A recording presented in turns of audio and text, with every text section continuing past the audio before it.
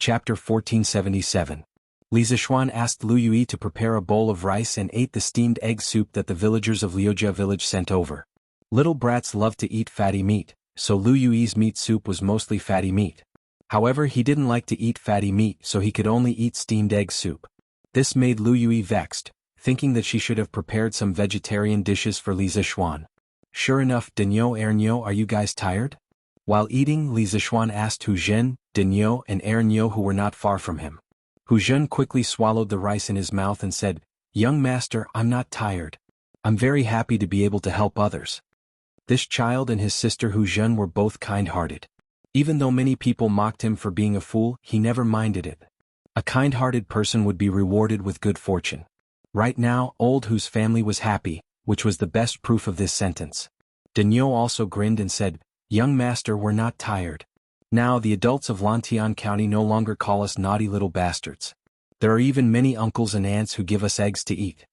Saying this, Dinyo's face was filled with pride. Li Zishuan understood that this was the joy of being recognized by others. Old Hu couldn't help but slap the back of Dinyo's head and scolded jokingly, "You little bastard who calls themselves a little bastard.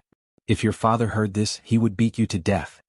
Dinyo rubbed the back of his head and said with a face full of grievance, Uncle Hu, didn't you also call me a little bastard? Why can't I call you that?" Li Zishuan heard this and almost spat out the rice in his mouth. Hu Hanyun's face darkened and wanted to slap Dinyo again. This time Dinyo learned his lesson. He turned around and got up from the ground and ran away like a wisp of smoke. "Uncle Hu, don't hit my head all the time. My mother said that if you hit my head too much, I'll become stupid." Dinyo hugged his rice bowl and shouted at Old Hu. Hu Hanyun couldn't help but laugh and scold, "Young master, look at this little bastard, he's so tough. It's all thanks to you, young master, for letting them do something proper. Otherwise they would be stealing melons and stealing birds' eggs again." Looking at these energetic children, Li Zishuan felt as if he was looking at his own childhood. Speaking of which, he was also very naughty when he was young. It's better to be thick-skinned. If you don't misbehave when you're young, you won't have the chance to do so when you grow up. Hearing Li Zishuan's deep tone, Hu Hanyun secretly guessed that Li Zishuan was most likely thinking of his childhood at Mount Longhu. Therefore, he didn't know what to say at the moment and could only eat silently. However, children could not feel the troubles of the adult world. After a while, Ernyo raised his head and asked, "Young master, I heard from my mother that we are going to take these chickens to another county tomorrow. Is it true?" Li Zishuan smiled and nodded, "It's true." "What? Ernyo, you don't want to go?" "Yes, I want to go even in my dreams." Ernyo suddenly became excited. It was likely that this brat had never been to a place outside of Lantian County before. However, his face immediately darkened. He scratched his head and stammered, "But young master, the other county is so far away. My brother and I don't know how to ride horses. What should we do?" "You little bastard, you're still dreaming. Who said that we have to ride horses to another county? Where will young master get so many horses for you? Use your feet to walk over." Hearing this, Old Hu slapped the back of Ernyo's head in annoyance. "Uncle Hu, I was wrong." Ernyo cried out in pain and begged for mercy. Uncle Hu, don't say that." Li Zishuan stopped Hu Hanyun and said, "We don't know how many counties we have to go to this time, nor do we know how many miles we have to walk. It's definitely not possible to walk with our feet. Firstly, it will tire the children out. Secondly, it will affect the speed of eliminating locusts. However, some children are still young and don't know how to ride horses. In addition, the horses need someone to take care of them on the road. It will be very troublesome. Therefore, I plan to let the children ride bicycles and go to another county with me." At this point he looked at Ernyo and said with a smile, "Ernyo, hurry up and eliminate the locusts. After all the fields in Lantian County are cleaned up, I will immediately give each of you a bicycle. Take advantage of the time to learn how to ride a bicycle before the sky turns dark. Tomorrow morning we will ride and set off." "Young master, you want to give us bicycles? Wow, that's great. I'll tell my brother and the others now." When Ernyo heard this, he immediately jumped up from the ground happily. "What's so good about it? You little bastard, scram to the side." Ernyo was happy, but Old Hu was unhappy. Therefore, Ernyo received another slap on the back of his head. This brat looked at Hu Hanyun with grievance and then left dejectedly. "Uncle Hu, what are you doing?" Li Zishuan spread his hands and said helplessly. Old Hu said earnestly, "Young master, you can't spoil this group of little bastards. A bicycle is not cheap. It costs a few hundred. If you give one to each person, you will have to give more than 100 bicycles. It's too wasteful. Li Zishuan smiled and said, Uncle Hu, they are all things produced by the workshop. The cost is not much. Moreover, you also know that many children in the Han family village and Plum village don't know how to ride horses. In comparison, learning to ride a bicycle is easier than learning to ride a horse. Therefore, if we want to eliminate the locusts in other counties as soon as possible, using bicycles as a means of transportation is the best choice. Although Old Hu understood that Li Zishuan's words made sense, he still found it hard to accept. Young master, this is too wasteful. Li Zishuan waved his hand and interrupted, Uncle Hu, you don't have to say any more. I have made up my mind. This matter is settled. As for the workshop, I have already asked people to prepare the bicycles. Also, other than the bicycles, I have also prepared something good for the children. At the end, Li Zishuan could not help but smile mysteriously. Hu Hanyun was speechless and could only stop trying to persuade him. Oh, that's right. Uncle Hu, you should also learn how to ride a bicycle later. This time you will come with me. As for the Han family village, I will temporarily let Second Master Lu handle it. Suddenly Li Zishuan added. What? Young master, I will go too? No. Young master. Even if I, Old Hu, want to go, I will just ride an old horse.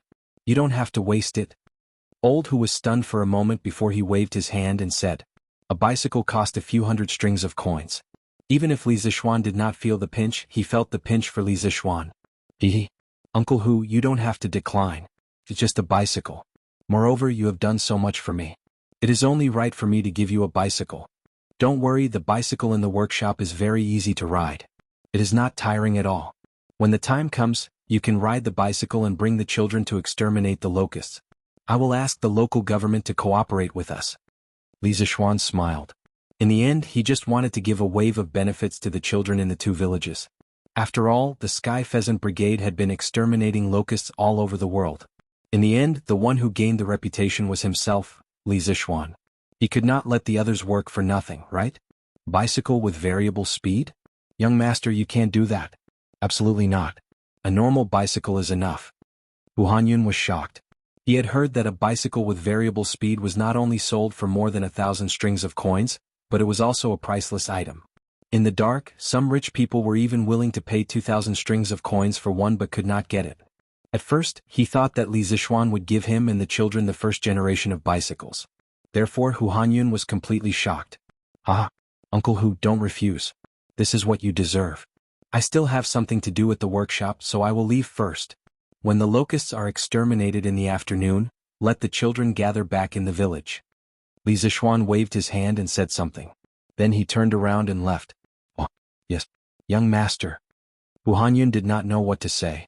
He was stunned for a moment, then responded subconsciously. However, Li Zishuan was already far away. Mr. Wenji, Mr. Kongge, after I leave this time, the academy will be in your hands. Although he said that he was going to the workshop, Li Zishuan made a turn halfway and went to Yanhuang College. He was there to bid farewell to Li Gang, Yen Silu, and the others. Li Gang nodded solemnly and said, Yamacho, don't worry. As long as I, Li Gang, am in charge of Yunshan, I will not let outsiders offend the academy. The academy's teaching work will also be carried out according to the original plan. Yamacho, don't worry about helping the world and saving the people. Yen Silu also nodded and said, Brother Wenji is right. Yamacho, don't worry about the academy. Even if someone causes trouble, there is still Mr. Emo and a group of guards. This time, Yamacho will bring the Sky Rooster Brigade to other provinces to exterminate the locusts. This will more or less increase the influence of Yanhuang College. Yes. After I leave, all the affairs of the academy will be temporarily handled by Mr. Wenji. The academy's safety will be handled by Mr. Emo. I will leave Lu Feng, Lu Yun and 30 guards here to help protect the academy. Please protect the academy's confidential information and secret tools. In the past, Mr. Emo, Mr. Zhang San and I were in charge of Yunshan. Naturally, the Jianghu people would not dare to cause trouble. However, this time I will be going to another province and Mr. Zhang San will also be going out to sea. Therefore, Mr. Emo, please be vigilant when the time comes. Li Zishuan grunted, then looked at Emo Huai with a serious expression and said, Yes. He was most worried about the academy's safety. With the advancement of several trump card projects, the academy now had some cutting-edge technical information. Even if these information fell into the hands of outsiders, they might not be able to understand it. However, it was still a hidden danger. In the past, there were 3 martial Dao masters guarding Yunshan. Li Zixuan was naturally not worried that someone would sneak into the academy to steal information. However, now that 2 of the 3 martial Dao masters were leaving in the blink of an eye, Li Zixuan felt a little uneasy. Mo Huai understood what Li Zixuan was worried about. His expression could not help but become serious. Yamacho, don't worry. As long as I am in Yunshan, I will definitely not let the academy be tainted by thieves. Li Zixuan nodded and said, with Mr. Mo's words, I am much more at ease. After the locusts in the county are eliminated today, summon the students back to continue their classes. However, this time I will be taking a few students with me such as Iron Egg, Hu Zhen, and a few others. This time I will be bringing an improved version of the telegraph. If anything happens in the academy, immediately get Qin Ke to send me a telegram. Li Gang, Yen Silu, and Mo Huai, and the others all cupped their hands and said, yes. Yamacho. Marquis, the 64 villages in Lantian County are all willing to lend their chickens to Marquis to incorporate into the Sky Chicken Brigade. I have already asked someone to calculate. Excluding the 150,000 chickens from the Han Village and Plum Village, the remaining 62 villages can pool together a total of 93,000 chickens. Currently, these chickens have all been marked and will be transferred to the Han Village in a while. In the evening around 5 o'clock, County Magistrate he came to the workshop and reported to Li Zixuan. 93,000 chickens? Yes, it's a little more than what I expected. This way, the Sky Chicken Brigade will have close to 310,000 chickens. When Li Zixuan heard this, he could not help but be overjoyed. Naturally, he had arranged for County Magistrate he to communicate with the villagers about borrowing chickens. The villagers all agreed, which was within his expectations. However, a total of 90,000 chickens was somewhat out of his expectations. With more chickens, Marquis will naturally be able to return victorious sooner. I only regret that I did not let the people of Lantian County raise hundreds of chickens in every household. County Magistrate he smiled and cupped his hands. Li Zixuan waved his hand and could not help but laugh and scold, ha! Alright. Don't be a hindsight Zhuge Liang. I will be leaving tomorrow. I have already told you what I should tell you. Quickly go back to the county office to handle your official business. I should go and get the children's carriages ready. After that, he turned around and left with a smile, leaving behind a stunned county magistrate he standing in the same spot. Get the children's carriages ready? What carriages? County magistrate he muttered to himself. At the threshing field at the Han village entrance, there were already more than 100 children gathered. The youngest of these children were 7 or 8 years old, and the oldest was already 14 or 15 years old. If placed in ancient times, they would be considered adults. Although the children had just returned from the fields not long ago, there was not a hint of fatigue on their faces. Instead, they were in groups of 3 to 5, chatting and laughing wildly. Ernyo, did young master really say that? Don't lie to me. Big brother, why would I lie to you? Young master really said that, but uncle who seemed to be quite unwilling. I don't know if young master was persuaded by him in the end. Oh, that's true. I heard that the worst bicycle costs more than 200 strings of coins. The new second-generation bicycle released by the Strange Interest Pavilion Workshop costs 599 strings of coins. Young master took out so much at once, so he must have spent a lot of money. Uncle who definitely doesn't want to see young master spend money recklessly. Sigh. If I can really get a bicycle, I'm willing to do anything. Ernyo told his playmates what Li Zixuan had said to him in the afternoon. It immediately caused quite a stir in the crowd. The brats naturally yearned for the legendary bicycle. Some of the brats even felt that if someone gave them a bicycle, it would be worth it even if they had to give their lives. Just as the discussion was lively, Ernyo suddenly pointed to the east of the village entrance and exclaimed, "Wow! Young master is here. There are a lot of people following behind him. Wow! There are a lot of bicycles on that ox cart. What? Young master really gave us a bicycle? Wow! There really are a lot of bicycles." What Ernyo said is actually true. Quiet. Let young master speak. When Li Zixuan walked to the threshing field, he saw such a scene. A group of brats were looking at the bicycles with sparkling eyes. They clearly wanted them, but they didn't dare to make a sound. They were afraid that because they were too noisy, the bicycles that were delivered to them would fly away. The parents of the brats surrounding the threshing field all looked at the pile of bicycles behind Li Zixuan with faces full of shock. Seeing this scene, Li Zixuan took a long wooden stick from Pang Feiji's hands and said loudly, "All right. You guessed right. I'm here today to give you bicycles. Now all the children will line up in 2 teams. The boys will be in one team and the girls will be in the other team. Those who are taller than this stick will get a bicycle. Those who are not as tall as this stick will sit behind other people's bicycles and follow me to other counties to kill locusts. Chapter 1478. Ernyo, you little bastard, you're not allowed to tiptoe. Xiaowu, you too. If you're short, you'll grow taller in a few years. Why are you tiptoeing? All the kids behind, listen up. You're not allowed to tiptoe. You're not allowed to tiptoe. Be obedient and measure your height.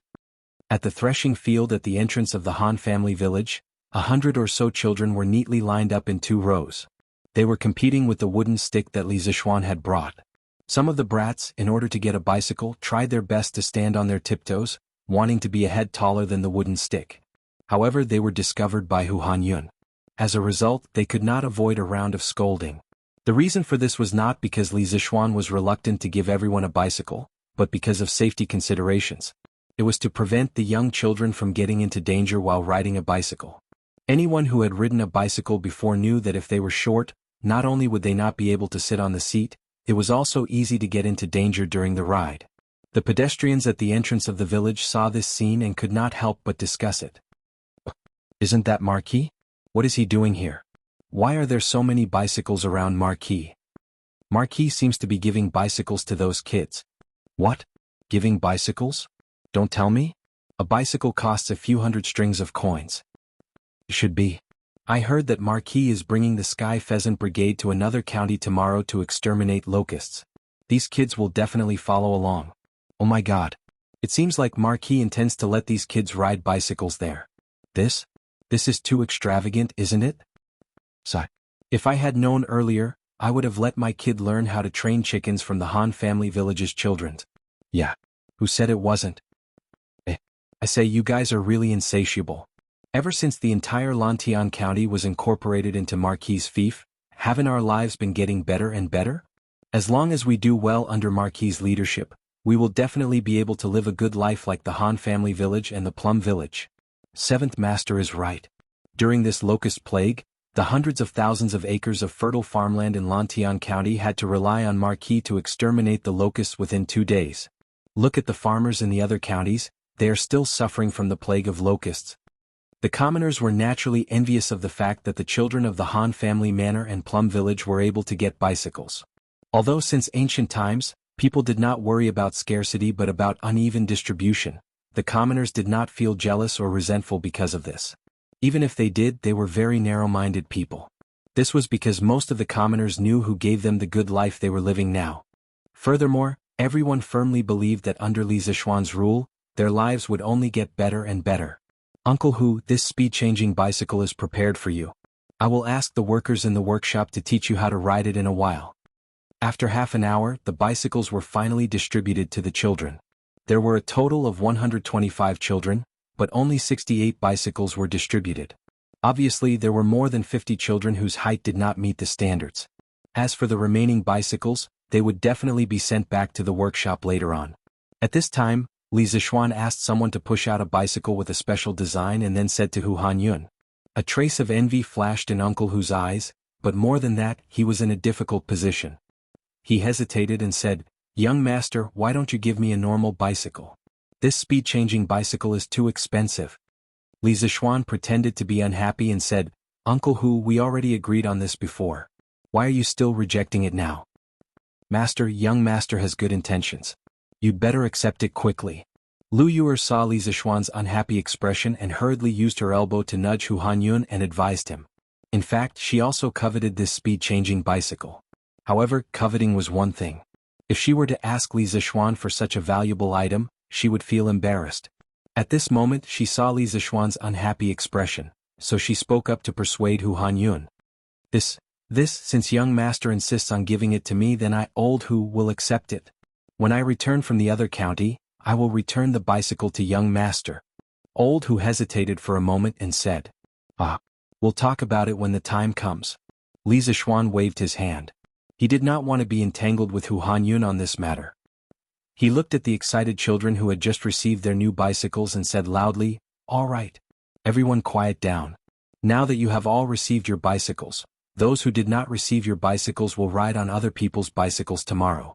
Take advantage of the fact that it's not dark yet and learn how to ride your bicycles. Fellow villagers, please watch from the side to prevent any accidents. Tomorrow morning bring a change of clothes and we will set off on our bicycles. Yes, young master. The children who received their bicycles were in a good mood. After listening to Li Zishuan's instructions, they shouted in unison. Could be said that their momentum was like a rainbow. Li Zishuan nodded his head in satisfaction. Then he took out a cylindrical object from the ox cart next to him. Everyone could not help but be puzzled. They did not know what Li Zishuan was up to. They saw him press a button next to the cylindrical object and put the smaller end of the cylindrical object next to his mouth. Hey hey hey! Suddenly, Li Zishuan's voice, which was dozens of times louder, came out from the cylindrical object. Everyone was shocked. Some of the more timid children were even scared to the point of screaming. Li Zishuan smiled. Then he lowered his voice as much as possible and said, "This thing is called a loudspeaker. Tomorrow you will be divided into 62 small teams. Each team will bring 5,000 chickens and be equipped with a loudspeaker like this. When the time comes, you will use this thing to control the flock of chickens. This way it will be much easier." When the naughty children heard this, their eyes instantly lit up. Wow! This loudspeaker is too magical, isn't it? It feels like an immortal magical artifact. With this loudspeaker we don't have to shout at the top of our lungs. This loudspeaker is definitely not cheap. Young master is really generous. The children were ignorant but old who was not. He looked at Li Zishuan and said anxiously, "Young master, the value of this loudspeaker is definitely not ordinary. What if you give these dolls to them and they break it or lose it? You'd better put it away. These children are used to being wild. It's just a matter of shouting a few more times. It won't tire them out." Li Zishuan shook his head and said, "Uncle Hu, this time, we don't know how many provinces and counties we will have to go to. If we keep shouting at the top of our lungs, I reckon that in a few days, the children's voices will become hoarse. Among them, many of them are in the stage of voice change. They are still growing. This is not good for them in the future. Although the loudspeaker is precious, it is not as precious as the children's bodies. Besides, this loudspeaker will be handed over to Uncle Hu for safekeeping. It will only be given to the children when they need it. There shouldn't be any accidents. Uncle Hu, you don't have to worry anymore." Hu Hanyun didn't know what to say for a moment because he was moved by Li Zishuan's words. He didn't expect Li Zishuan to be so considerate of the children in the village. Although he spoke casually just now, he also felt sorry for these children. Now that Li Zishuan had made a loudspeaker, it greatly reduced the children's burden. With such a master, Hu Hanyun felt that the people of the Han village must have accumulated a lot of merit in their previous lives and received the blessings of the heavens. That's good. Old Hu will definitely take good care of these loudspeakers for young master. After pausing for a moment, Hu Hanyun nodded solemnly at Li Zishuan and said, "Then I'll leave this place to you, Uncle Hu. Now that it's dark in this season, try to let the children learn how to ride bicycles before it gets dark. I'll go back first." Li Zishuan nodded and said something to Hu Hanyun before preparing to go home. Hu Hanyun hurriedly said, "Young master, don't worry. These children may not be good at other things, but they can definitely ride bicycles by themselves. They'll definitely learn before it gets dark." Li Zishuan smiled and said, "That's good.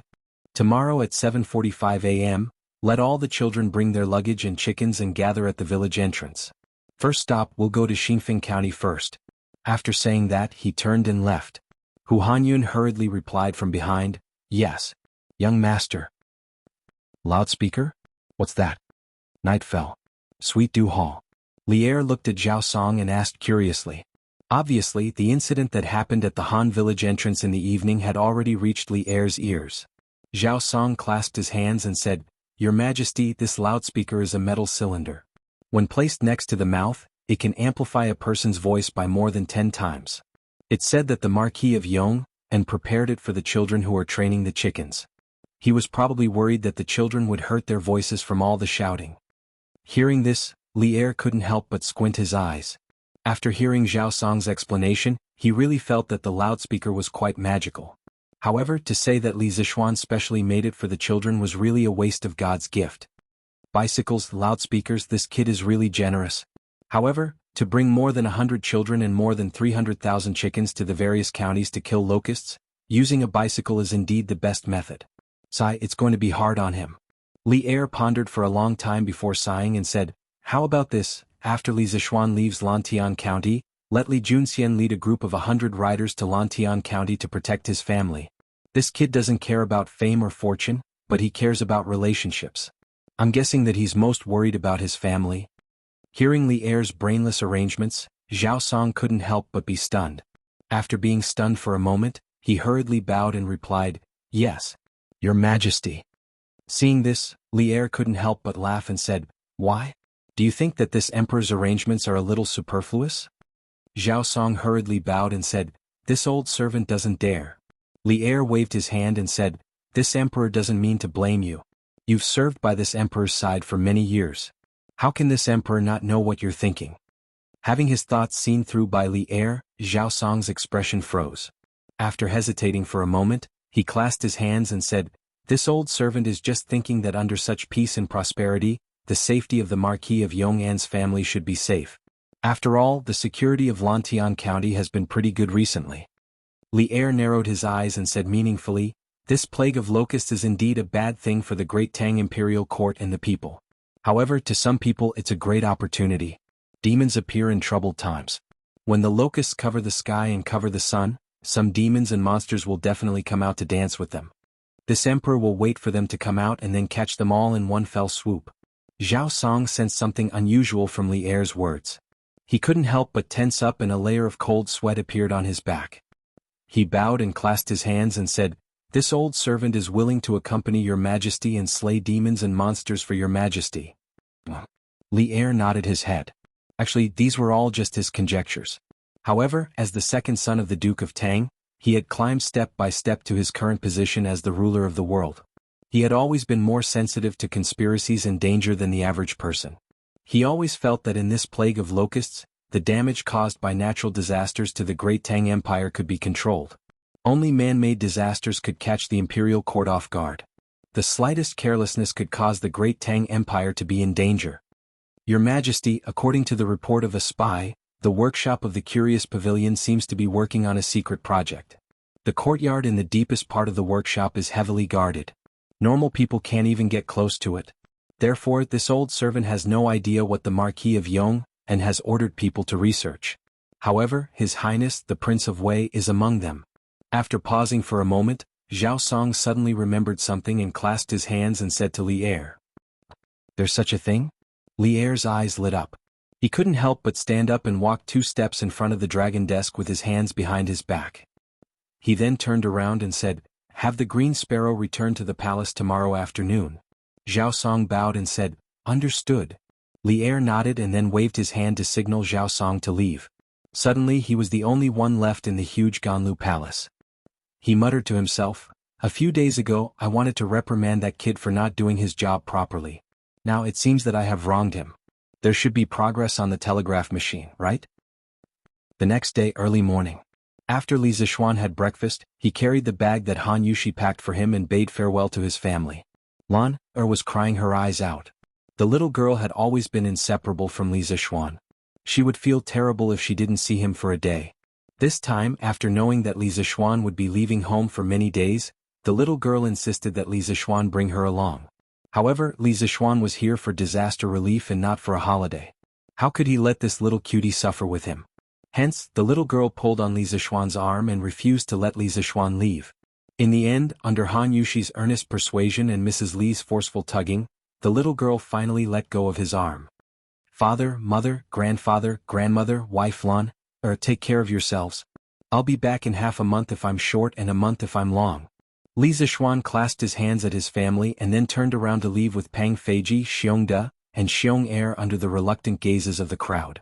This time he only planned to bring 3 guards. As for the rest of the guards, half of them would stay at Yanhuang College and the other half would stay at the House of Ho. As for the transportation, he chose Big White. As a modern person, he was not interested in bicycles. He preferred to ride horses. Chapter 1479. Coo coo coo coo coo. Coo coo coo. The sun rose from the east, and endless light shone on the earth. On the cement road of Lantian County, there was a huge and strange troop. The reason why it was said to be huge and strange was because this team was made up of about 100 people and more than 300,000 chickens. Roughly every 2 people were controlling 5,000 chickens. One person was riding a bicycle, and the other person was using a cylindrical object to make cuckoo cuckoo sounds to the chickens. The chickens were running on the cement road with their 2 chicken feet. The team stretched for several miles. When the pedestrians saw it, they all moved aside and avoided it. Where did so many chickens come from? It's Marquis. Marquis is leading the Sky Chicken Brigade. They must be going to other counties to eliminate the locusts. Oh my god. These kids are all riding the second-generation bicycles from Strange Interest Pavilion. There are about 100 bicycles in total, right? Not that many, but there are at least 50 to 60 of them. Tisk TSK. According to the price of 599 strings of coins per bicycle, these bicycles alone are worth tens of thousands of strings of coins. These children are so lucky. But they are also working hard. If it weren't for them, how could Lantian County be able to eliminate all the locusts in less than 2 days? That's right. These children are amazing. The Marquis of Yong, and is even more amazing. They are living bodhisattvas who can save the world. The pedestrians were first shocked by the size of this troop. Then they could not help but praise the children from the Han family village and Plum village. After all, if it was in the past, when faced with such a large scale of locusts, the civilians could only wait for death. Now the locusts in Lantian County were wiped out in 2 days. Of course, the Sky Chicken Brigade's contribution could not be ignored. At the same time, it also proved to the world that the locusts were not invincible. Lantian County was a living example. Yamacho, have we planned our route to eliminate the locusts this time? At the front of the troop, Li Ku asked Li Zishuan, who was riding on Big White, while riding a bicycle with variable speed. It was Li Ku who had volunteered to join this locust extermination operation. He had already been transferred to the headquarters of the Yanhuang Bank in Chang'an City and could be considered the second in command of the bank. As for the first in command, it was Li Zishuan. However, this first in command usually did not care much. As long as there were no problems with the development of the bank, Li Zishuan would generally not interfere. Now Li Ku had placed many Yanhuang College students in Yanhuang Bank. With these students who were proficient in the new mathematics and double-entry bookkeeping, Yanhuang Bank could maintain high efficiency and not easily make mistakes. Li Ku planned to take advantage of this opportunity to eliminate the locusts in other counties to check on the operations of Yanhuang Bank branches in other counties. It was for this reason that Li Zishuan decided to bring him along. At this point it was necessary to mention Li Tai. Li Tai had wanted to come, but Li Zishuan did not allow it. Firstly, Li Tai stayed in Yunshan. If anything happened in Yanhuang College, Li Tai could send a telegram to inform Li Zishuan immediately. Secondly, Li Tai did not know martial arts. Even though he had undergone military training, his physical fitness was still relatively weak. This kind of long-distance operation was not suitable for him. Therefore, little Fatty could only grumble bitterly in the Cloud Mountain. The general route has been planned out. According to the latest information received by the Imperial Court, we will go from the south to the north. First we will go to Xinfeng, then Weinan, Liang, Jinyang, Yunyang, Sanyuan, Fuping and Xianyang. After Xianyang we will split into 2 groups. One group will clean up the affected counties in the west, and the other group will follow the Yellow River to the east. We will clean up as many counties as we can. After cleaning up the counties in the west, we will immediately go to the east to meet up with the other group. While everyone else was enjoying the novelty of riding a bicycle, Li Zishuan was leisurely riding on Big White's back. He observed the farmland along the way while telling Li Ku about the itinerary plan for this trip. Obviously, Li Zishuan had made sufficient preparations before they set off. Hearing this, Li Ku roughly sketched out the marching route in his mind. In the end he couldn't help but nod. With Yamacho's plan, we will be able to save a lot of unnecessary detours. In the shortest amount of time, we will be able to help more counties to eliminate the locusts. Li Zishuan's face didn't relax at all. He sighed and said in a deep voice, "We can only try our best to help as many counties as possible." However, according to the information received by the Imperial Court, there are a total of 108 counties affected by the locusts. Even if we speed up and don't stop working day and night, we won't be able to eliminate all the locusts in a short period of time. This time the locusts are ferocious. Every day or even every hour, thousands of caddies of food will enter the locust stomachs. We don't have much time left. According to my estimation, the counties that can eliminate the locusts in half a month will have less impact on the food production this year, so there won't be a large-scale famine. However, if the locusts can't be eliminated in half a month or even a month, then there's basically no need to eliminate the locusts. They can only wait for the government or the Imperial Court to release food for the disaster relief. Therefore, half a month is the best time to eliminate the locusts. It's best if we can eliminate as many locusts as possible within this half a month. After that, we can only cooperate with the imperial court to provide disaster relief. Hearing this, Li Ke's expression couldn't help but become heavy. After a moment of silence, he nodded and said, Yamacho is right. Disaster relief is like putting out a fire. If we delay for too long, disaster relief is better than disaster relief. Li Zishuan made a sound of acknowledgement and continued, according to the speed at which the Sky Pheasant Brigade eliminated the locusts in other counties, it will take about a day and a half to eliminate the locusts in a county. Now that the Sky Pheasant Brigade has more than doubled in size, and we have loudspeakers, the efficiency of our command will definitely be greatly improved. Therefore, I hope that we can eliminate 2 counties a day. In half a month, that's 30 counties. If we can help more than 30% of the affected counties, then our efforts won't be in vain. Li Ke thought for a moment and said, Lantian County can be considered an above-average county. It has a population of 80,000 people and hundreds of thousands of mu of fertile land. The Sky Pheasant Brigade formed by 150,000 chickens could eliminate all the locusts in a day and a half.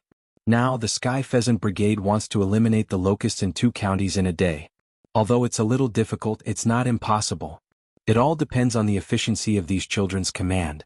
In addition, every time we reach a county, I can arrange food and accommodation for the mountain elders and the children. This will give you more time to exterminate the locusts. Li Zishuan smiled and said, I originally wanted to entrust this matter to you. Now that you've taken the initiative to ask, I won't stand on ceremony. Little Ku, every time we arrive at a county, you will first go to the Yanhuang Bank for an inspection. Then you will contact the local government and ask them to arrange food and lodging for us. We will pay for this ourselves, or we can directly withdraw it from the Yanhuang Bank. We will settle the accounts after we have exterminated the locusts. Li Ke cupped his hands and replied, Yes, Yamacho. Li Zishuan turned his head and looked at the huge team behind him. Then he said to Pang Feiji, Let the children move faster. We will try to reach Xingfeng County before noon. Yes, Marquis. Pang Feiji cupped his hands and left. Li Zishuan was at the front of the team, while Hu Hanyun was at the back of the team to prevent any children from falling behind. At this time, Cheng Chumo smiled and said, Yamacho, if we run too fast, what will we do if the chicken gets tired? This guy was originally someone who couldn't stay put. This was a rare opportunity to go to another county with Li Zishuan. How could he not seize this opportunity? Although he had a sweetheart, Gu Qingyue, she had always ignored him. Moreover, his father Qing Yaojin also hoped that he could go with Li Zishuan to help with the disaster.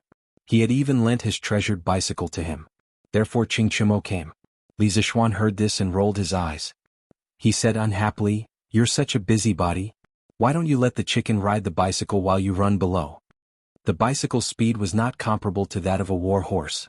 Normally, it would only go about 15 kilometers per hour. Even if it ran faster, the chicken would still be able to catch up. Cheng Chumo was worrying too much. No. Cheng Chumo quickly shook his head and said, I think it's better for them to be tired. When they're tired, they'll be hungry. When they're hungry, they'll be able to eat locusts later. Yamacho, don't you think so?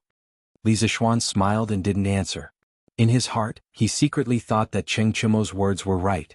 It was true that the chicken liked to eat locusts, but they couldn't bear to eat hundreds of locusts every day. If these chickens didn't exercise more, how could they continue to eat locusts? In addition, after these chickens experienced a lot of exercise and ate locusts, the meat of these chickens would be incomparably delicious in the future. This was a top-grade ingredient. Cough cough. These chickens were the heroes who killed the locusts, and now I want to eat them. What a sin, what a sin. Li Zishuan thought to himself with shame. Mother. Ermao and I caught a big bag of locusts. Good. Demao Ermao, good job. Catch more. Later we'll sell them at the county office and you 2 brothers can buy sweets to eat. Okay, mother. We'll go now. In a field in Xingfeng County, 2 children carried a cloth belt and ran to the field to ask for praise from a middle-aged couple. After the 2 children left, the middle-aged woman said with a worried face, Husband, if we keep catching locusts like this, when will we be able to catch all the locusts in the 30 mu of field? The middle-aged man next to the woman first wiped the sweat on his forehead, then sighed heavily and replied, Mother of the children, with our speed, it'll probably take a month. This is my fault. If I knew there would be a locust plague this year, I would have raised more chickens last year. Look at old Master Zhang's family raised more than 500 chickens last year. Yesterday they cleared more than 30 mu of locusts in one day. The woman's face was full of regret, but she still comforted him. Husband, it's not your fault. Even if we knew there would be a locust plague last year, we can't afford to raise so many chickens. Old Master Zhang's family is rich, that's why they can raise so many chickens. How can we compare? The middle-aged man also knew that the woman's words made sense, and his face became even more dejected. Suddenly he thought of something and couldn't help but say excitedly, in the morning I heard from Li Zheng that all the locusts in Lantian County have been eliminated. Moreover, the Marquis of Yong and will bring the Sky Chicken Brigade to other counties to eliminate locusts. I don't know when they'll come to our Xinfeng County. With Marquis Sky Chicken Brigade, all the locusts in our Xinfeng County's farmland will probably be eliminated in a day. What? Eliminated in a day? Marquis Sky Chicken Brigade is that powerful? The middle-aged woman was shocked when she heard this. The man stared and said, of course. Marquis Sky Chicken Brigade is said to have 150,000 chickens. So, let's not talk about it anymore. Let's not talk about it anymore. Hurry up and catch the locusts. At the same time, in a forest in the south of Xinfeng County. Uncle Hu, let the children find a shady place to rest for 15 minutes and drink some water. After that, we'll start eliminating the locusts. After more than 2 hours of traveling, the Sky Chicken Brigade with more than 100 people and more than 300,000 chickens finally arrived at Xinfeng County. Li Zishuan jumped down from Big White's back and said to Hu Hanyun, yes, young master. Elder Hu replied. Then he turned around and said loudly to the children of the Han family village and Plum Village, everyone rest here. Drink some water and eat some dry food. After 15 minutes, we'll start eliminating the locusts. The children had been riding bicycles for more than 2 hours. It would be a lie to say that they weren't tired. No matter how much they liked riding bicycles, they would still be tired after riding for so long. After hearing Hu Hanyun's words, they instantly cheered. Got it, Li Zheng. The children all agreed. At this moment, Li Zishuan looked at Li Ku and said, Little Ku, I'll get Pang Feiji and Chonyo to accompany you to Xinfeng County. First, we'll go to the Yan Huang Bank in the city for an inspection. Then we'll go to the Xinfeng County magistrate and ask him to help with the children's lunch.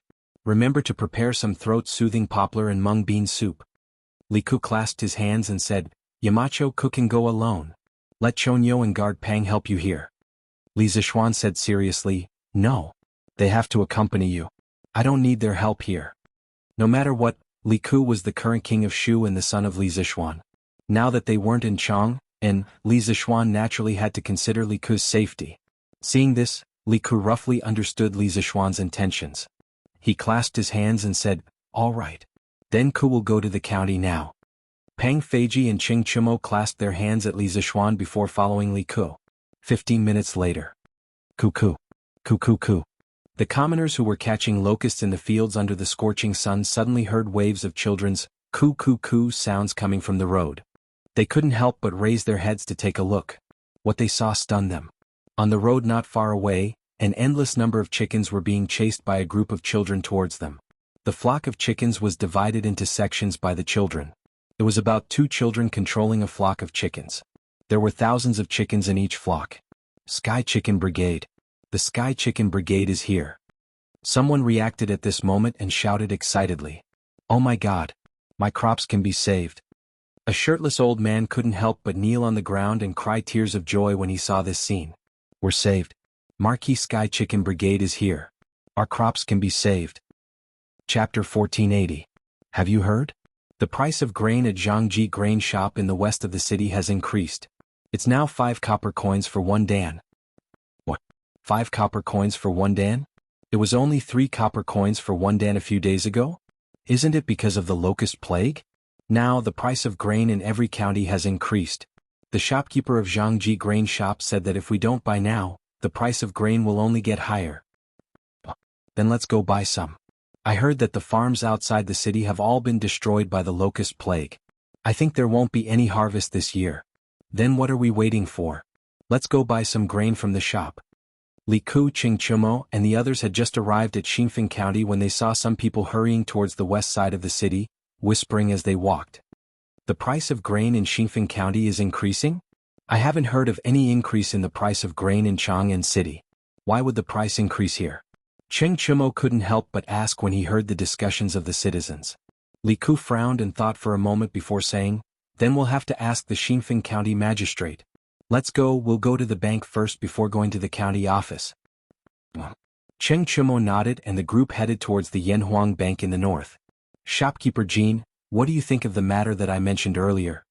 In a study in the backyard of Yanhuang Bank in Xinfeng County, a middle-aged man with a fat head and big ears, who was dressed in luxurious clothes, asked with a smile. Sitting across from him was a middle-aged scholar of about 30 years old.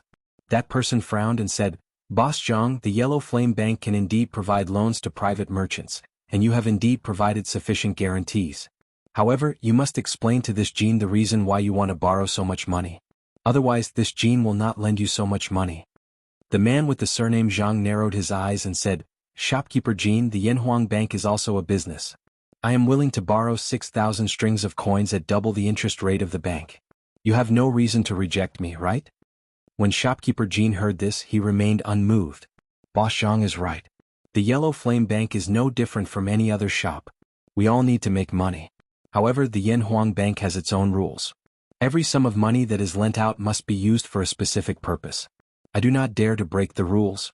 So, if Mr. Zhang wants to borrow the money, please state your purpose. The man surnamed Zhang frowned, and there was a trace of displeasure in his expression. His fingers tapped on the table rhythmically. Dong dong dong dong dong dong. After a moment of silence, he opened his mouth and said, Don't worry. Since Shopkeeper Jean is so eager to know, there is no harm in me telling you. Recently, this Zhang's grain store is in urgent need of a sum of money. That's why this Zhang has come to the Yanhuang Bank. I hope that Shopkeeper Jean can help us out. Shopkeeper Jin's face revealed an expression that said he had expected it. Then he asked in a low voice, In my opinion, Mr. Zhang is planning to borrow money from the Yellow Flame Bank and then buy a large amount of food. He's going to take advantage of the locust plague to make a fortune, right? Although his intentions were exposed, the man surnamed Zhang did not show any signs of panic. Instead, he smiled and said, Why does Shopkeeper Jean have to say such unpleasant words? With the locust plague, the farmlands outside the city are filled with locusts. This Zhang is doing this for the sake of the people of Xinfeng County. How can Shopkeeper Jean say that this Zhang is a profiteer who hoards food for profit? Shopkeeper Jean said with a serious face, Mr. Zhang, your words can only be used to deceive children who do not know the ways of the world. They are useless to this Jean. If you want to hoard food and drive up the prices, aren't you afraid of the county magistrate's investigation? Aren't you afraid of the court's condemnation? The man surnamed Zhang smiled and said, Shopkeeper Jean, this Zhang is here today to borrow money, not to be interrogated. In addition, as long as this Zhang does not raise the price of food too ridiculously in a short period of time, the county magistrate will not interfere. Now that the locust plague is wreaking havoc, the price of food in Chang and city has not budged. Xinfeng County is only 60 to 70 li away from Chang'an City. As long as we transport food from Chang'an City, I only need to wait for the people's crops to be completely destroyed. When that time comes, it will be difficult for the price of food to not rise. Even the current emperor will not be able to control it. This is a business that is guaranteed to be profitable. I hope that Shopkeeper Jean can open the door for me. After this matter is completed, this Zhang will definitely repay you handsomely. Shopkeeper Jean was silent for a long time. His eyes were filled with hesitation. After a while, he opened his mouth and said, But Mr. Zhang, don't forget. It is said that the Marquis of Yong and has a sky pheasant brigade. Their speed of exterminating locusts is astonishing. The locust plague in Lantian County was completely exterminated in 2 days. Furthermore, the Marquis is planning to bring the Sky Pheasant Brigade to other counties to exterminate the locusts. Perhaps the locust plague in Xinfeng County is not as serious as you think. When the man surnamed Zhang heard this, he could not help but sneered and said, Sky Pheasant Brigade. What a joke. This time, more than 100 counties have been affected by the locust plague.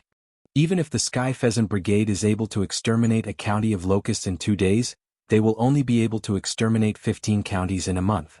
This does not include the time spent on the road. In fact, if they can exterminate 10 counties of locusts in a month, they will be thanking the gods. In a month's time, all the crops in the fields will have been eaten by the locusts. When that time comes, the price of food will definitely skyrocket. Not only the Marquis of Yong and will not be able to change this, but even the imperial court and the current emperor will not be able to change this. Shopkeeper Jean was instantly speechless. Clearly, he agreed with the man surnamed Zhang's words. When the man surnamed Zhang saw this, he suddenly felt that he had a chance. He quickly added, Ha! This Jiang will naturally not let shopkeeper Jean work for nothing. A while ago this Jiang bought 2 extremely beautiful twin ladies in Chang'an City. A beauty to a hero. Today this Jiang has brought them over. This Jiang will gift them to shopkeeper Jean. Clap, clap, clap.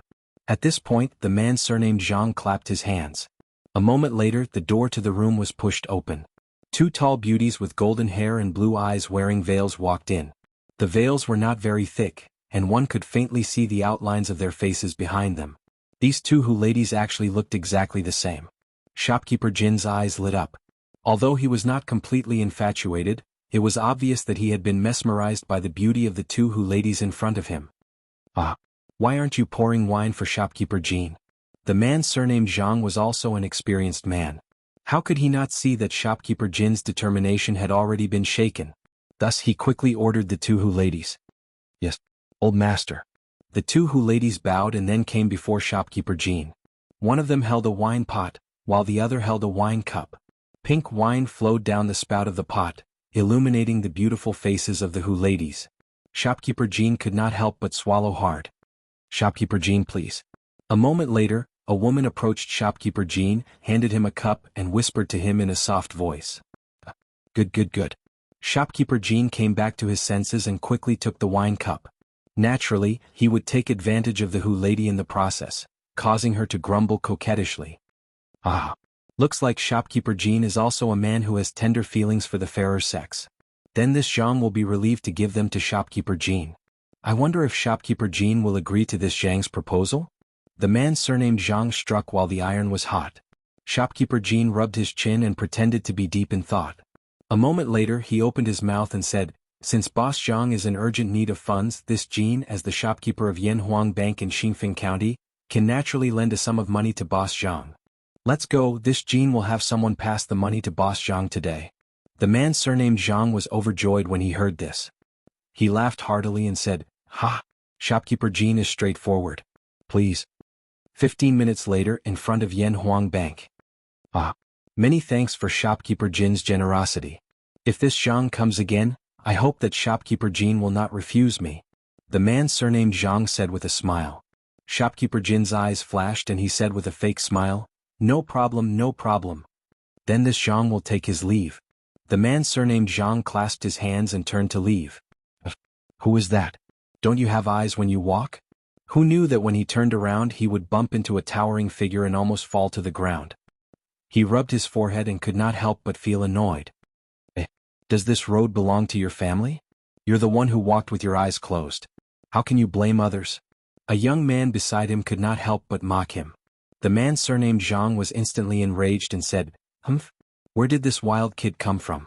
How dare he behave so atrociously in Xingfeng County? Suddenly his pupils shrank and he couldn't help but be shocked. The young man was pushing a strange-looking bicycle.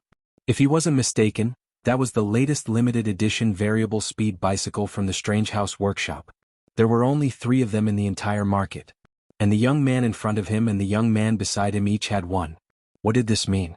This meant that this group of people in front of him were either rich or powerful. He might not be able to afford to offend them.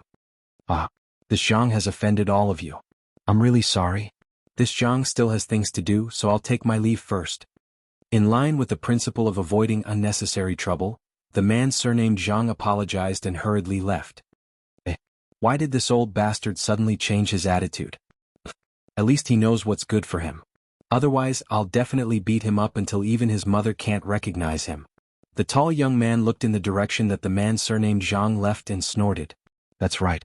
This group of people in front of him was Li Ku, Cheng Chumo, Pang Feiji and the rest. Li Ku and Cheng Chumo rode bicycles into the county town, while Pang Feiji rode a horse. Chumo, forget it. We're new here. Let's not cause any trouble. Disaster relief is more important. Li Ku said sternly. Cheng Chumo snorted and said, It's not like I'm the one causing trouble. He's the one who ran into me. Do I have to praise him for running into me? Li Ku shook his head helplessly and said, All right. Let's go in quickly. After saying that, he parked his bicycle in the empty space outside the bank and walked straight in. He was not worried about his bicycle being stolen because Pang Feiji would be outside looking after it. Seeing this, Cheng Chumo quickly parked his bicycle and followed. Young masters, are you here to exchange money or to borrow money? Shopkeeper Jean had seen the scene outside the house. He had also seen the 2 bicycles that Li Ku and Cheng Chimo rode in. Thus, when he saw the 2 enter the bank, he personally went up to greet them. Speaking of which, the bank in Xinfeng County only had 2 businesses: exchanging copper coins for Tang Yuan and lending Tang Yuan. It was unlike the Yanhuang Bank in Lantian County, which also had a deposit business. Ask your shopkeeper to come out. We have something to talk to him about. Cheng Chimo raised his head and said arrogantly. Li Ku wanted to stop him, but it was too late. He could only shake his head helplessly. He had originally wanted to observe the attitude of the servants in the Yanhuang Bank in Xinfeng County, but after being yelled at by Cheng Chimo, he had no choice but to lay his cards on the table. I am the shopkeeper of the bank. May I ask what the 2 young masters need? Shopkeeper Jean guessed that Cheng Chimo and Li Ku were nobles from Chang'an, so he did not dare to offend them. Thus he spoke politely. You're the shopkeeper of this bank? DSK, you don't look like one. Your belly is not even as big as that old man at the door. Cheng Chimo glared at him and looked him up and down. Then he ridiculed him. Li Ku's face darkened. In order to prevent Cheng Chimo from continuing to spout nonsense, he quickly took out a fish talisman and showed it to shopkeeper Jean. He said, We're here today to check the accounts. Please cooperate with us, shopkeeper Jean. When he saw the dragon pattern on the fish talisman and the 2 words King of Shu, shopkeeper Jean was shocked. He quickly bowed and said, Your Highness, King of Shu. The servants in the room were stunned for a moment before they reacted. They bowed to Li Ku together and said, Your Highness, King of Shu. Li Ku waved his hand and said, I'm not here in the name of King of Shu. I'm here in the name of Deputy Manager of the Yanhuang Bank. Shopkeeper Jean, quickly go to Xinfeng County and retrieve the accounts of the Yanhuang Bank for the past 3 months. Li Zishuan was the head manager of the Yanhuang Bank, and Li Ku was now the deputy manager. This matter had been sent to the various branches of the bank in the form of an internal document. Shopkeeper Jean was naturally aware of this, but when he heard that Li Ku was here to check the accounts, he could not help but feel his heart skip a beat. However, he did not dare to refuse and could only bow and say, Yes. Your Highness, please wait for a moment. This subordinate will go and get it. Your Highness, please take a seat in the side hall. Moments later, shopkeeper Jean walked over with a thick book of account books in his arms. Handing it over to Li Ku, he said, Your Highness, these are the accounts of Xinfeng County Bank for the past 3 months. Please have a look. Li Ku nodded and said, You can go and do your work first. I'm just going to take a look. Shopkeeper Jean was flustered, but he did not dare to show any flaws on his face. He nodded and said, Yes. Your Highness, this subordinate will take his leave. After shopkeeper Jean left, Cheng Chimo could not help but say, Little Ku, how long will it take you to finish reading such a thick account book? We still have to go to the county yamen. Li Ku smiled and said, Who said I'm going to finish reading? I'm just checking some of the accounts. Moreover, the bank's accounts are now recorded using double-entry bookkeeping. It's easy to check. As long as there are no problems, we'll go to the county yamen immediately. Cheng Chimo scratched his head and said, Oh, that's fine. Little Ku, hurry up. I'll go out for a walk. If you asked this fellow to fight, he would be more than happy to do so. However, if you asked him to help check the accounts, he could only say, This concubine can't do that. Li Ku also knew that Cheng Chimo could not sit still, so he nodded and replied. Chapter 1481. Shopkeeper Jean, we haven't had the time to record Boss Zhang's loan in the account book.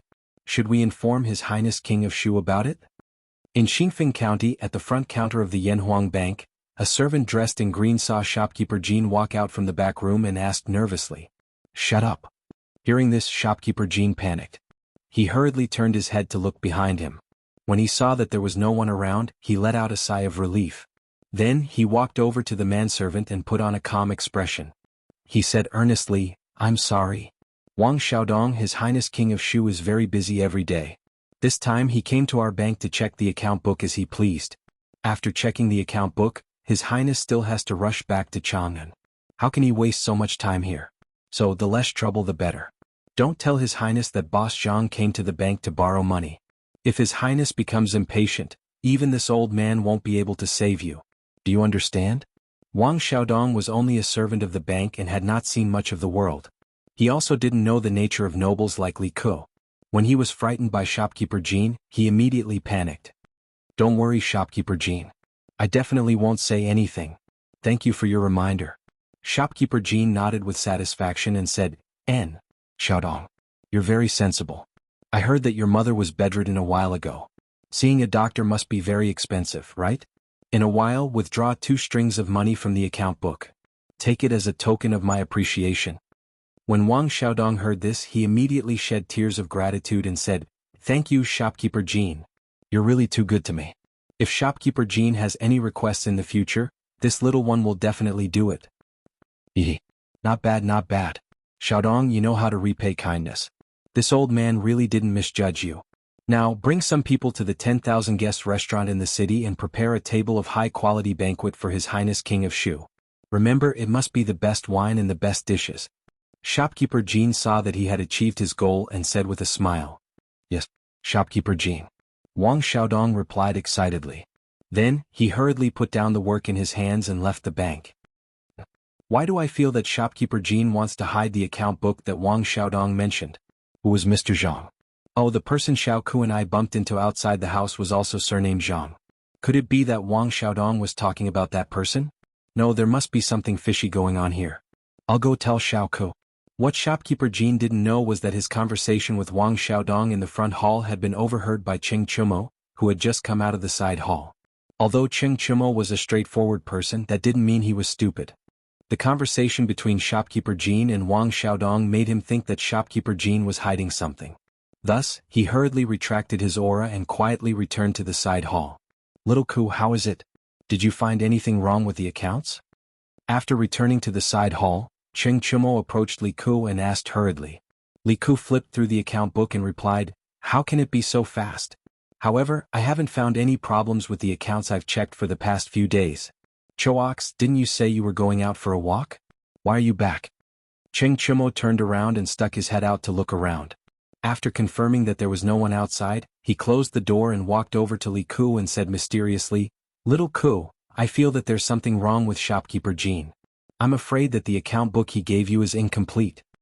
Hearing this, Li Ku couldn't help but raise his head and asked, Oh? Why does Brother Choax say that? I was just about to go out for a walk when I accidentally overheard shopkeeper Jean talking to the manservant in the front hall about an account. Cheng Chumo lowered his voice and told Li Ku what he had seen and heard. After listening, Li Ku couldn't help but frown deeply. Choax, from what you said just now, it seems that there's something wrong with shopkeeper Jean. If we want to get to the bottom of this matter, we need to find out who this Mr. Zhang is and how much money Wang Xiaodong was talking about. Cheng Chumo laughed softly. That's simple. That Wang Xiaodong went to prepare a banquet. I'll stop him halfway and scare him. I'm not afraid that he won't tell the truth. Li Ku pondered for a moment and nodded. That's good. But we still need to do it secretly to avoid alerting the enemy. Cheng Chumo nodded. Little Ku, don't worry. Leave this matter to me. Bang bang bang. Not long after the two of them finished their discussion, there was a series of knocks on the door. Li Ku asked, Who is it? Your Highness, it's me. It's Jin Wanfu. Your Highness must be tired from the long journey. I have prepared a banquet for your Highness in the city's 10,000 guest restaurant to welcome your Highness. I hope your Highness will do me the honor. Just as Li Ku finished speaking, Jin Wanfu's voice came from outside the door. The two of them looked at each other. Li Ku stood up and opened the door. He then said to Jin Wanfu, Shopkeeper Jin, to be honest, this prince is following Marquis Yong and Sky Pheasant Brigade to Xingfeng County to exterminate the locusts. Checking the bank's accounts is just a convenient thing to do. So this prince can't have lunch at 10,000 guest restaurant. I'm sorry to disappoint shopkeeper Jin. When Jin Wanfu heard this, he was stunned and said in surprise, What? Marquis Yong and Sky Pheasant Brigade is coming to Xingfeng County? If the Sky Pheasant Brigade really came to Xingfeng County, then the locusts in Xingfeng County would be completely eradicated in less than 2 days. By then, Xingfeng County would become the second county after Lantian County to completely exterminate the locusts. The price of food in the city would also stop increasing. And the 6,000 strings of coins that Zhang Xiongfei borrowed from the bank would not only not make a huge profit, but he would also suffer a loss. Li Ku's eyes flashed and he asked with deep meaning, Why? Shopkeeper Jin doesn't want to see the Sky Pheasant Brigade come to Xingfeng County to exterminate the locusts? When Jin Wanfu heard this, a layer of cold sweat instantly formed on his back. He quickly waved his hand and said, No, that's not it. For Marquis Yong and Sky Pheasant Brigade to come to Xingfeng County to exterminate the locusts, this Jin is more than happy. Why would this Jin be unwilling? This Jean is just a little surprised that Marquis would come to Xinfeng County so quickly. This Jean has no other intentions. Li Ke looked deeply at Jean Wanfu, then picked up the account book on the table and said, "Hee hee. I didn't expect shopkeeper Jean to be so concerned about the people's livelihood. This prince will take a look at this account book for a while. I will have someone send it back before dark. Right now, this prince still has some matters to attend to, so I will take my leave first." Although Jean Wanfu was extremely unwilling, he did not dare to raise any objections. He could only cup his hands and said, "Your Highness, please take care. If your Highness has any orders, just say the word and this Jean will be at your beck and call." "Chonyo, let's go." Li Ke nodded and called out to Cheng Chumo. The two of them then left. Could it be that King Shu found something in the account book? That shouldn't be the case. This account book follows the rules and regulations. This old man has personally checked it before. Although there are some small flaws, there are definitely no major problems. Sigh, maybe I am overthinking. Looking at the departing backs of Li Ke and Cheng Chumo, Jean Wanfu had a bad premonition, but he couldn't figure out where he had exposed himself, so he could only comfort himself with this thought. However, the bad premonition did not dissipate. Instead, it was like a stone that weighed heavily on his heart. It was to the extent that he did not have the mood to return to the backyard to meet the two beautiful ladies that he had just obtained. Little Ke. That's him. After leaving the bank and walking on the street, Cheng Chumo suddenly pointed to a servant in green who was walking towards them on a small path on the right. He said to Li Ke, "Little Ke, why don't you and Pang Feiji go to the county office first? I will go find Wang Xiaodong and ask him clearly." Seeing that it was almost lunchtime, Li Ke knew that there was no time to delay. He nodded and agreed, "All right. However, Chonyo, don't hurt anyone and don't alert the enemy. If possible, it is best to persuade that servant to submit to our side." Cheng Chumo patted Yu Xiong's chest and smiled, "Little Ke, don't worry. All right, let's not talk too much. I will go first." After saying that, Cheng Chumo turned around and walked towards the servant in green. "Let's go. Let's go to the county office." Although Li Ke was still worried, he had limited manpower and could only trust Cheng Chumo this time. He turned his head and said something to Pang Feiji. Then, the two of them went straight to the county office of Xinfeng County. It is the fortune of the people of Xinfeng County that the Marquis of Yong and could bring the Sky Pheasant Brigade to Xinfeng County to exterminate the locusts. As the county magistrate of Xinfeng County, this lowly official has been worried sick about the locust plague. Now that the Marquis has solved this lowly official's problem, this lowly official must thank the Marquis in person. Otherwise, my heart will not be at ease. In the county office of Xinfeng County, after Li Ke stated his identity and purpose, County Magistrate Wang Dijing cupped his hands and said excitedly. Li Ke said calmly, "If County Magistrate Wang wants to thank Marquis Yong, and in person, that is fine. However, the most important thing now is to prepare food for the 100 people who came with us. I hope that County Magistrate Wang can arrange it as soon as possible. The food does not need to be luxurious. It just needs to have meat. Other than that, prepare a pot of throat-soothing soup and a pot of green bean soup. When the time comes, send them to the farmlands outside the city." Wang Dijing said in surprise, "Your Highness, Marquis Yong, and the children of Lantian County are not going back to the county to eat?" Li Ke shook his head and said, "Eating back in the city is too much of a waste of time. County Magistrate Wang, quickly send someone to prepare food. All the expenses will be paid by this prince. This is the throat-soothing soup that Divine Doctor Sun prescribed. Get someone to brew it carefully. There must not be any mistakes. Otherwise, this prince will hold you accountable." Wang Dijing's face turned solemn. He received the prescription with both hands and said, "The Sky Pheasant Brigade is here to help Xinfeng County exterminate locusts. The expenses for the food should be paid by Xinfeng County. How can I let your Highness spend money? As for the throat-soothing soup and green bean soup, I will personally watch over them. There will definitely not be any mistakes. Your Highness, please rest assured." Li Ke waved his hand and said, "You don't have to worry about the expenses for the food. This prince has already made up his mind. Quickly arrange for someone to prepare lunch." Wang Dijing was helpless. He could only cup his hands and say, "Yes. Your Highness, please have a seat. I will arrange it now." After saying that, County Magistrate Wang walked out of the inner hall and arranged for someone to prepare the food. Li Ke just happened to take out an account book. He leaned over the table and began to read it seriously. After about half an hour, Cheng Chumo walked in and said excitedly to Li Ke, Little Ke, I have found out." Li Ku kept the account book and stood up in surprise. So fast? Then tell me quickly, Chonyo. Cheng Chumo looked around and said to the maidservants standing on both sides, all of you can leave first. I have something to discuss with His Highness King of Shu. Yes. Everyone knew that the two young men in front of them were nobles from Chang'an. Even County Magistrate Wang could not afford to offend them, so they quickly bowed and left. Cheng Chumo saw that there was no one around and said to Li Ku in a low voice, Little Ku, I have found out. The boss Zhang that Jin Wanfu mentioned is called Zhang Xiongfei. He is the big fat man that we bumped into at the entrance of the bank. I heard from Wang Xiaodong that Zhang Xiongfei is the owner of Jiangji grain store. This time, Zhang Xiongfei came to Yanhuang Bank to borrow money from shopkeeper Jin.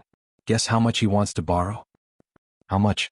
Li Ku was still sorting out the clues that Cheng Chumo had mentioned. He could not help but frown and ask subconsciously. 6,000 strings of cash. And it is at an annual interest rate of 16%. Cheng Chumo lowered his voice and said, 6,000 strings of cash? 16% interest rate? Li Ku couldn't help but exclaim. First of all, 6,000 strings of cash might not be worth mentioning to a nouveau riche, like Li Zishuan, but to a small county like Xinfeng County, 6,000 strings of cash was definitely a huge sum of money.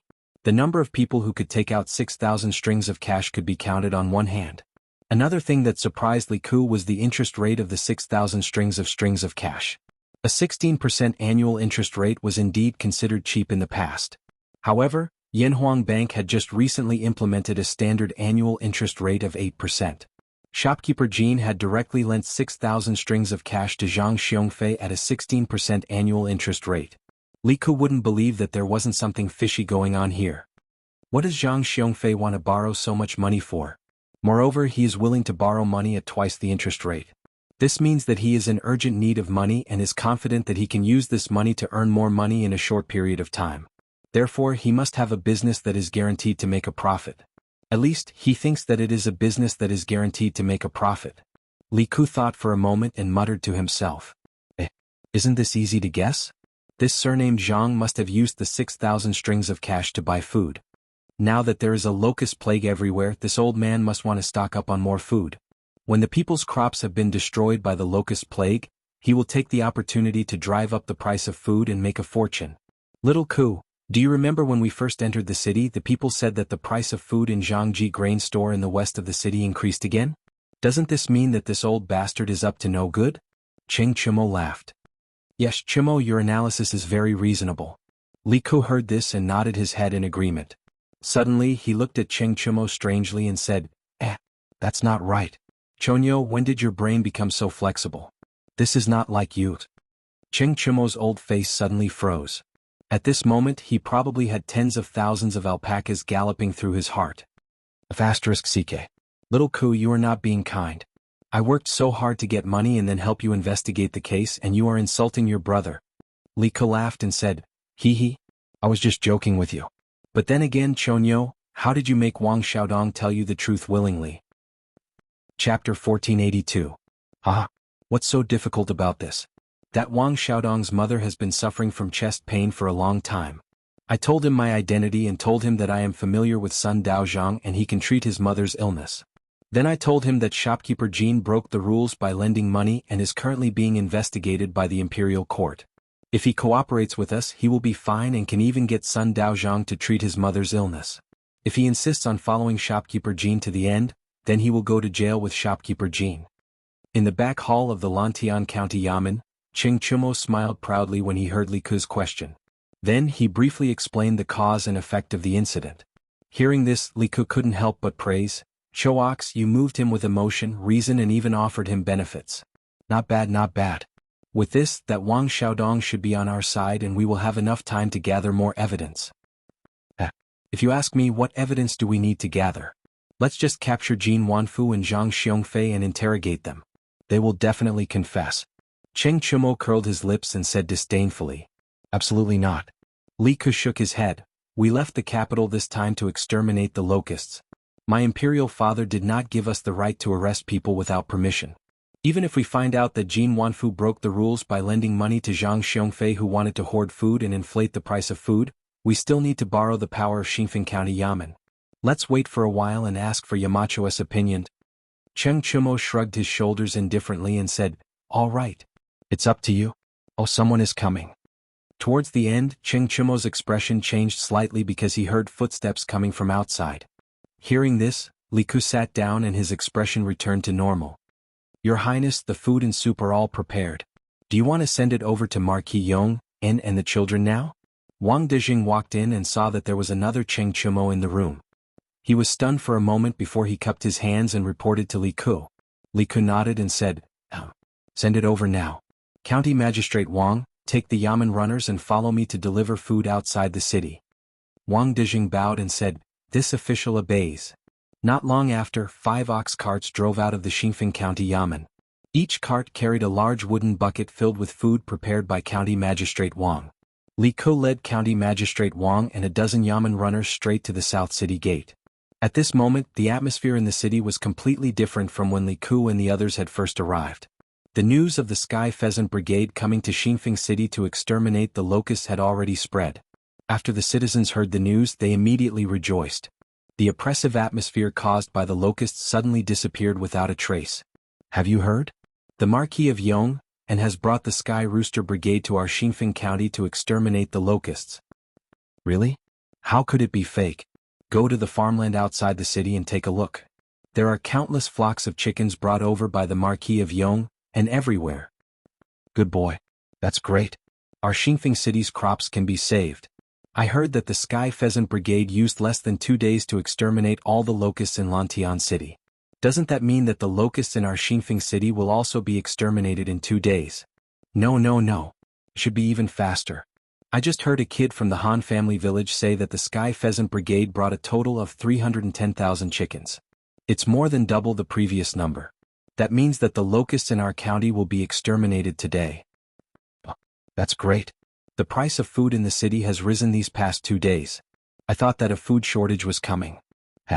Let's see how those unscrupulous grain merchants in the city will continue to raise the price of food."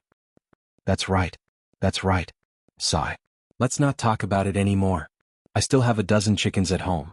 I'll go back and chase them out of the city to help the Marquis of Yong, and the rest exterminate the locusts. I have 30 chickens at home. I'll go and chase them out too."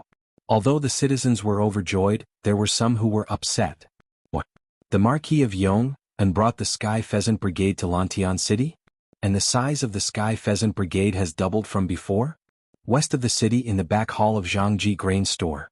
After listening to the servant's report, Zhang Xiongfei's old face suddenly became extremely gloomy. He slammed the table heavily and stood up. "Yes, master. Now that the news has spread in the county, should we still go to Chang'an City to buy food?" The servant said carefully with a bitter face. "By my ass." Zhang Xiongfei's face darkened. "The locust plague is about to be exterminated. Buy so much food to feed the rats? Get out. "Yes, master." Seeing that Zhang Xiongfei was angry, the servant hurriedly scrambled out of the room. 300,000 chickens. That means that the Sky Pheasant Brigade will be able to exterminate all the locusts in Xinfeng County in less than a day.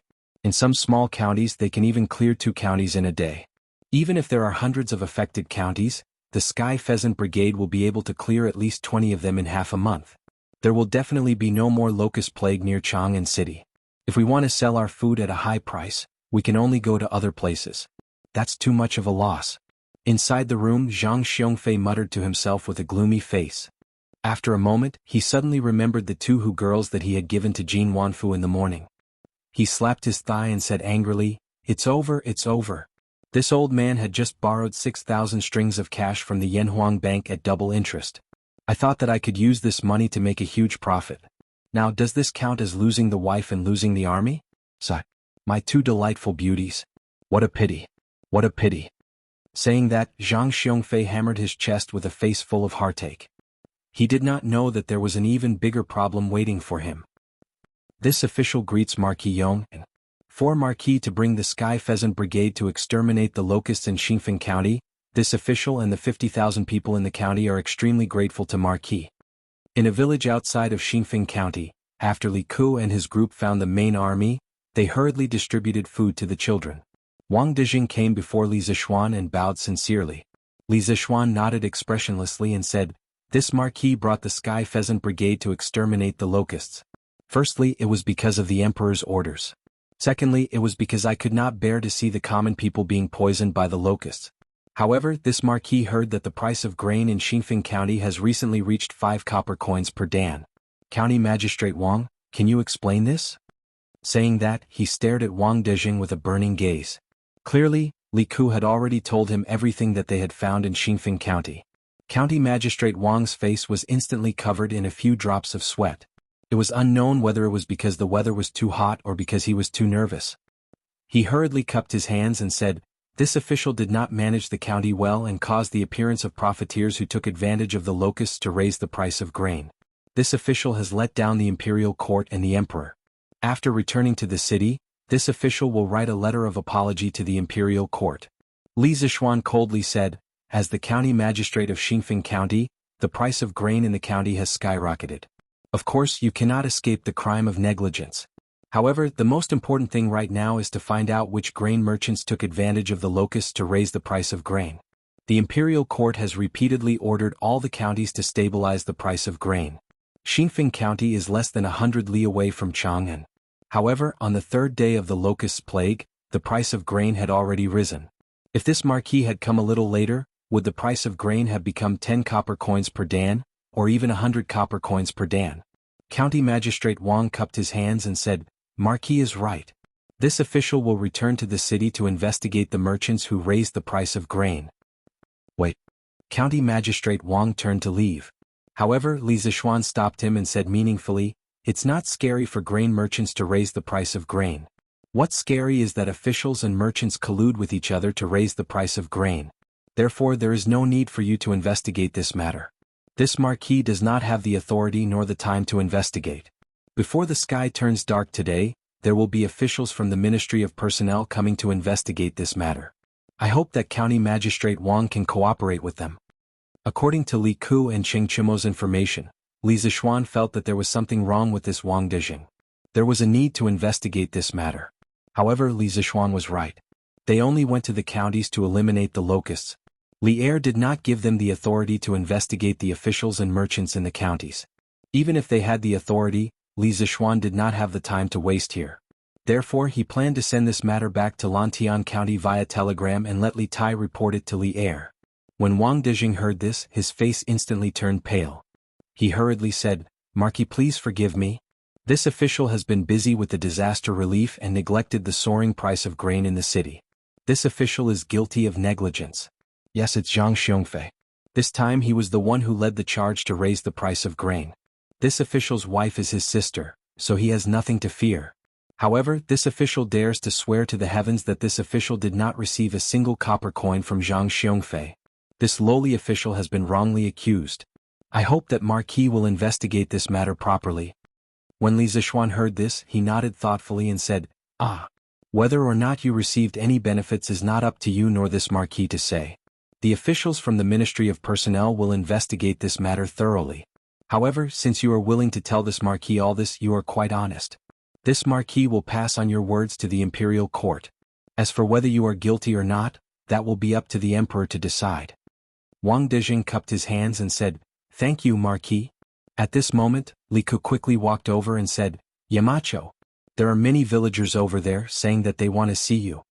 Li Zishuan raised his eyebrows and asked, "See me? What do they want to see me for?" Li Ku smiled and said, "Some of them are here to deliver food, some are here to thank you in person, and some are here to deliver chickens." Deliver chickens? Li Zishuan could understand delivering food and thanking him in person, but the delivery of chickens made him unable to react. What Ku means is that the villagers want to send their chickens to the Sky Chicken Brigade to help catch locusts. When we are done with them, we will return them to them. Seeing Li Zishuan's puzzled expression, Li Ku quickly explained. "There is such a thing? Let's go and take a look." When Li Zishuan heard this, he was very surprised. Although there were 90,000 chickens in the Sky Chicken Brigade that came from the villagers of Lantian County, Xingfeng County was not Lantian County. The villagers here did not trust him as much as the villagers of Lantian County. Now that someone was willing to lend their chickens, it really surprised him. The two of them walked towards the villagers not far away. County Magistrate Wang thought for a moment and followed them. "Marquis is here. This is the Marquis of Yong'an, so young. No wonder he is the son of a deity, He is so handsome. If it was not for the Marquis of Yong'an, my crops would have been ruined by the locusts. I want to kowtow to the Marquis of Yong'an. When they saw Li Zishuan walking towards them, the villagers immediately became excited. Greetings, Marquis. When Li Zishuan was only 4 or 5 steps away from them, the villagers all bowed and greeted him. Li Zishuan took a look. Good heavens, there were over 1,000 people.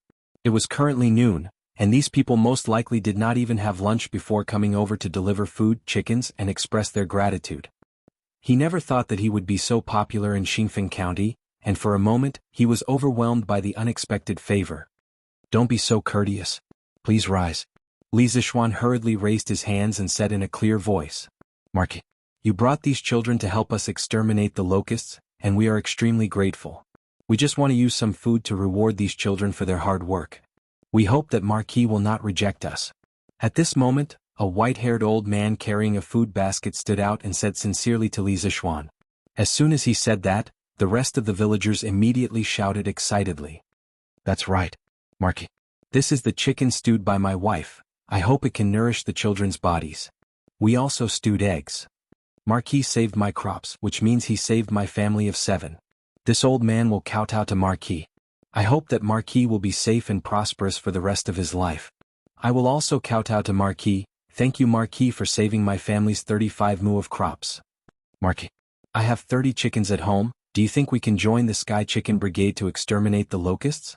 Marquis, I have 50 chickens at home and I'm willing to lend them to you. It doesn't matter if we lose them. Please, Marquis, don't reject us. The villagers were all talking at once, and soon, there was a crowd of villagers kneeling in front of Li Zishuan. Among them there were children of 7 or 8 years old, middle-aged people in their 30s and 40s, and even old people in their 60s and 70s. They were all people who had been in danger during the locust plague, and today they were saved by Li Zishuan. No one could understand the joy and gratitude in their hearts. At this moment they were willing to do anything for Li Zishuan. Li Zishuan didn't like people kneeling to him. When the first old man was about to kneel to him, he had already reached out to stop him. However, he could only stop one person, but he couldn't stop hundreds and thousands of villagers. Seeing that more and more people were kneeling to him and the scene was getting noisier and noisier, Li Zishuan hurriedly circulated his vital energy and shouted, Villagers! Listen to me. His loud and clear voice entered everyone's ears, and the excited villagers immediately quieted down. Li Zishuan continued, Villagers, please get up first. This kid has just turned 20 years old. Many of you can be considered my elders. How can this kid bear such a big gift from all of you? You are not repaying me, you are shortening my lifespan. So, villagers, please get up quickly. Let's stand up and talk slowly. Hearing this, the villagers who were kneeling on the ground couldn't help but look at each other. After a while they all stood up. Seeing this, Li Zishuan couldn't help but heave a sigh of relief. To prevent the villagers from kneeling again, he quickly struck while the iron was hot and said, Villagers, I am very grateful that you sent food to the children of Lantian County. However, as you can see, the children already have food. To avoid wasting it, I would like to ask the villagers to bring back the food you brought. How can we do that? That's right. The children have already eaten, they can eat more. The moment Li Zishuan finished speaking, the villagers were instantly dissatisfied. Seeing this, Li Zishuan directly took a loudspeaker from old Hu beside him and used his jinqi to suppress the voices of the common people. He only heard him say loudly, This is the first time I've heard of this. He shouted, I have extra food prepared. Villagers, please bring back the food you brought. However, you can keep the chickens you brought. Please mark the drumsticks of your chickens and register them with County Magistrate Wang. After that, they will be incorporated into the Sky Chicken Brigade. This marquee will take them to other provinces and counties to exterminate the locusts. After the locust plague is quelled, this marquee will definitely return all the chickens that I borrowed from you. If any of them are lost, this marquee will pay double. On behalf of the people of other counties, I thank all of you for your help. Chapter 1483.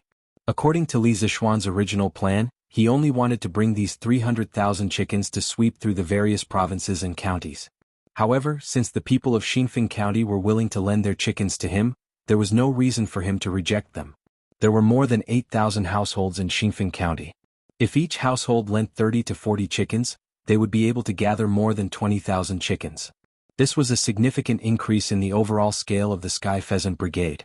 On the other hand, now that the children of the Han Village and Plum Village had loudspeakers, The size of the flock they could control was much larger than before. The Sky Pheasant Brigade could completely eat the 20,000 chickens in Xinfeng County. If the people of other provinces and counties were willing to lend their chickens, Li Zishuan would still dare to continue accepting them. After appeasing the people, Li Zishuan looked at Wang Dezhing and instructed in a deep voice, "County Magistrate Wang, I'll leave the matter of registering the people to you. This is also a chance for you to atone for your mistakes. Now, immediately send the Yamen runners to inform the entire county that those who are willing to lend their chickens to me should register as soon as possible." Wang Dezhing cupped his hands solemnly and said, "Rest assured, Marquis. I'll send the Yamen runners to inform the people of the various villages and gather all the officials in the county government to register the people. It's best if the people register before the hour of the afternoon. After that, we might have to head to Weinan County to exterminate the locusts." Li Zishuan nodded and said, "Marquis is leaving Xinfeng County with the Sky Pheasant Brigade today?" Wang Dezhing was shocked when he heard this. He thought that Li Zishuan's Sky Pheasant Brigade was going to stay the night in Xinfeng County. Li Zishuan nodded and said, "Based on the speed of this morning, all the locusts in Xinfeng County will definitely be exterminated before the hour of the afternoon. Now that the locust plague is everywhere, the people are living in an abyss of suffering. Time waits for no one. If the Sky Pheasant Brigade can head to the next place as soon as possible, the people there will suffer less losses." Hearing this, Wang Dezhing couldn't help but feel deep veneration. He bowed deeply to Li Zishuan and said, "Marquis is devoted to the country and loves the people as if they were your own children. Your noble character and unquestionable integrity has earned my admiration and shame. No matter how the imperial court deals with me, even if I can only be a small official in the future, I will remember Marquis' admonition today and be a good official who benefits the people." Seeing Wang Dezhing's sincere face, Li Zishuan's impression of him changed greatly. Even if County Magistrate Wang couldn't absolve himself from the blame for the soaring grain prices, it was undeniable that County Magistrate Wang was a magnanimous person. Generally speaking, although Wang Dezhing had flaws and neglected his duties as an official, he wasn't so bad that he couldn't be saved. He could still be saved. "County Magistrate Wang, last year when the Chui clan was exterminated, I once said to His Majesty, 'The ruler is a boat, the commoners are water. Water can carry a boat but it can also capsize it.' The Chui clan thought that the people were weak and powerless, so they wantonly oppressed the people and harmed the servants. They had no respect for the people and in the end they died in the sea of people. In fact, the same principle applies to an official. County Magistrate Wang, if you don't care about the people and don't care about the people's livelihood, then one day when the people can't live anymore, that's when you, as an official, can no longer be an official. You must know that when an ordinary man is angry, blood will splash 5 steps away." There was no need for Li Zishuan to say these words. It was mainly because Wang Dezhing could still be saved that he said a few more words. What if because of his words, there was another good official in this world? Wang Dezhing obviously understood this principle. Hearing this, he bowed to Li Zishuan gratefully and said, "Thank you, Marquis, for your admonition. I will remember it for the rest of my life." "Yes. Go and do your work." Li Zishuan waved his hand and said, "Beep beep beep beep beep." Lantian County Strange Interest Pavilion's new workshop. Accompanied by the DDD sound of the telegraph, Li Tai quickly came to the desk and took a pen to record the code. After about a quarter of an hour, the telegraph finally stopped ringing. Li Tai shook his sore wrist and began to translate the telegram. "Qingke, there are palace people outside looking for you. Quickly go out and see." At this time, Meng Wenhao walked into the room and said to Li Tai, who was in front of the desk. Since Li Tai was the deputy chief designer of the second and third trump card projects of Yanhuang College, he had a special office in this courtyard. It was convenient for him to receive and send telegrams. No one outside the project was allowed to enter this courtyard where the trump card project was carried out. Even the eunuchs from the palace were no exception. "People from the palace? Why are they looking for me?" Li Tai had just finished translating the telegram and asked curiously. Meng Wenhao shook his head and said, "I don't know about this. The little eunuch didn't say. Qingke, you should go out and see." "Okay, I'll go take a look." Li Tai thought for a while, then took out a page and handed it to Meng Wenhao, saying, "Wenhao, this is a telegram from Yamacho. It's about publishing a notice in tomorrow's Datong Daily. Take it and give it to Mr. Ma Zhou." "Okay, I'll go now." Meng Wenhao nodded, and the two of them went out together. "Your Highness, His Majesty summons you to the palace." The little eunuch outside the courtyard was a little angry because he was rejected, but when he saw Li Tai come out, he quickly put on a smile and greeted him. "Father summons me to the palace? What's the matter?" "I'm very busy here," Li Tai said reluctantly. The two trump card projects had entered the critical stage, and he was indeed very busy now. The little eunuch choked when he heard this. He thought to himself, what's wrong with Prince Wei that he doesn't even want to respond to His Majesty's summons? If the other party was a normal official, the little eunuch would have left in a huff. However, the other party was Li Tai, the Prince of Wei, who was greatly favored by the second emperor. The little eunuch did not dare to be arrogant or rash. He smiled and said, "Your Highness, His Majesty only said that he summoned you back to the palace for an important matter, but he didn't tell us what it was. Your Highness, do you want to go back to the palace to take a look?" Li Tai thought for a while, then nodded and said, "Okay. I also have something to talk to His Majesty about." The little eunuch heaved a sigh of relief and said, "Your Highness, this way please. The carriage has been prepared for you." "What carriage? Don't you know that my time is precious? Ride back to Chang'an." Li Tai glared at the little eunuch and said angrily. The little eunuch was stunned at first, then quickly bowed and said, Yes. I will go and prepare a horse for your Highness." Speaking of which, Li Tai used to ride a carriage when he went out. After all, riding a carriage was much more comfortable than riding a horse. Today's abnormal behavior really made the little eunuch unable to understand.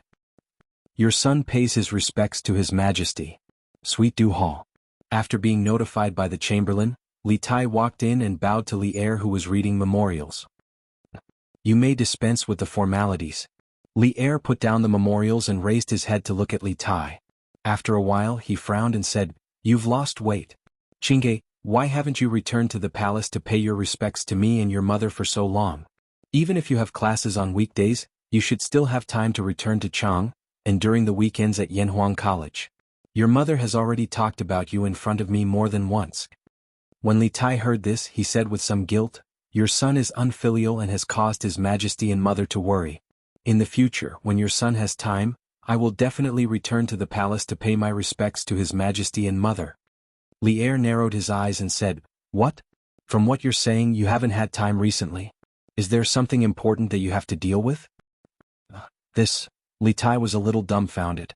According to the rules of the academy, the second and third trump card projects were classified as top secret projects. No one involved could reveal it to outsiders, not even their own family members. However, the person in front of him was not only his family member, but also the ruler of the empire. This made Li Tai feel awkward for a moment. Should he say it or not? What kind of thing made you hide it from me?" Li Er's face suddenly became gloomy, and there was a trace of coldness in his voice. Although he already knew what Li Tai was busy with recently, seeing that his son even hid it from him as his father made him feel a little angry in his heart. Li Tai felt a chill down his spine and quickly said, "No, father. Your son doesn't dare."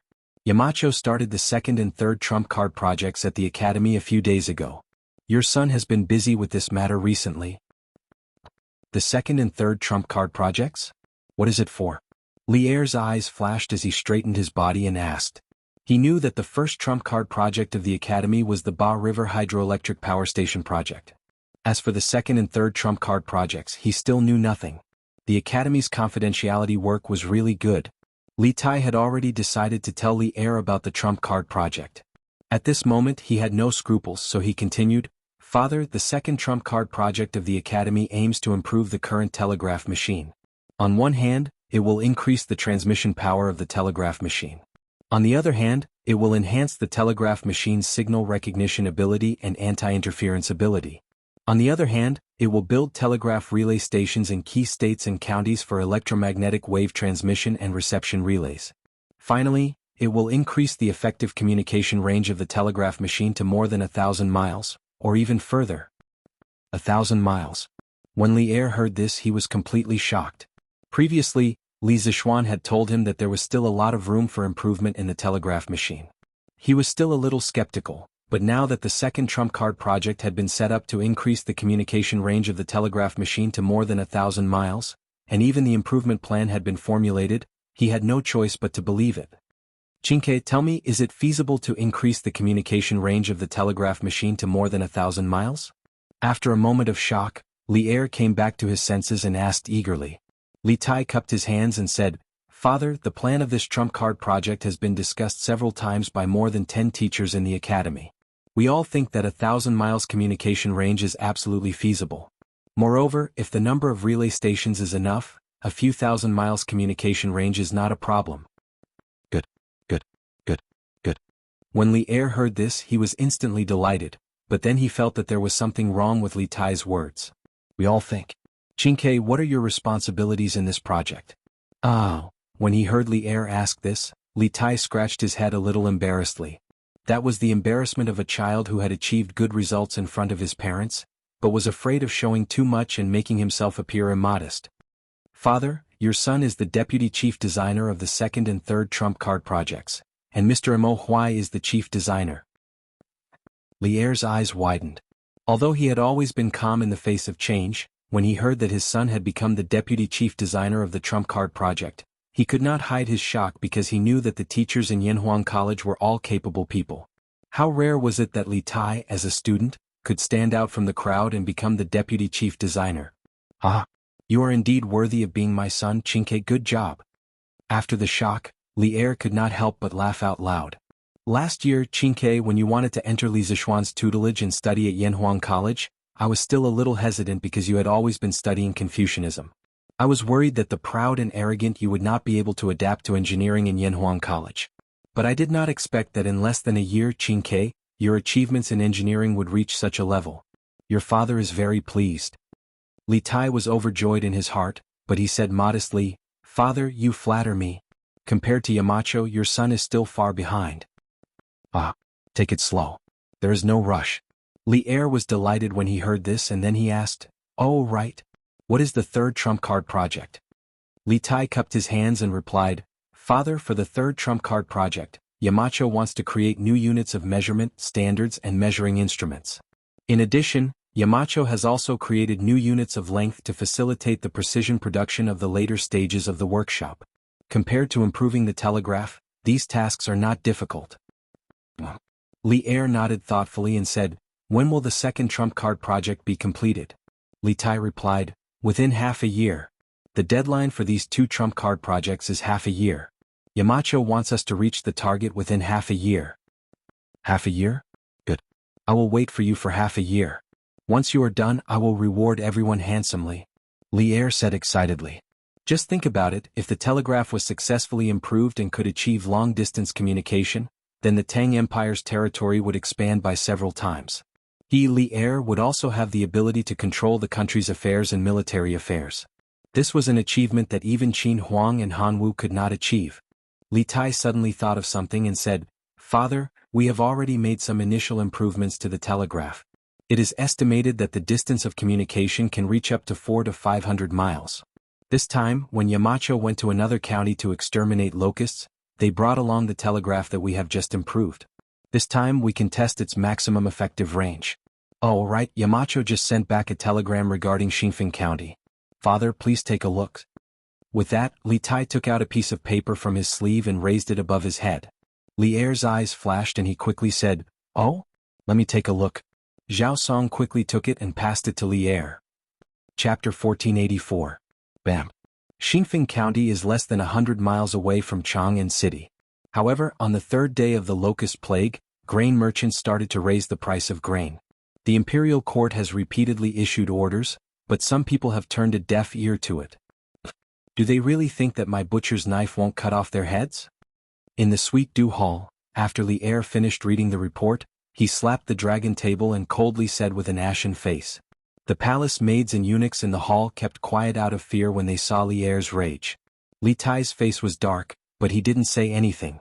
Zhao Song, immediately send a decree to Zhang Sun Wuji and Lu Dui. Order the Ministry of Personnel and the Supreme Court to send officials to Xinfeng County to investigate the matter of grain merchants raising the price of grain.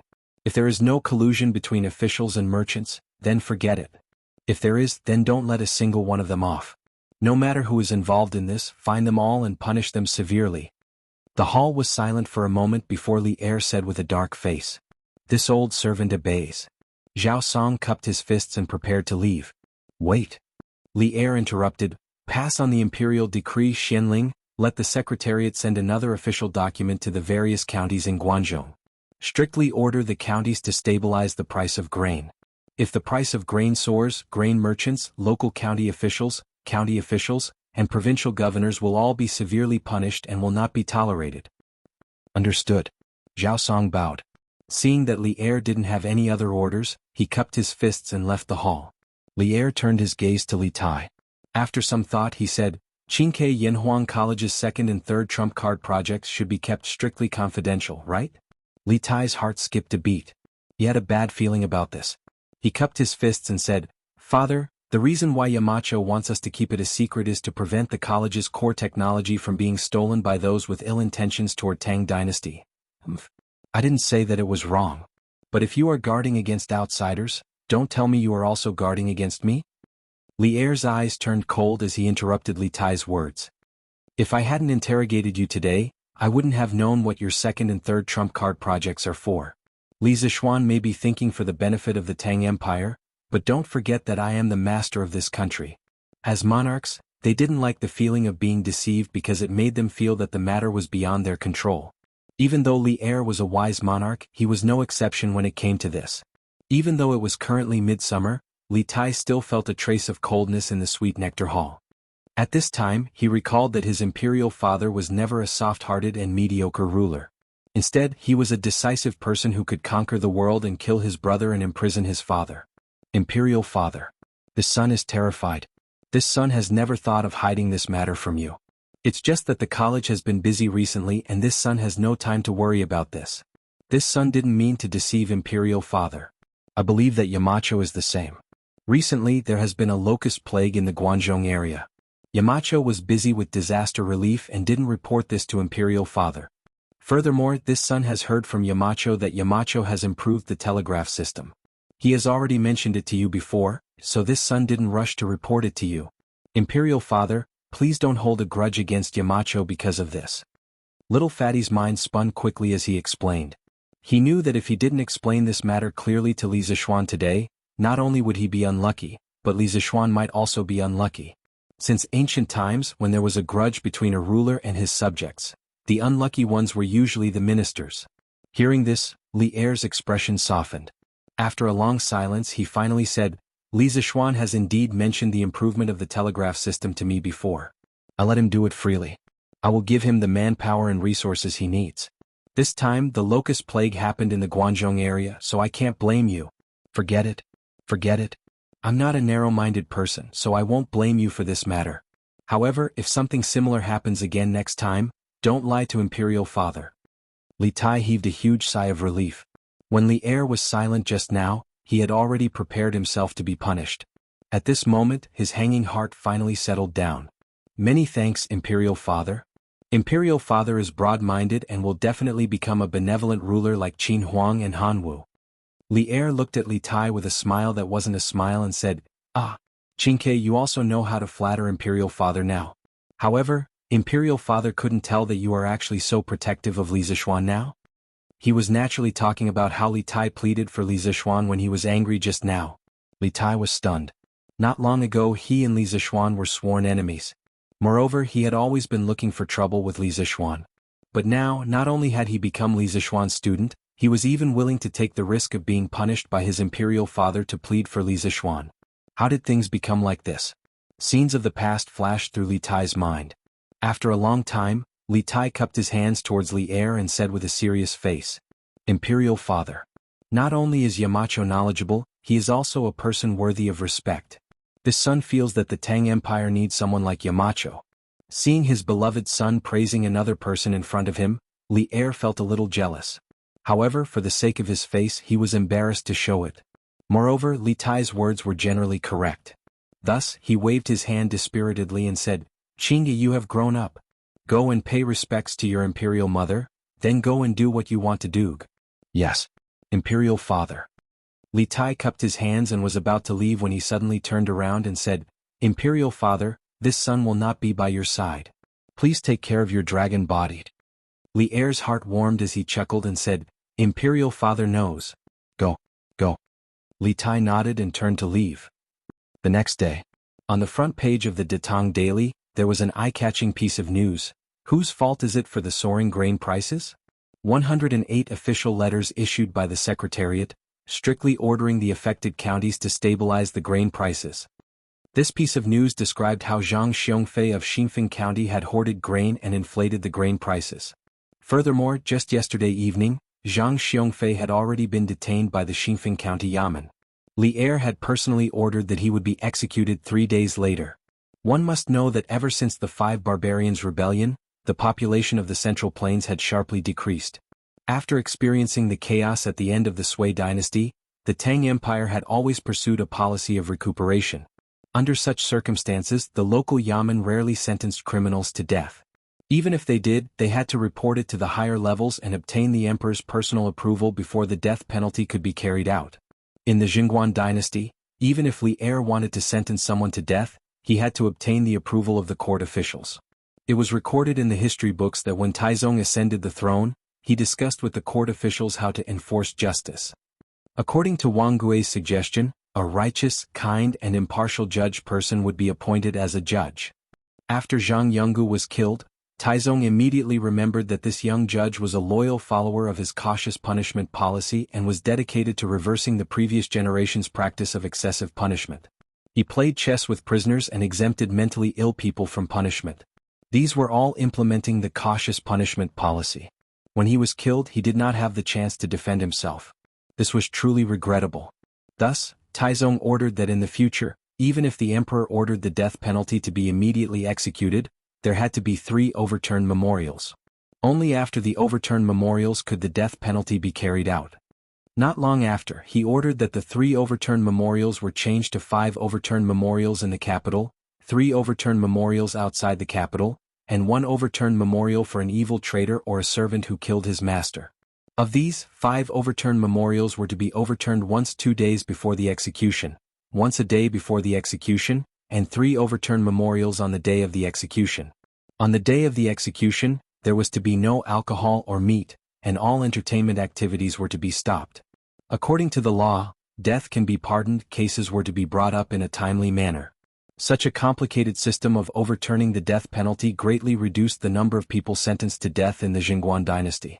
According to historical records, in the 3rd year of the Jingguan dynasty, there were only 29 people sentenced to death in the country. Of course, this was because Li Er had no choice but to do so to preserve the limited labor force in the country. However, the social order of the Jingguan dynasty did not become chaotic because of this. On the contrary, the social order of the Jingguan dynasty was so good that it was unbelievable. East to the sea, south to the 5 ridges of the 5 ridges of the south, the door is not closed. This time, Li Er directly sentenced Zhang Xiongfei to death to make an example out of him. He wanted to be a warning to the other provinces and counties in the Guangzhou region. He wanted the grain merchants to think of Zhang Xiongfei's fate before they raised the price of grain. Xinfeng County's grain price actually rose to 5 won per dan a few days ago? These grain merchants are really heartless. Exactly. This Zhang Xiongfei was well executed. That's right. We should make an example out of him. Let those profiteers take advantage of the locust plague to raise the price of grain? After the citizens of Chang and city saw the headlines of the Datang Daily, they all cheered and applauded Zhang Xiongfei's tragic end. They were lucky to live under the emperor's rule. During this time, the price of food in Chang and city did not fluctuate. All the major grain stores were still selling the food at the original price. The people could buy as much as they wanted. It was no different from before. Chang and city is still better, the price of grain did not skyrocket. If you ask me, this should be the work of the Marquis of Yong'an. Why do you say so? The Marquis of Yong'an led the Sky Pheasant Brigade to quickly eliminate the locusts in Lantian County. This greatly stabilized the people's hearts. Besides, the Yanhuang Chamber of Commerce also has some grain stores in Chang'an City. They have plenty of grain. With them around, how would the other grain merchants dare to raise the price? That makes sense. Hey look, Marquis Sky Pheasant Brigade actually eliminated the locusts in Xinfeng and Weinan counties in 1 day. What? Isn't that too fast? It's true. It's true. And Marquis even announced that he wants to borrow the chickens raised by the citizens of the affected counties. After the locusts are eliminated, they will be returned in full. If any are lost, they will be compensated twice the amount. Now the Sky Pheasant Brigade already has 350,000 chickens. Marquis wants to borrow the chickens raised by the citizens? That's great. I still have 30 chickens at home. I wonder where Marquis is now. Is it too late to send them over? That I don't know. I think Marquis' announcement should be for the counties waiting for the disaster relief to see, right? When the Sky Pheasant Brigade arrives, they will directly send their chickens over. That's possible. Right. My brother-in-law is providing relief to Xianyang County. Marquis will definitely pass by Xianyang County in the next few days. I have to get someone to send a letter over. I must send all the chickens at home to Marquis. This is a meritorious deed. Even if they lose a few chickens, they won't have to ask Marquis for compensation. That's right. That's right. Marquis is running around with the children of Lantian County for the people affected by the disaster in Guangzhou. We have no reason to stand by and do nothing. If we can do something, we will feel at ease. That's right. I also have relatives in Xianyang County. I have to get them to prepare the chickens and wait for Marquis to come and lend them to Marquis. When the citizens saw Li Zishuan's chicken recruitment notice, published in Datong Daily, they were all enthusiastic and wanted to send all the chickens at home to the Sky Pheasant Brigade. However, the citizens of Chang and City didn't know where Li Zishuan's Sky Pheasant Brigade was now. It was obviously unrealistic to send chickens over. Therefore, the quick-witted citizens thought of getting their relatives in other affected counties to prepare their chickens for the Sky Pheasant Brigade. In fact, these warm-hearted citizens of the capital didn't have to do this at all. Datong Daily's speed of dissemination was much faster than their speed of sending letters. Since Li Zishuan founded Datong Daily at the beginning of last year, it had been more than a year. The editorial department of Datong Daily not only set up offices in various counties, but also established a complete communication network. Every morning before dawn, there would be a dozen fast horses running out of Lantian County with the latest issue of Datong Daily. At this time, more than 20 counties around Chang and City basically saw the latest issue of the newspaper just like the citizens of Chang and City. As for the counties further away, it would only take a few days for them to receive today's newspaper. Therefore, in the counties around Chang and City, there were already citizens outside the county government, asking when the Sky Pheasant Brigade would come to their counties. They had already prepared chickens. But how would the county magistrates know when Li Zishuan would go to their counties? But they couldn't ignore the surging public opinion, especially in the context of the imperial court ordering all the counties to seize the time to actively provide disaster relief. It was even more impossible for them to ignore the public opinion. Xinfeng County was a living example. The county magistrate was demoted, and the deputy was directly dismissed. Therefore, in the face of the surging public opinion, the county magistrates of each county hurriedly sent yamen runners to the county where Li Zishuan was located to ask about Li Zishuan's marching route. There were also some county magistrates who were far-sighted. While they sent people to inquire about the route, they also helped the citizens register how many chickens they were willing to lend. They also instructed the citizens to mark the legs of their chickens in advance, and then drove them to the county government to be kept by the yamen runners. When the Sky Pheasant Brigade arrived, they would directly send them to Li Zishuan. As a result, the backyards of many county offices became bustling chicken farms, and the county magistrate, deputy county magistrate, and yamen runners were all turned into breeders. Chapter 1485. Mountain Elder Jin Wanfu has already been taken away by the Supreme Court. According to our investigation, he knew that Zhang Xiongfei was borrowing money to hoard food and drive up the price of food. However, he still chose to lend money because he accepted two beautiful women from Zhang Xiongfei. Those two women have already been dismissed. The 6,000 strings of cash that Jin Wanfu loaned to Zhang Xiongfei has also been recovered. I've sent someone to quickly send a letter back to the headquarters of the Yanhuang Bank to transfer a gentleman who is both virtuous and skilled to Xinfeng County to be the manager of the bank. Li Ke came to Li Zishuan's side on the fields outside Liang County and cupped his hands. They spent the night in Weinan County after exterminating the locusts yesterday and set off at dawn this morning to exterminate the locusts in Liang County. Along the way, they borrowed more than 20,000 chickens in Xinfeng County and more than 10,000 in Weinan County. After seeing the Datong Daily today, the people of Liang County had spontaneously started to send their chickens to the county government. It was estimated that Li Zishuan and the rest could absorb another 20,000 chickens after exterminating the locusts. This was the snowball effect. The Sky Chicken Brigade was like a snowball. Not only did they exterminate the locusts in the disaster-stricken counties of Guangzhou, but they also grew stronger as they absorbed the chickens sent by the people along the way. The more fertile the soil, the easier it is to breed corruption. The Yanhuang Bank manages countless silvers, and the manager of the bank is a lucrative job in the eyes of countless people. Today we can punish one Jin Wanfu, but in the future, there will be hundreds and thousands of Jin Wanfu. Little Ku, how will you deal with that? Li Zishuan turned around and looked at Li Ku with a faint gaze. Li Ku heard this and was startled. Clearly he agreed with the first half of Li Zishuan's words, but he had not thought about how to solve this problem. After a moment of silence, Li Ku cupped his hands and said, Yamacho, please teach me. Li Zishuan sighed and clasped his hands behind his back. We can't always find a corrupt manager of a money house and punish him. You and I don't have the time to do that. It's like His Majesty and the officials of the imperial court.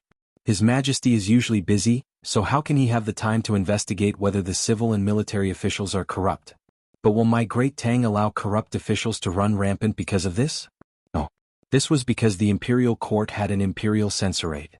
There were dozens of imperial censors who had been meticulously carrying out their duties to supervise the officials. Therefore, I believe that the Yanhuang Bank also needs a self-monitoring department to monitor the corruption in the various banks. Only then will we be able to prevent people like Jin Wanfu from appearing. In fact, when the bank was first established, he had thought about this problem. However, the scale of the bank was limited to Cloud Mountain, so he was not worried about the problem of corruption. Later on, Yanhuang Bank received the approval of Li Er and the other officials in the imperial court, and was affiliated with the Ministry of Revenue. After completely becoming a national bank, it began a rapid expansion. Under the rapid expansion of anything, there would be many hidden dangers. Yanhuang Bank was the same. Jin Wanfu was just the tip of the iceberg. Li Zishuan believed that within the Yanhuang Bank in the various counties of Great Tang, there would definitely be many scum like Jin Wanfu who used their power for personal gain and corruption. Catching one and dismissing another would obviously not solve the problem completely. The only way to solve the problem was to improve the current system and prevent such a phenomenon from happening again. That was the correct way to solve the problem. When Li Ku heard this, he suddenly understood and said, Yamacho is wise. After this operation to exterminate the locusts is over, I will return to Chang and to gather people and set up a monitoring department in the Yanhuang Bank. They will regularly check the accounts of the banks in the various counties, and from time to time, send monitoring officers to the local banks to investigate if there are any illegal activities by the managers of the local banks. Li Zishuan nodded and said, that would be best.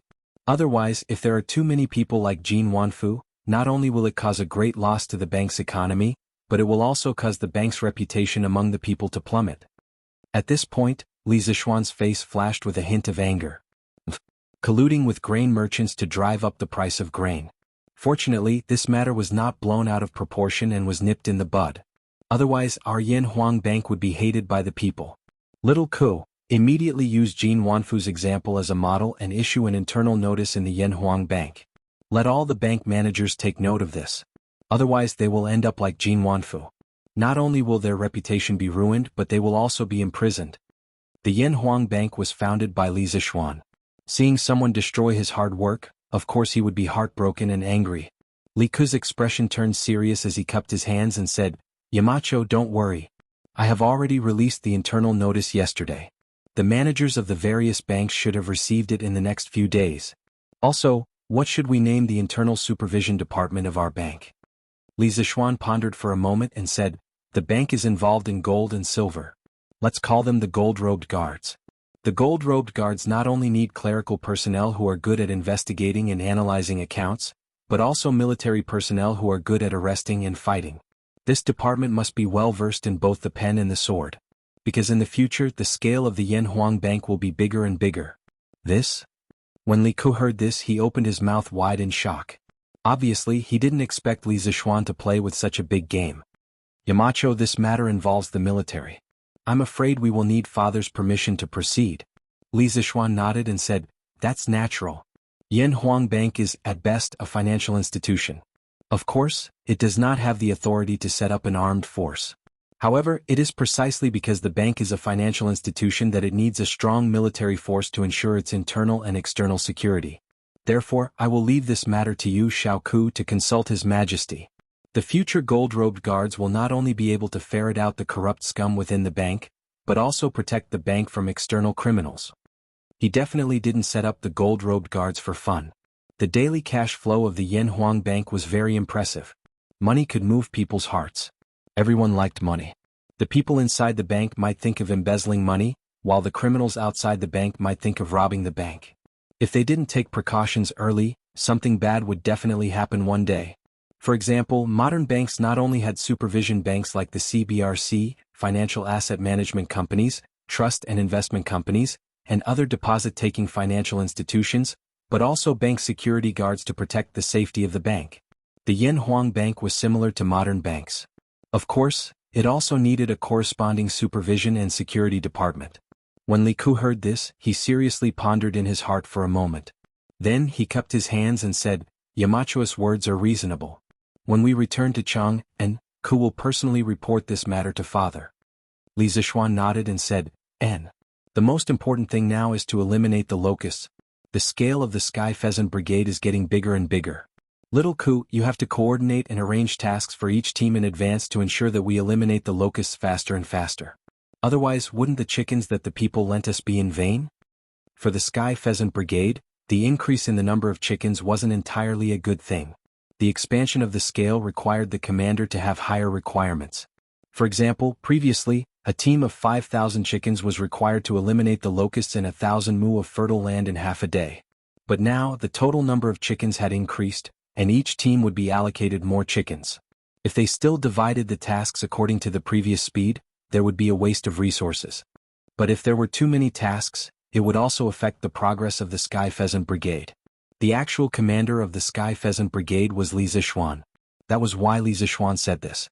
Li Ku cupped his hands and said solemnly, "Yamacho, don't worry. I will definitely weigh all the factors and assign tasks to each team." That's the best. After we eliminate the locusts, we will make some preparations and go directly to the next county, Jingyang County. Let the county magistrate of Liang County send over the chickens that the people lent us. Yes, Yamacho. On the first day of the Sky Pheasant Brigade's expedition, they eliminated the locusts in 2 counties and the scale of the flock grew to 350,000. On the second day of the Sky Pheasant Brigade's expedition, they eliminated the locusts in 2.5 counties. The reason why it was 2.5 counties was because the locusts in the third county were only half cleared when the sky turned dark. Li Zishuan and his team had to stay there and wait until dawn to continue eliminating the locusts. On the third day, the scale of the flock grew to 410,000. On the third day of the Sky Pheasant Brigade's expedition, they eliminated the locusts in 3 counties and the scale of the flock grew to 470,000. At noon on the fourth day, after the Sky Pheasant Brigade had eliminated the locusts in Xianyang County, the Sky Pheasant Brigade made up of 500,000 chickens split into 2 groups. 200,000 chickens were led by Li Zishuan and set off to the west. The other 300,000 chickens were led by Li Ku and Cheng Chumo and set off to the east. They followed the Yellow River and eliminated the locusts in the disaster-stricken counties along the way. As the good news spread out, the scale of the Sky Rooster Brigade was also increasing exponentially. The people in the disaster area who had been in desperation and helplessness because of the locust plague were immediately ignited with infinite fighting spirit after they read the good news about the Sky Rooster Brigade on the Tang Dynasty Daily. All the states and counties in the Guangzhou area that were affected by the disaster began to carry out large-scale relief operations. At the same time, the various departments of the imperial court had already begun to move. The 12 imperial censors had been sent by Li Air to the 12 disaster-stricken counties to investigate the officials who had failed to provide disaster relief and had even used the locust plague to make money. Moreover, behind each imperial censor was a long transport team. Some of the transport teams even borrowed the power of the Yanhuang Chamber of Commerce. This could be considered the second time in the history of the Great Tang that officials and merchants had openly cooperated with each other. The first time was when the imperial court had sent a fleet south to trade for grain last year, and many private merchants had participated. As for the source of the grain, it all came from Chang'an's largest granary, Taicang. Taicang was considered the granary of the imperial family. Its main function was to provide for the imperial family's consumption, rewards, the salaries of officials, military supplies, and the government's financial aid. Although Taicang's main function was to serve the ruling center, it also had some positive functions. For example, whenever there was a famine, Taicang would take out grain to replenish Changping's granary and suppress the soaring price of grain. It would also sell some grain at a low price to provide relief to the victims. Last year, the imperial court had sent a fleet south to trade for grain, and directly filled Taicang to the brim. Now, Taicang had a total of 600,000 dan of grain, and Luoyang's Hanjia granary had more than 1 million dan of grain stored. It could be said that the Great Tang had enough resources to deal with this locust plague. As the locust plague had started, the effects of the shortage of grain had not yet appeared. The imperial court had sent a portion of the grain to the various provinces and counties mainly to tell the affected people in the Guangdong region that the imperial court had the strength and ability to help them through this difficult time. In the face of such a huge natural disaster, sometimes, it was better to take out white rice than 10,000 words to make the people feel more at ease. Thus, the grain in Taicang was not only for disaster relief, but also to stabilize the people and stabilize the price of grain. Li Er not only had to stabilize the price of grain with his words, but also with his actions.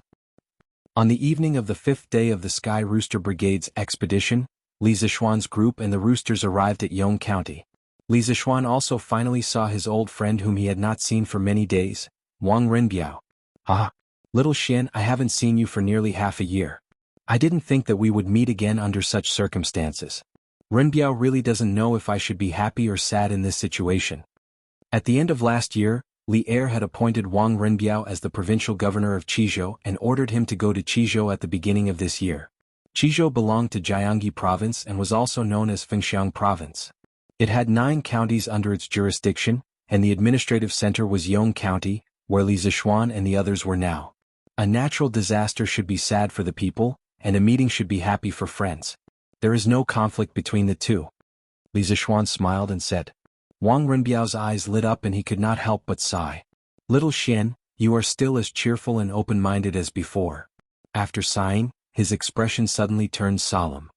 He bowed solemnly and said, Today, as a mere provincial governor, I welcome your Sky Rooster Brigade on behalf of the 400,000 people of Qizhou. Li Zishuan quickly helped him up and said, You and I are brothers, there is no need to be so polite. Besides, it is the Sky Rooster Brigade's duty to kill locusts and provide disaster relief. We are just following the route that we planned before we set off. Even if you are not the provincial governor of Qizhou, the Sky Rooster Brigade will still come to Qizhou. Wang Renbiao shook his head and said, No matter what, I have to support you, little Xian. Little Xian, you must be tired after such a long journey. Follow me back to the provincial governor's mansion to rest. Li Zishuan thought about it and refused. No, it is more important to kill the locusts. Actually, I'm not very tired along the way. After all, I have martial arts. The ones who are most tired are these children. Wang Renbiao could not help but look at the children in the field who were holding loudspeakers and directing the chickens. They were all sweating profusely. However, they were still as enthusiastic as before. He could not help but sigh with emotion. Lantian County is really a place with outstanding talents. With a virtuous and knowledgeable marquis like you, little Xian, these children will definitely be able to do well in the future. I have already ordered people to prepare meat, throat-soothing soup and summer soup. How about I treat the children tonight? This? Li Zishuan wanted to refuse, but he was interrupted by Leng Yuyao who was beside him. Marquis, don't refuse. When my young master knew that you were coming to Qizhou today, he had already sent people to prepare these things yesterday. Yuyao knows that you don't lack the money for these meals, but my young master also wants to show his sincerity. Please fulfill his wish. Li Zishuan was helpless. After thinking for a moment, he could only nod and agree. All right. Renbiao, you have to spend money. Actually, Renbiao, you are now the provincial governor of a province. You should prioritize your official duties. There is no need for you to personally come out of the city to welcome us. Wang Renbiao laughed and said, Little Xian, you and I are brothers. There is no need to be polite. The same words, but the answers were different. The two of them could not help but look at each other and smile. All right. I won't be polite with you. Prepare 20 watermelons for the children tonight. Ah, no problem. I will send people to buy them now. Chapter 1486. Ah. All of you eat more. Little guys, you've worked hard all the way here. At night, in Yong County, the provincial governor's mansion held a banquet and invited guests. The entire back garden of the provincial governor's mansion was decorated with lanterns and colored banquets. It was very lively as if it was the new year. Wang Renbiao walked back and forth between the tables in high spirits and said loudly to the children around the table. Slurp. This official is really generous. He even gave us watermelons to eat. Ernyo muttered as he ate the delicious watermelon. Denyo rolled his eyes and said, Ha! He's the provincial governor of Qizhou. How can he not be generous? Although he was talking, Denyo's mouth did not stop. Although Li Zishuan had also treated them to watermelon, this thing was not enough for the children. Moreover, they were almost scorched during the day. Eating some watermelon now could cool them down. Big brother. This watermelon is not cheap. This provincial governor gave us so many watermelons. Where did he get so much money? He can't be a corrupt official, right? In that case, wouldn't we be harming the young master? As Ernyo ate, he suddenly said something for no reason. Denyo tilted his head and thought for a while. He also felt that what his second brother said made sense. He quickly spat out the watermelon in his mouth. Bah! I didn't eat the watermelon of the corrupt official. I didn't harm the young master. Pa! I say, can the two of you not be so imaginative? This provincial governor of Chizhou is master's best friend. Moreover, he is the eldest young master of the Wang family of Taiyuan. It's just treating you to a watermelon meal. Is there a need for him to be corrupt because of this? Iron Egg, who was sitting at the side, could not listen anymore. He slapped Ernyo's shoulder and said angrily, "Today, more than 100 people were only notified by Li Zishuan to come here for a meal. Not many people knew about Wang Renbiao's identity. However, as Li Zishuan's disciple and brother-in-law, Iron Egg still knew the inside story.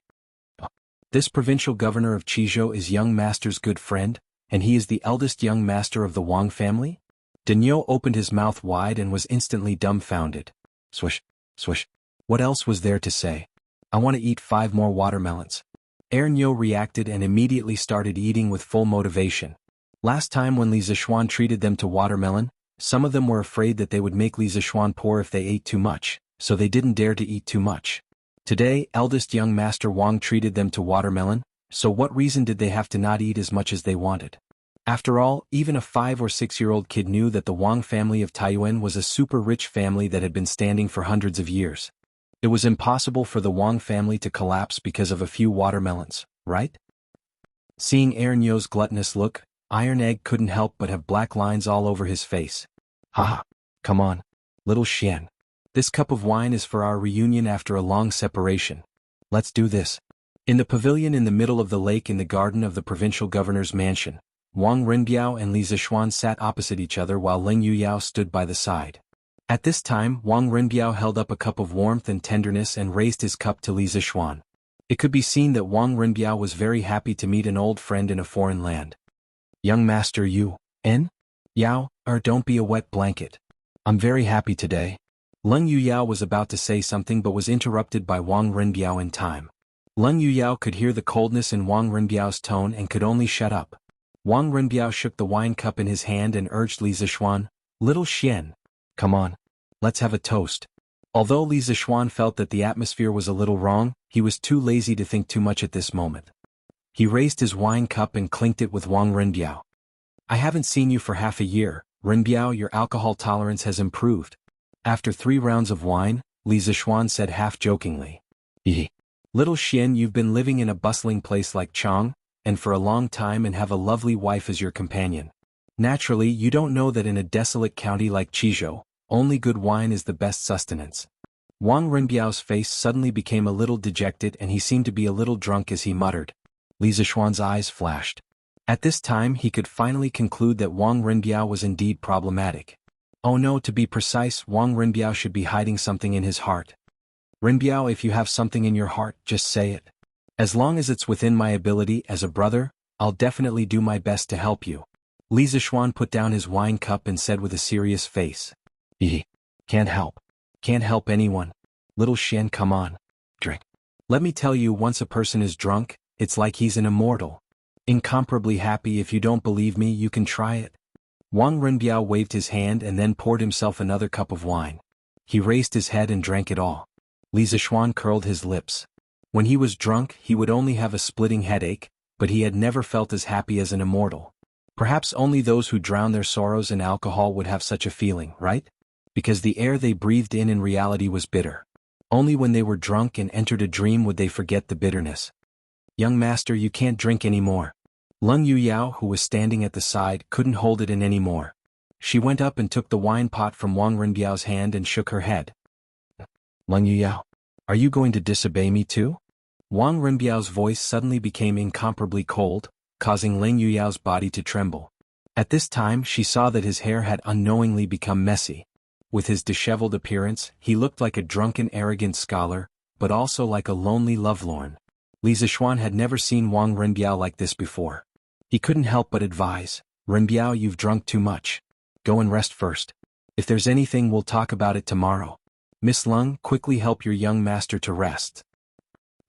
Lung Yuyao looked at Li Zixuan gratefully and then went up to help Wang Renbiao up from the chair. However, Wang Renbiao twisted his body and broke free. He snorted, "I'm not drunk. I'm not drunk. Who dares to pull me? Little Xian, come, it's rare for us brothers to meet. Let's get drunk tonight." Cough cough. Cough cough cough. At the end he actually coughed. Moreover, this cough was completely unstoppable. His shoulders couldn't help but tremble violently. Lung Yuyao panicked and quickly took out a white silk handkerchief from her sleeve.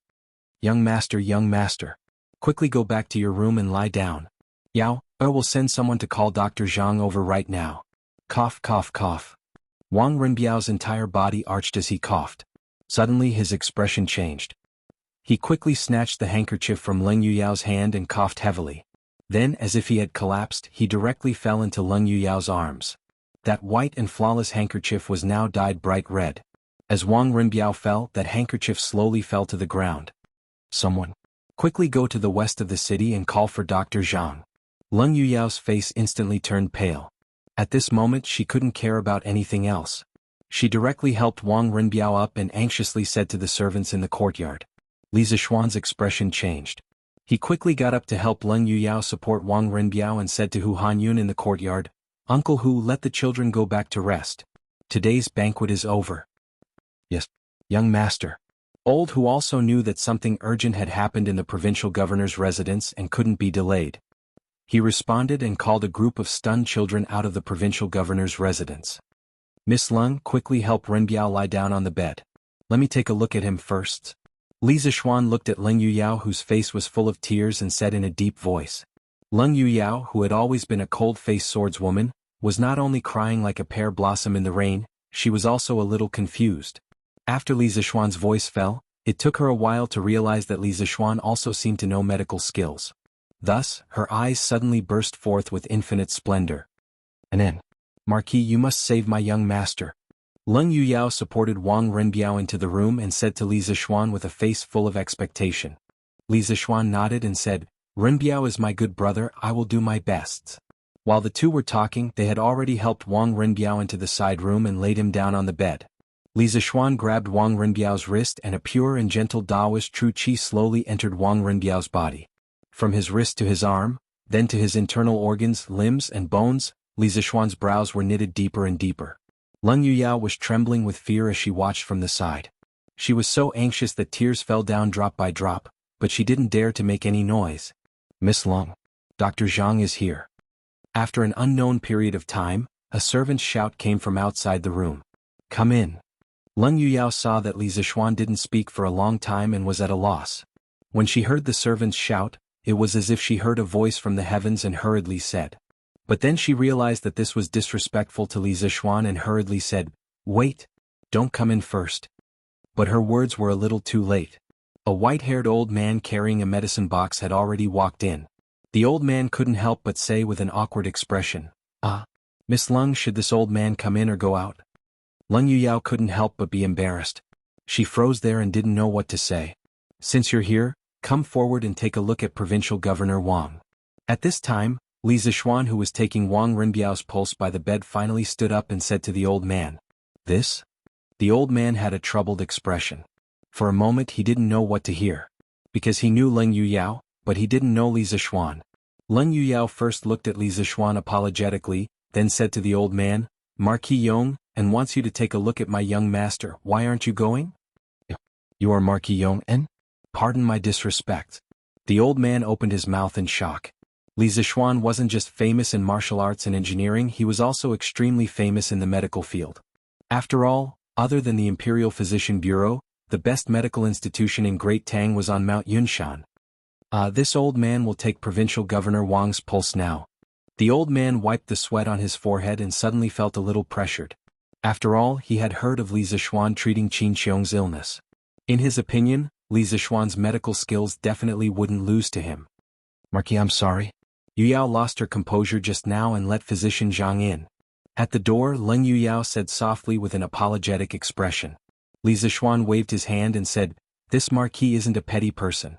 Some doctors have the problem of being arrogant because of their talents, but this marquis doesn't. The most important thing now is to stabilize Renbiao's condition, then we can talk about other things." Leng Yuyao said gratefully, "Thank you, Marquis." After pausing for a moment, she asked softly, "Marquis, how is my young master?" Li Zixuan shook his head and said in a deep voice, "Let's talk about it after Physician Jiang is done." Although Leng Yuyao was anxious, she couldn't persuade him anymore. She could only suppress the uneasiness in her heart and wait quietly by the side. 15 minutes later, Physician Jiang stood up and walked toward Leng Yuyao and Li Zixuan. "How is my young master, Physician Jiang?" Leng Yuyao couldn't wait to welcome him and asked. Physician Jiang sighed and said, "Miss Leng, the provincial governor is still suffering from his old illness. This old man has already told him not to let the provincial governor drink anymore, but why?" At this point he looked at the tear-stained Leng Yuyao and thought that the other party wouldn't be able to persuade Wang Renbiao to drink, so he sighed helplessly and said, "Sigh. To the provincial governor, alcohol is a poison that penetrates the intestines. Miss Leng, if it's for the sake of the provincial governor, please don't let him drink any more." Leng Yuyao's tears fell to the ground and she nodded repeatedly, "I will definitely not let my young master drink any more in the future. Physician Jiang, when do you think my young master will wake up?" Physician Jiang shook his head and said with a difficult expression, "It's hard to say. If it's short, it'll be an hour. If it's long, it'll be 3 to 5 days. Of course, this is only this old man's personal opinion. If I've said something wrong, I hope Miss Leng and Marquis can forgive me." After saying that, he cupped his hands toward Leng Yuyao and Li Zixuan. Leng Yuyao quickly turned her gaze to Li Zixuan. Li Zixuan said in a deep voice, "Physician Zhang's diagnosis is basically correct. It's just that this marquis feels that although drinking too much has hurt Renbiao's liver and stomach, Renbiao's biggest problem right now is that he overthinks and has a knot in his heart. If this heart disease can't be cured, even if he doesn't drink for the rest of his life, his body will continue to deteriorate." A trace of surprise flashed across Leng Yuyao's eyes, but it was more of pain. The tears in her eyes flowed faster. She probably didn't cry as much as she did in the past 10 years. At this time, Physician Jiang nodded and said, "Marquis is right. This old man has also said that the provincial governor has more of a heart disease. But this old man has lived for dozens of years and only knows how to treat physical illnesses, but not mental illnesses. Please forgive this old man for being powerless, Miss Leng. Farewell." After saying that, Physician Jiang carried the medicine box and turned to leave without waiting for Leng Yuyao's persuasion. "Physician Jiang." By the time Leng Yuyao reacted, Physician Jiang had already gone out of the door. She could only look at Li Zixuan and begged, "Marquis, your medical skills are brilliant. Yuyao begs you to save my young master." Li Zixuan said with a pained face, "Renbiao is my brother. Seeing him in such a situation, this marquis is also heartbroken. But the heart disease still needs to be cured. Before that, Miss Leng, you have to tell this marquis in detail. What has Renbiao experienced in the past 6 months in Qizhou?" Leng Yuyao opened her mouth. After hesitating for a moment, she said softly, "My young master, he fell in love with a commoner girl." Chapter 1487. What? Renbiao fell in love with a commoner girl? Inside the provincial governor's mansion, after hearing Leng Yuyao's words, Li Zixuan's eyes widened as he exclaimed in disbelief. No wonder Wang Renbiao said that no one could help him at the banquet table. Li Zixuan really couldn't help him with this matter. Since ancient times, it was difficult for an upright official to settle a family dispute, not to mention the marriage of the eldest son of the Wang family of Taiyuan. Li Zixuan himself didn't care about family background, but that didn't mean that others didn't. As a large aristocratic family, the Wang family of Taiyuan valued family background more than anyone else. As a matter of fact, the 5 surnames and 7 gazes had always attached great importance to the marriage of their clan's disciples. They would usually choose to marry between the 5 surnames and 7 gazes for generations. Currently, the 7 great clans know the 4 great clans were basically related to the other 4 great clans. This was the result of generations of marriage. For thousands of years, commoners had always been proud of marrying a girl of the 5 surnames. Even some important officials in the imperial court were the same. However, it was often difficult for ordinary people to marry a girl of the 5 surnames because their family background wasn't enough. Later on, the 5 surnames came up with something called dowry money. What was dowry money?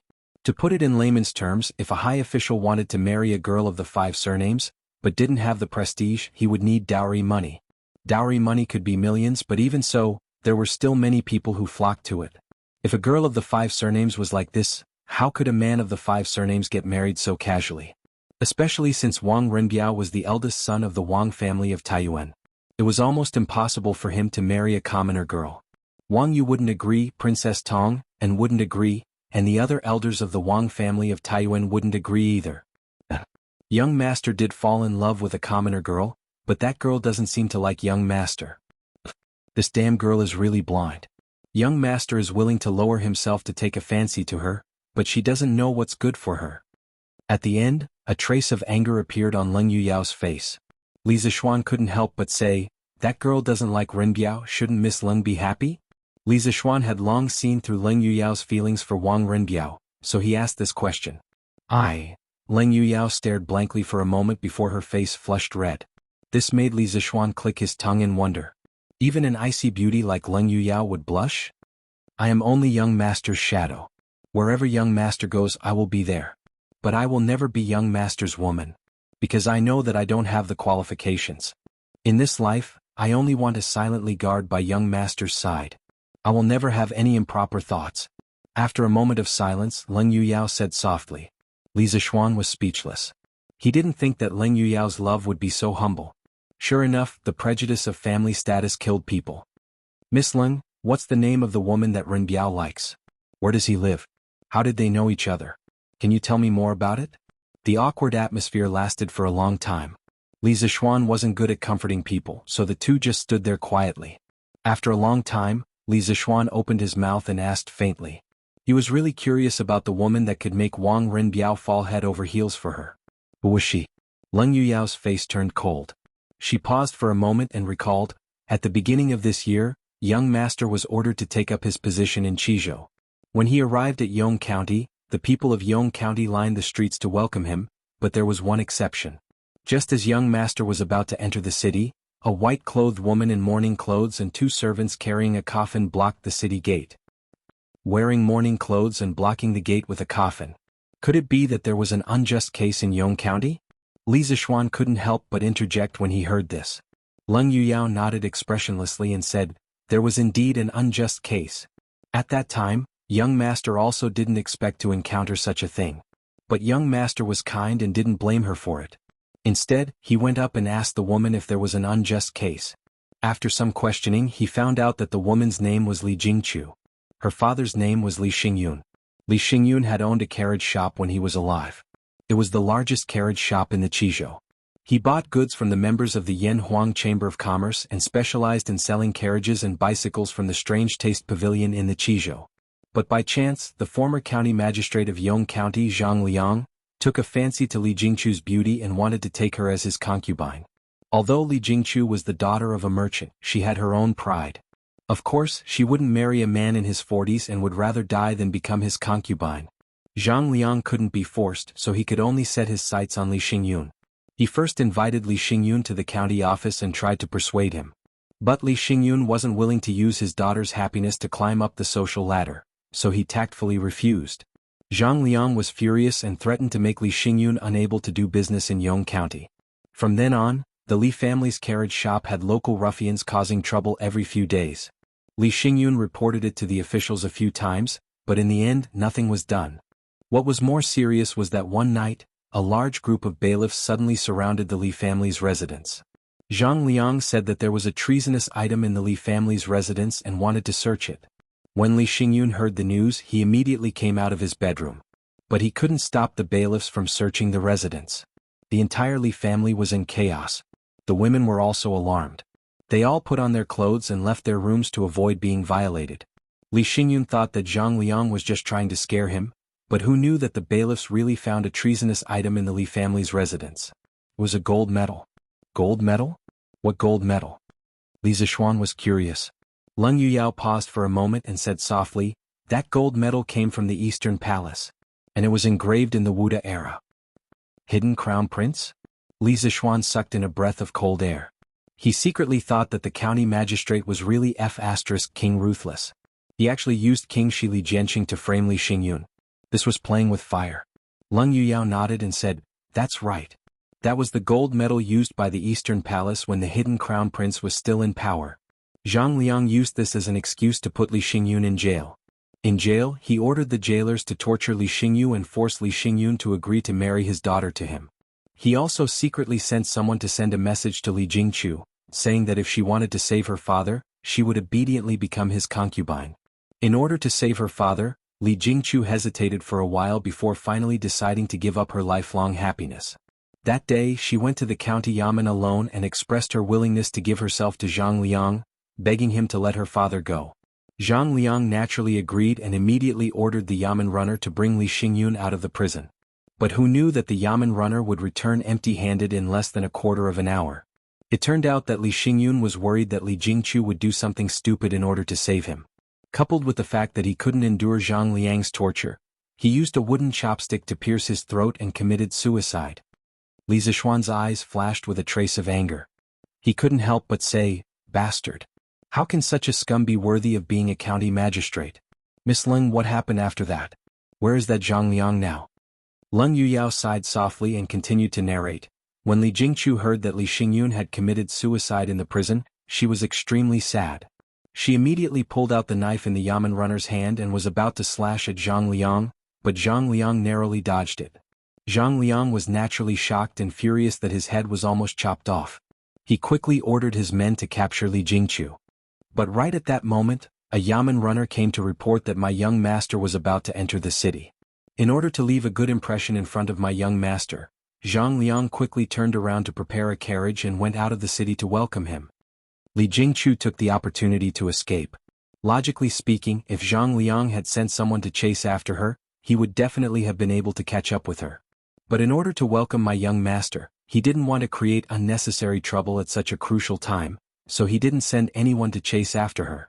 After Li Jingchu returned home, she immediately asked the servants to prepare mourning clothes for her and went to a coffin shop to buy a coffin. Then she put on her mourning clothes and led people to carry the coffin to the city gates of Yong County. Coincidentally, she blocked my young master's path. Thus the scene just now happened. It's actually an empty coffin. This woman is quite quick-witted. Li Zishuan couldn't help but sigh. Leng Yuyao sneered and continued. At that time, Li Jingchu told my young master that if my young master could make a decision for her, this coffin would be prepared for her father who died unjustly in prison. If my young master and Zhang Liang were in cahoots, then this coffin would be prepared for her. What the F***ck so ruthless? Li Zishuan couldn't help but take a deep breath. This woman was so ruthless. She was even tougher than most men. Isn't she very special? Leng Yuyao asked without rhyme or reason. Li Zishuan nodded subconsciously. Then he realized that something was wrong and quickly shook his head. Leng Yuyao smiled bitterly and said, "At that time my young master also saw Zhang Jingchu in a new light because of this sentence. In my impression, my young master had never looked at other women with that kind of gaze. There was gentleness and pity in that gaze, and there was even some indescribable and inexplicable feelings. Now that I think about it, it should be love." Li Zishuan pursed his lips and didn't say anything. Usually, the best choice at such a time was to stay silent and be a quiet and pure listener. After a moment's pause, Leng Yuyao continued. After hearing Li Jingchu's statement, my young master immediately ordered the arrest of Zhang Liang. However, Zhang Liang was long gone by then. My young master had no choice but to order a search in the entire Qizhou. "And then? Did you find this Zhang Liang?" Li Zishuan asked. Leng Yuyao shook her head and said, "No. After searching for nearly half a year, Qizhou was almost turned over by the state government's bailiffs. My young master even mobilized the family's secret guards, but he still couldn't find Zhang Liang's shadow. It was as if this person had evaporated into thin air." There's actually such a strange thing? Li Zishuan couldn't help but frown. In his heart, he felt that this matter revealed a trace of strangeness. Regarding the secret guards of the aristocratic families, he had already heard about it during the rebellion in Guan City. Even the black armored army would suffer relatively large casualties when facing them head-on. It was enough to show that the secret guards of the aristocratic families were definitely not ordinary. The entire Qizhou's army, plus some of the Wang family's secret guards, couldn't find Zhang Liang after half a year. Leng Yuyao nodded and said, "My young master and I also feel that it's very strange. Although it's said that finding a person in a vast sea of people is like finding a needle in a haystack, it's impossible for my young master to not find him after mobilizing so many people and searching for half a year. Unless this person can fly and escape from Qizhou in a short period of time, Li Zixuan was silent for a moment, then shook his head and said, "Forget it, let's not talk about this first. Let's talk about Ren Biao and Li Jingqiu. What happened after that? What happened between them?" At this time, Li Zixuan was like a woman who liked to gossip. He was actually a little addicted to listening to other people's affairs. Leng Yuyao pursed her lips and said, "Later on, Li Jingqiu transported Li Xingyun's corpse out of the prison and buried it in a low-key manner. My young master attended Li Xingyun's funeral and told Li Jingqiu that if she needed anything, she could go to the provincial governor's mansion to find him. From then on, I already felt that my young master did indeed treat Li Jingqiu differently from others. But that Li Jingqiu was unmoved by my young master's good intentions. Her birth mother passed away early, and Li Xingyun remarried a few years ago. After Li Xingyun committed suicide, the Li family's huge assets were all seized by her concubine mother because her younger brother was born from her concubine mother. When Li Jingqiu was in poverty, my young master sent people to give her money more than once, but she didn't accept it. When she was chased out of the house by her concubine mother time and time again, my young master extended a helping hand time and time again, but was rejected by her every time. Why is that? Ren Biao is young and has a high position. Moreover, he is a talented person. Why does Li Jingqiu keep him at a respectful distance? Hearing up to here, Li Zixuan couldn't help but wonder. The more he listened, the more he felt that this story was like the story of Cinderella and the prince. However, although Li Jingqiu was a Cinderella who was tortured by her stepmother, Wang Renbiao wasn't the prince who could win Cinderella's heart. But logically speaking, Wang Renbiao's heart conditions weren't bad. He had a powerful family background and official position, money and good looks. He was simply the perfect husband in the hearts of the women of this era. Why didn't Li Jingqiu like him? Hearing Li Zixuan's question, Leng Yuyao was a little angry and said, "Humph! It's that Li Jingqiu who doesn't know how to appreciate kindness. She doesn't know the immensity of heaven and earth. My young master appreciating her is her fortune. She actually doesn't know what's good for her and brushes away my young master's good intentions again and again. She doesn't know that even if she is willing, master and princess aren't willing." Hearing that, Li Zixuan couldn't help but be speechless. This Leng Yuyao's logic was really weird. In her eyes, any woman that Wang Renbiao took a fancy to should be that woman's fortune. That woman should eagerly come up to thank Wang Renbiao for his appreciation. This was probably the scene in Leng Yuyao's heart. Indeed, beauty is in the eye of the beholder. Cough cough. Cough cough. Yao don't talk nonsense. Just at this moment, a violent cough came from the bed. It turned out that Wang Renbiao, who was in a coma, actually woke up at this moment. Young master, you're awake? Are you thirsty? Do you want to drink water?" Leng Yuyao was shocked and hurriedly walked to the side of the bed. She squatted down and asked with both joy and concern. Chapter 1488. I'm fine. In the side room of the provincial governor's residence, Wang Renbiao finally calmed down after coughing for a while. With Leng Yuyao's help, Wang Renbiao propped himself up and leaned against the bed.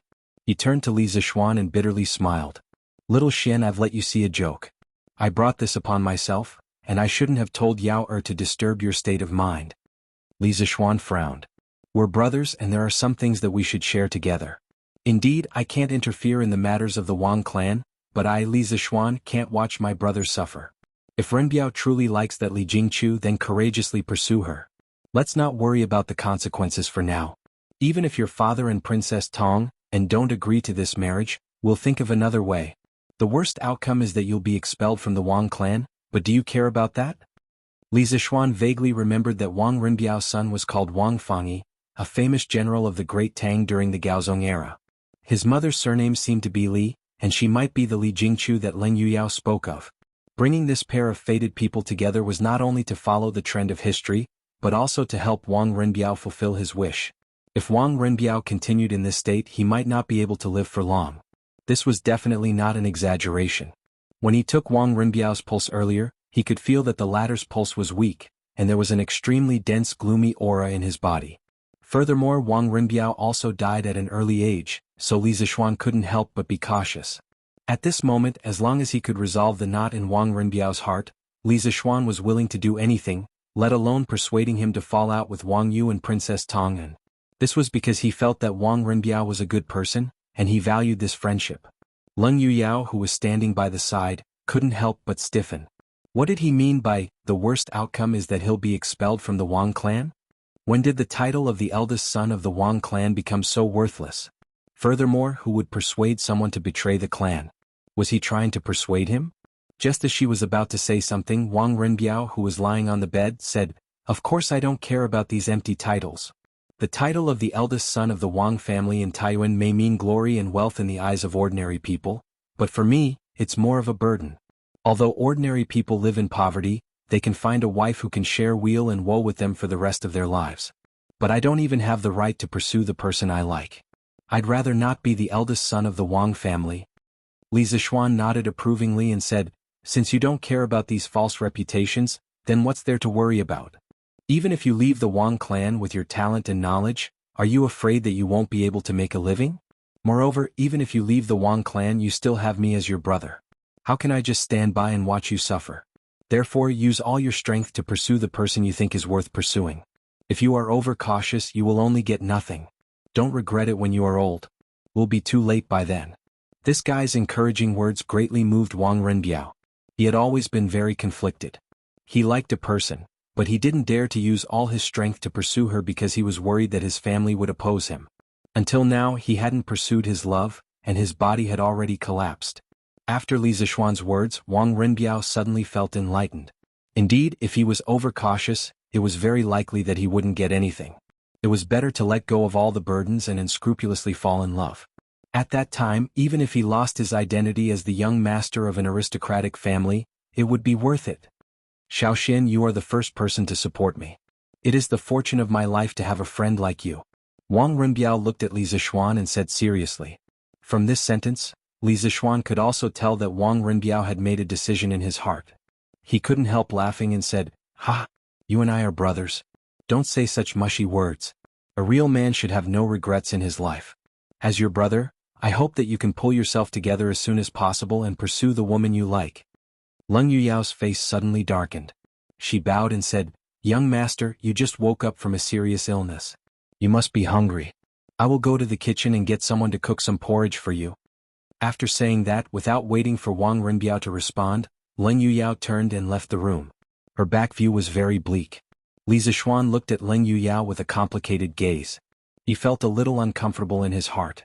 He only cared about comforting Wang Renbiao and neglected Leng Yuyao's feelings. Although Leng Yuyao once said that she didn't have any extravagant hopes of becoming Wang Renbiao's woman, this kind of behavior in front of her, encouraging Wang Renbiao to pursue another woman, would more or less hurt her. So, it's also troublesome to have too many women. Fortunately, I only have one wife. At the end of his thoughts, Li Zishuan couldn't help but rejoice. Miss Leng is also a good woman.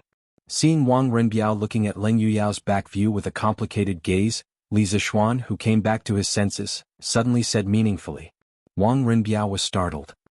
He then smiled bitterly and said, "Little Xian, don't make fun of me. I only treat Yao as a younger sister. There are no feelings between us." "Enough. I don't care about your matters. As a brother, I only hope that you can untie the knot in your heart as soon as possible and pursue your own happiness. This way we can continue to drink and chat merrily in the future." Li Zishuan waved his hand and said. Wang Renbiao nodded but then frowned again. He smiled bitterly and said, "Sigh. But Jingchu has always been neither close nor distant to me. I really don't know where to start. Little Xian, you are quite experienced in this aspect. Can you teach this brother?" Li Zishuan heard this and his forehead was full of black lines. "What do you mean by I am quite experienced in this aspect? I only have one wife, okay. Do you have to make me sound like a saint of love?" But compared to Wang Renbiao, who was a noob in the field of love, he did have a little more experience in this aspect. "Renbiao, have you ever thought about why Miss Li has been keeping a distance from you? Could it be that she feels that she is of low birth and not worthy of you?" After a moment of silence, Li Zishuan asked. Wang Renbiao shook his head without thinking and said, "No. Although Jingchu is a woman, she is also a proud person. She has never lowered her voice just because I am the eldest young master of the Wang family and the Qizhou provincial governor. She has her own pride and is definitely not someone who belittles herself." Li Zishuan was puzzled and asked, "Then why is she still unwilling to accept you?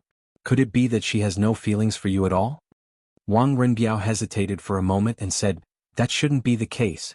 In the process of interacting with her, I can feel that she definitely has some feelings for me.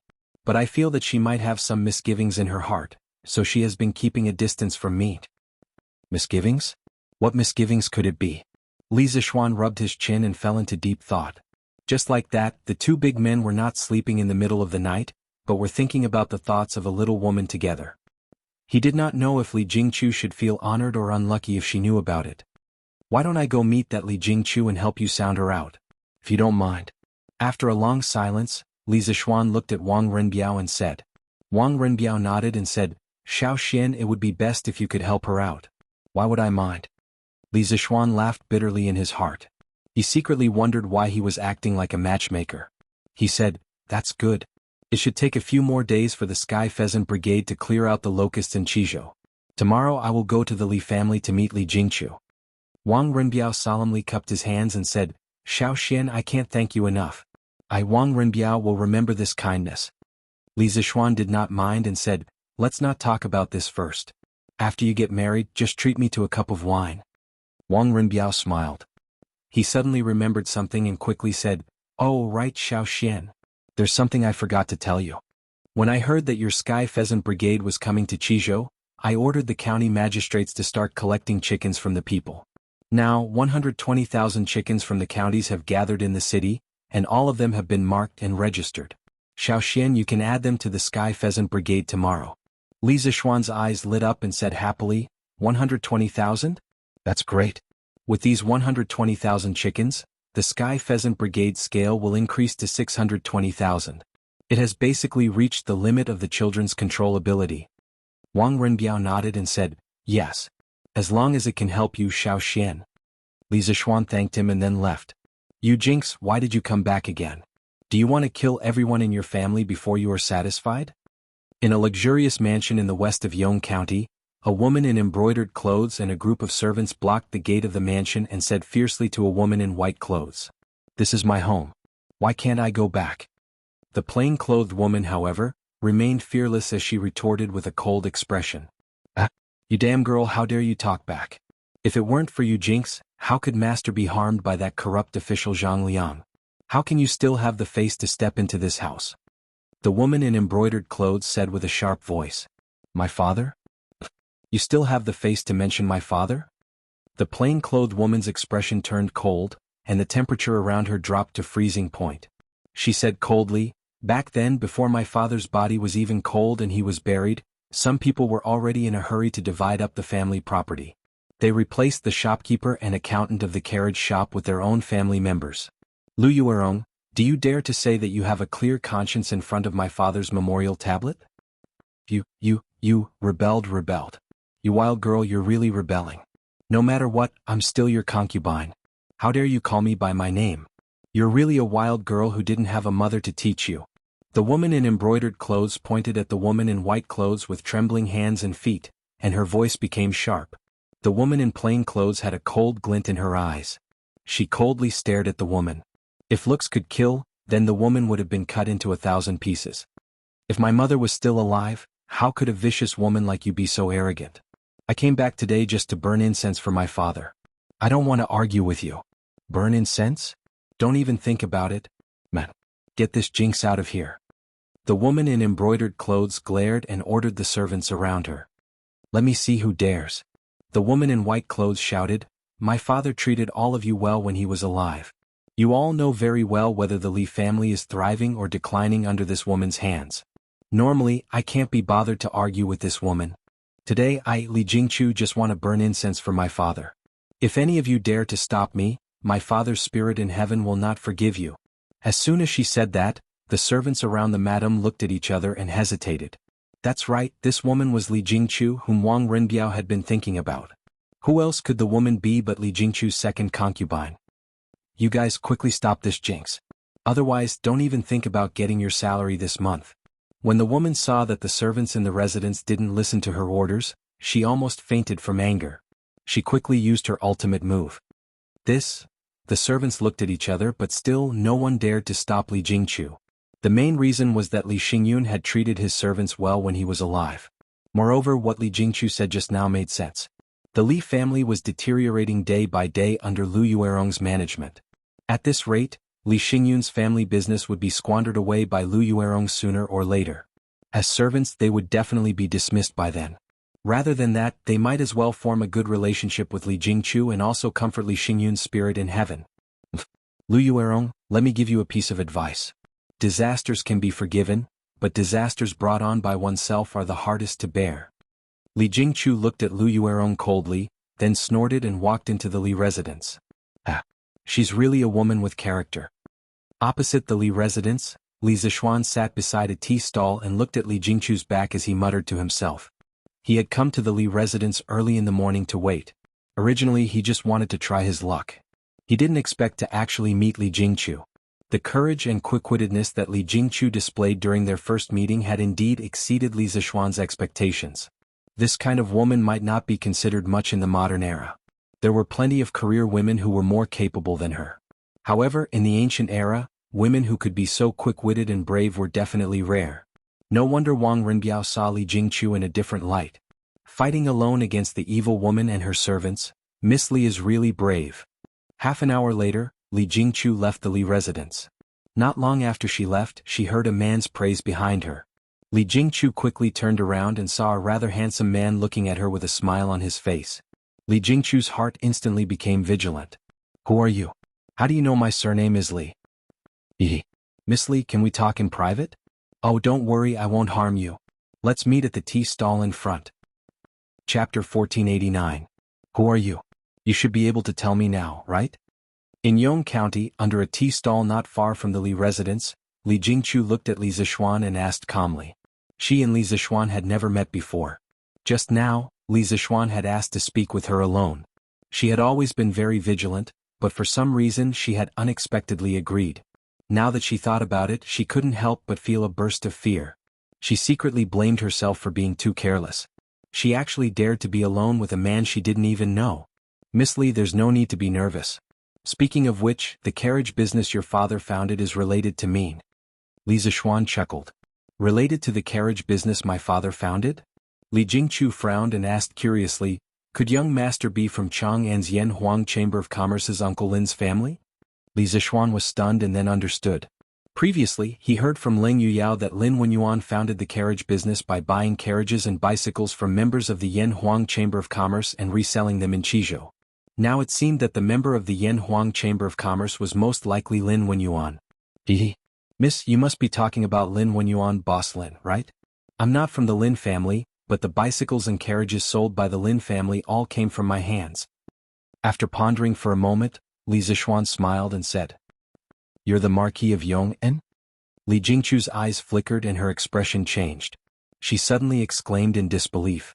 Miss Li is smart. You guessed right, I'm the Marquis of Yong'an. Li Zishuan nodded and praised. Seeing Li Zishuan's sincere face and extraordinary aura, Li Jingchu subconsciously chose to believe him. She stood up in surprise and bowed to Li Zishuan. I'm Li Jingchu. Greetings to the Marquis of Yong'an. No need for formalities. Li Zishuan raised his hands and said politely. He didn't expect the conversation with Li Jingchu to go so smoothly, but Li Jingchu was willing to believe his identity, and the current situation showed that Li Jingchu didn't have any bad feelings towards him. This was a good start.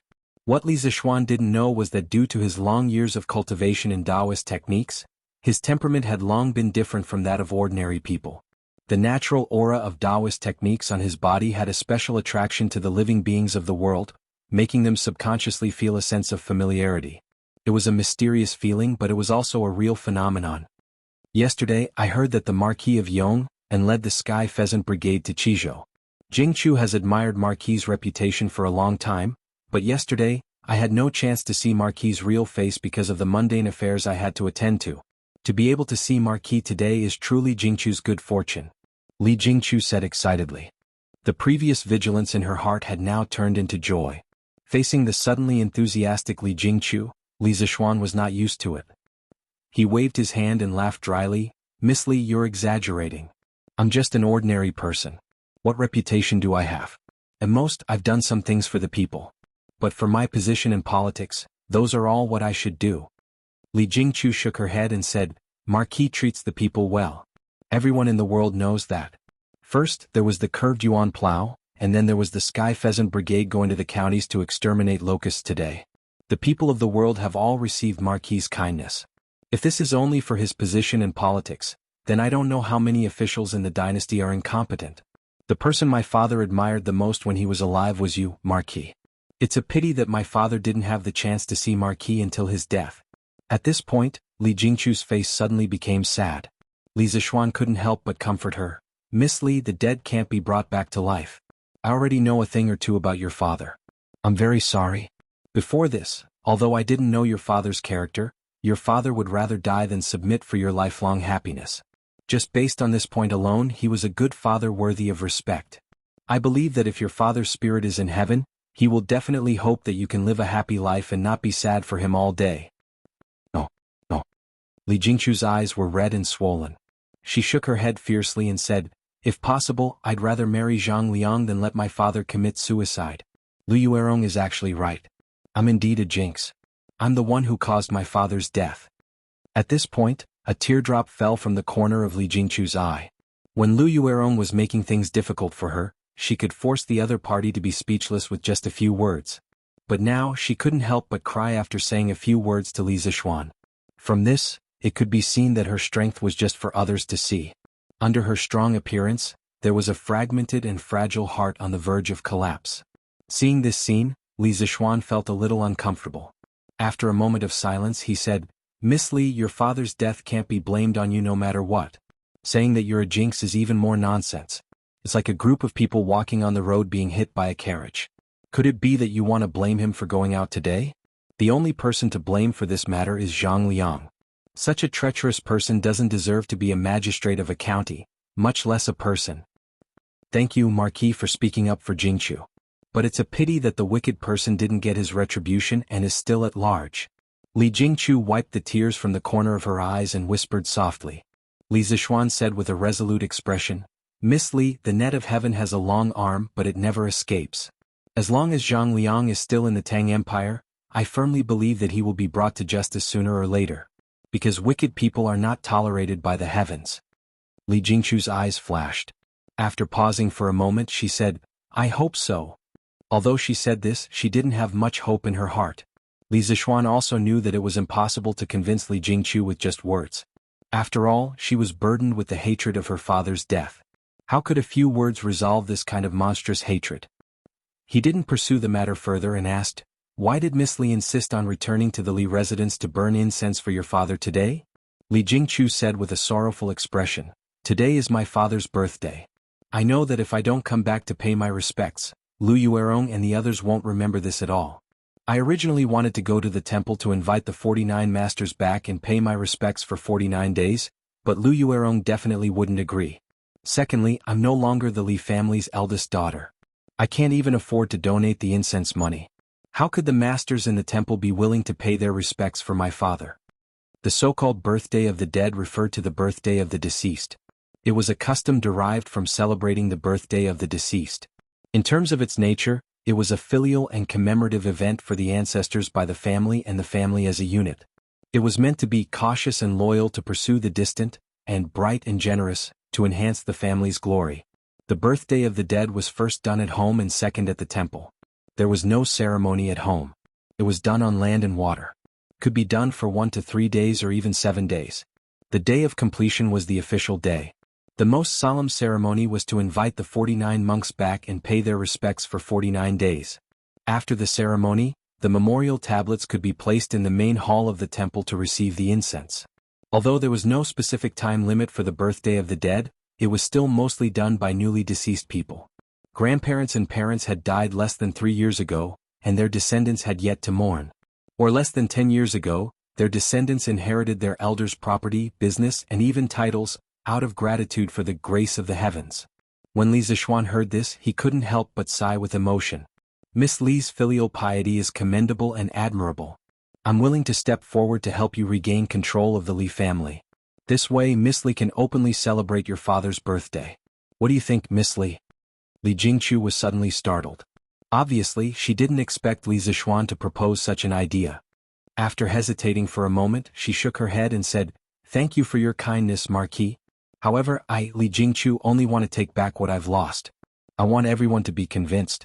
I want the Li family to flourish in my hands. Only in this way can I comfort my father's soul in heaven. When he heard this, Li Zishuan couldn't help but raise his opinion of Li Jingchu. He nodded and said, Miss Li is very bold. Your father can be considered to have a smile in the underworld for having a daughter like you. Since Miss Li has made up your mind, I won't interfere in this matter anymore. Li Jingchu raised her head to look at Li Zishuan and said, "Thank you, Marquis, for your understanding. However, Marquis made a special trip to find Jingchu today. It shouldn't be just about my father, right? If Marquis has any instructions, please don't hesitate to tell me. Jingchu will do her best to help." This question stumped Li Zishuan. He couldn't just directly tell Li Jingchu, "I'm here to matchmake you, right?" If he really said it out loud, he might be scolded as a lecher. After thinking for a while, Li Zishuan coughed dryly and said, "Miss Li, do you know the governor of Qizhou?" Li Jingchu's expression changed slightly. She paused for a moment and replied, "Governor Wang is a benefactor to our Li family. He has helped Jingchu time and time again. Of course Jingchu knows him. However, what does Marquis mean by this question?" Li Zishuan faintly glanced at Li Jingchu. Her skin was white and smooth as if it could be broken by the wind. Her pair of watery eyes were indescribably delicate and moving. It was as if the spiritual energy between heaven and earth was concentrated on her body. Even though she was wearing plain clothes, it couldn't hide the spiritual energy on her body. Not to mention other things, Li Jingchu's appearance was indeed top-notch. Coupled with her maverick personality, she could indeed be considered an outstanding female talent. It was no wonder that Wang Rinbiao yearned for her day and night. To tell you the truth, Governor Wang and I are best friends. Last night Rinbiao suddenly fell ill. He vomited 3 liters of blood and is bedridden. After a moment of silence, Li Zishuan suddenly spoke. "What?" Li Zishuan's words were like a bolt from the blue, causing Li Jingchu's small face to instantly turn pale. A trace of anxiety flashed in her eyes as she hurriedly asked, "Marquis, why is Governor Wang bedridden? What illness does he have? Marquis, please tell me how Governor Wang is now." Towards the end, there was actually a trace of trembling in her voice. Li Zishuan couldn't help but nod secretly. From Li Jingchu's reaction, she wasn't completely devoid of feelings for Wang Rinbiao. Wang Rinbiao's judgment last night wasn't wrong. I heard from Rinbiao's maidservant that Rinbiao often drowned his sorrows in alcohol. Drinking too much alcohol can easily harm the liver and stomach. The direct reason why Rinbiao vomited blood last night was because he drank too much alcohol. However, the fundamental reason is because he is overly worried and has contracted a mental illness. I know a little about medicine. I can treat Rinbiao's physical illness, but I really can't do anything about his mental illness. With Rinbiao's current condition, even if I can treat his physical injuries, his mental illness won't allow him to live past 35 years old. Smacks. Hearing this, the teacup in Li Jingchu's hand suddenly fell to the ground.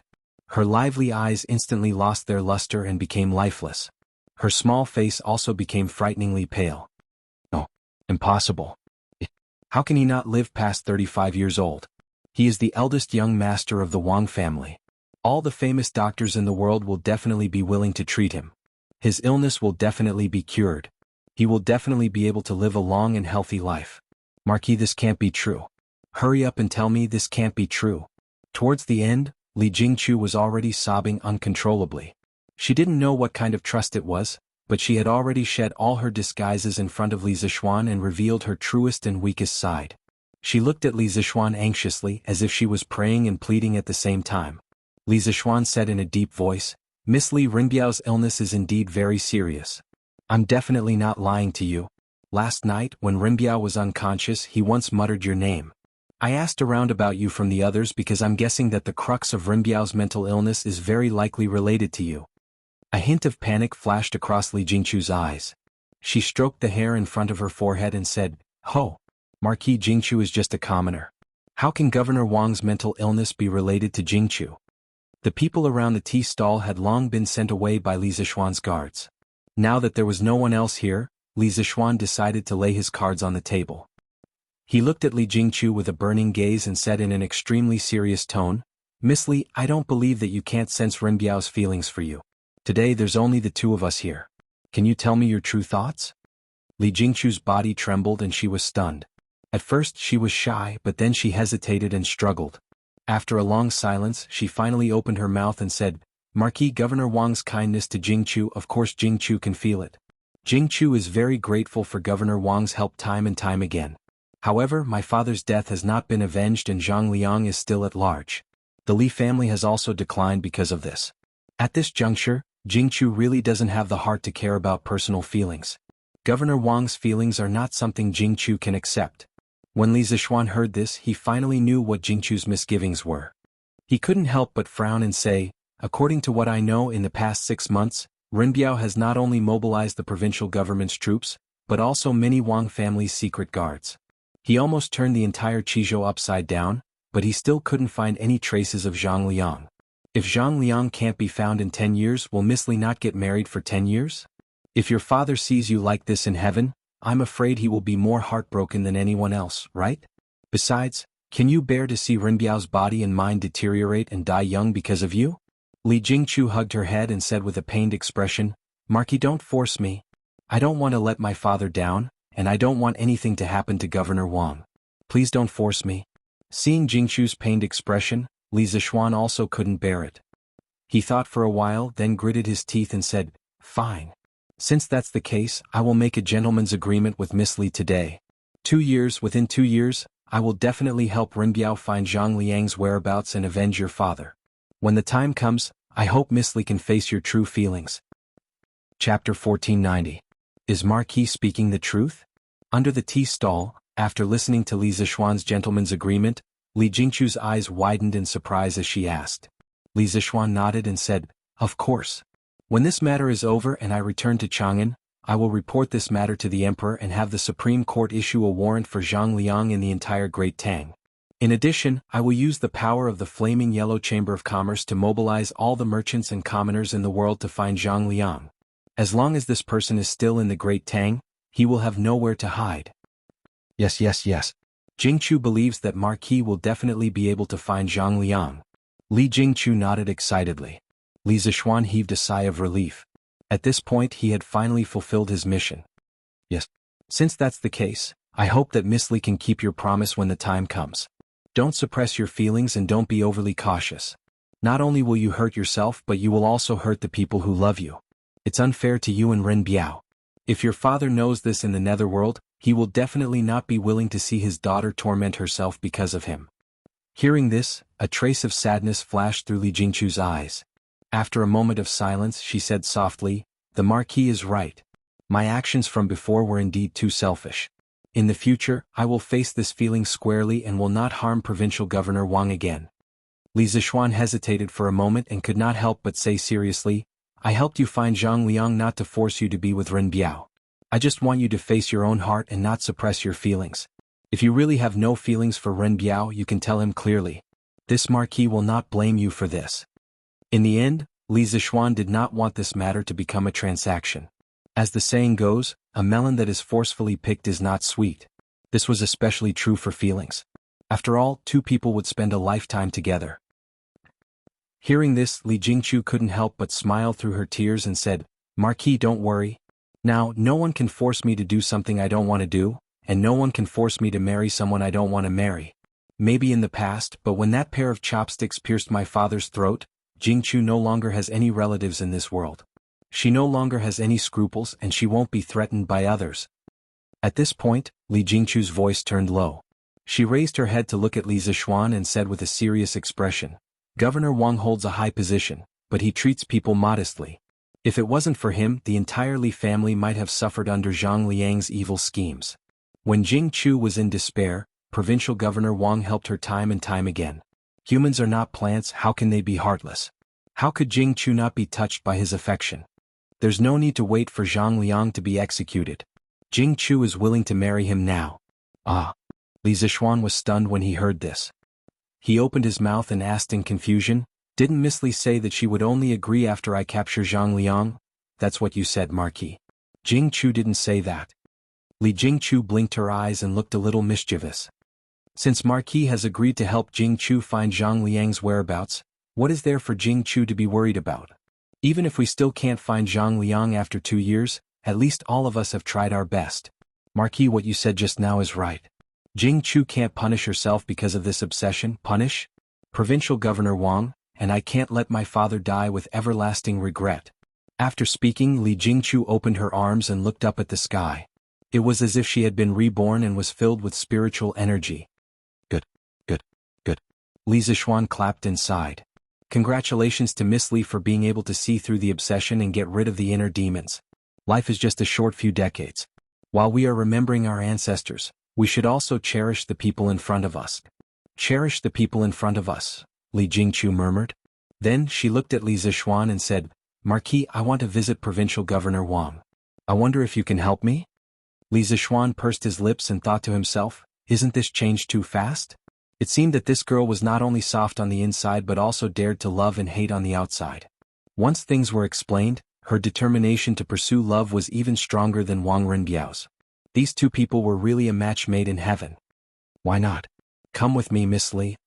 Li Zishuan smiled and said seriously, however, there is one thing that you have to consider carefully. Renbiao is born in the Wang clan of Taiyuan, which is one of the top clans in the world. I don't need to tell you how serious the prejudice is. If you choose to be together with Renbiao, the difficulties and obstacles you will encounter in the future will be more than you can imagine. Have you really thought it through?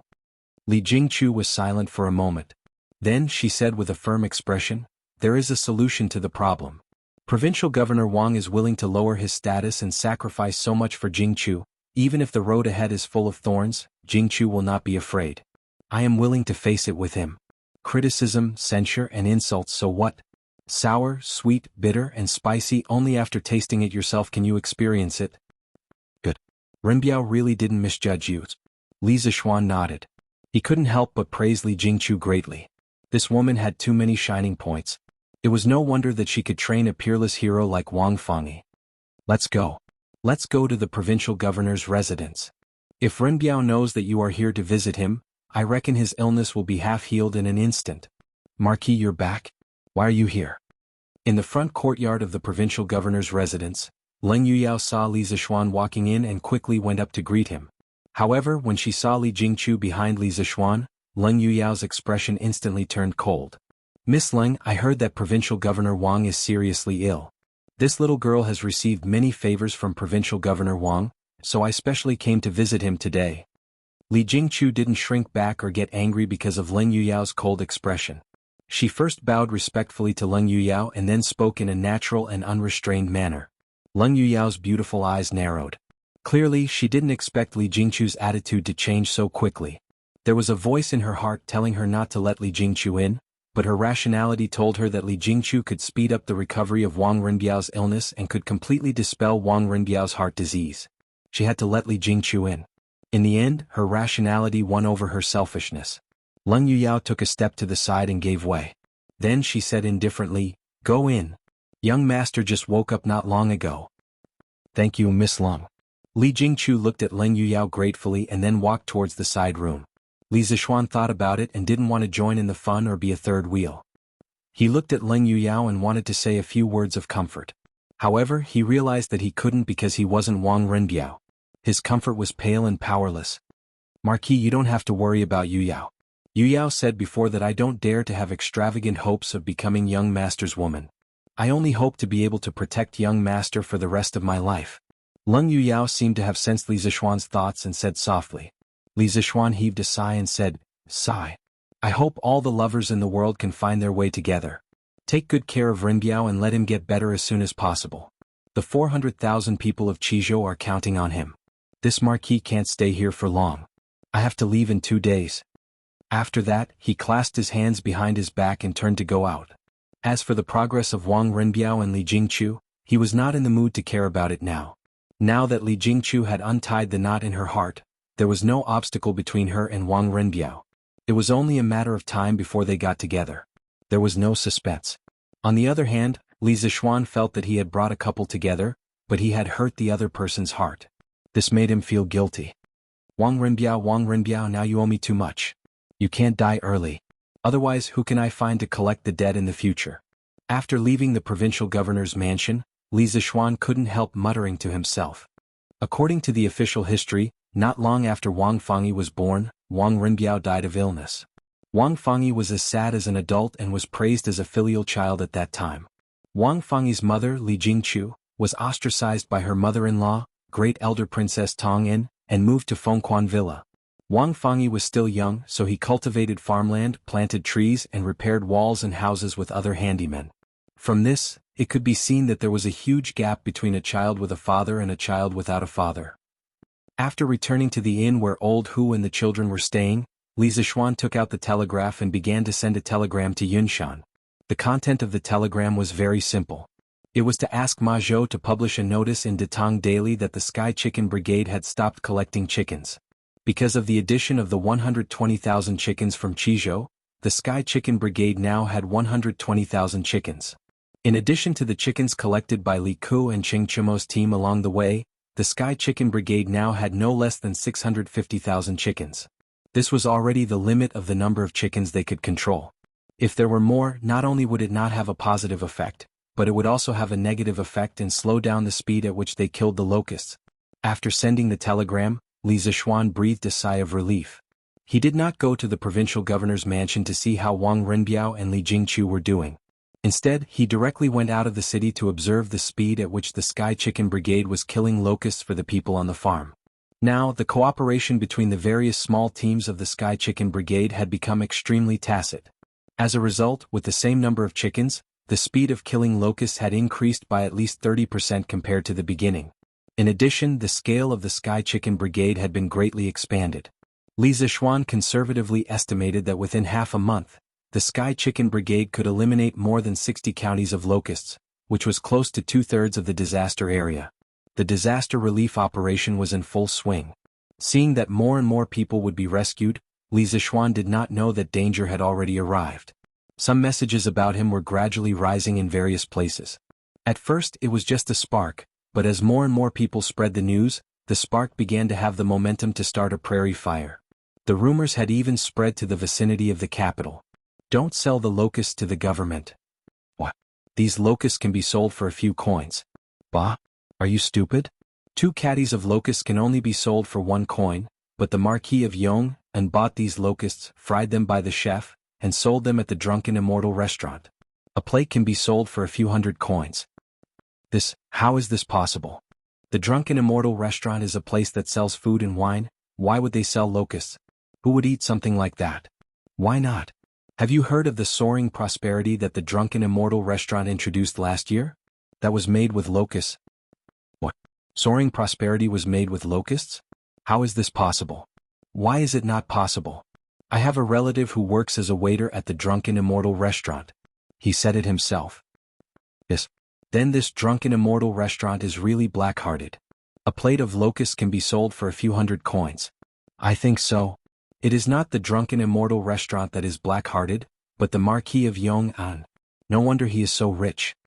This kind of gossip was not too much. What was worse were some conspiracy theorists. In my opinion, the Marquis of Yong must have known about this year's locust plague long ago.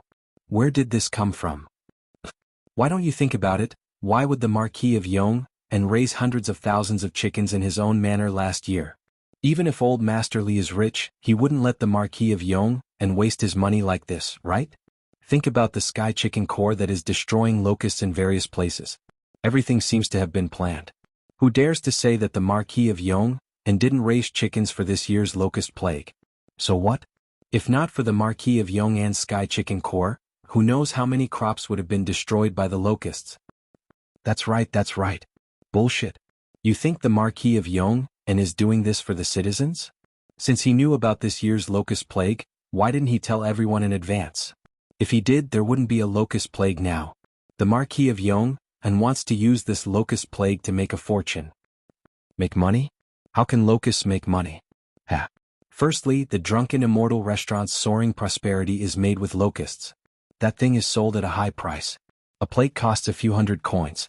How much does the Drunken Immortal restaurant pay for a caddy of locusts? Back then it was 3 coins a caddy. Now it's even cheaper, 1 coin for 2 caddies. The Drunken Immortal restaurant used this to make a fortune last year. Yes. The Drunken Immortal restaurant's soaring prosperity is made with locusts? Is this for real? Ugh. I even ate soaring prosperity last year. The Marquis of Yong is really black-hearted. A plate of locusts is actually sold for a few hundred coins. Kiki. That's not all. Last year the price of chicken seedlings in Chang city skyrocketed. The Marquis of Yong was summoned to the imperial court because of this. At that time, the Marquis of Yong claimed that he bought so many chickens to rear a batch of fresh and tender wild chickens so that the Drunken Immortal restaurant could use them for a full chicken banquet this year. Now you guys have also seen that the Marquis of Yong and Sky Chicken Core is eating locusts all over Guangzhou. When the time comes they will definitely be plump and tender, perfect for a full chicken banquet. Won't the Marquis of Yong and make a fortune again? Now you guys should understand why the Marquis of Yong and knew that there would be a locust plague this year but didn't tell us, right? He wants to use our food to feed the locusts, and then use the locusts to feed his chickens. Hiss. Now that you mention it, it's true. I previously guessed that the Marquis of Yong and might have predicted this year's locust plague last year. After all, he is the son of an immortal. But I didn't expect that there was actually a huge conspiracy behind this. Too black-hearted. I originally thought that the Marquis of Yong and was a good marquis who empathized with the people. I didn't expect him to be such a selfish and black-hearted person who only cares about profits. That's right. To think that I even erected a longevity monument for him. I'm going to smash it when I get back. Chapter 1491. Bah. You ungrateful villains, how dare you slander Marquis behind his back? Do you still have a conscience?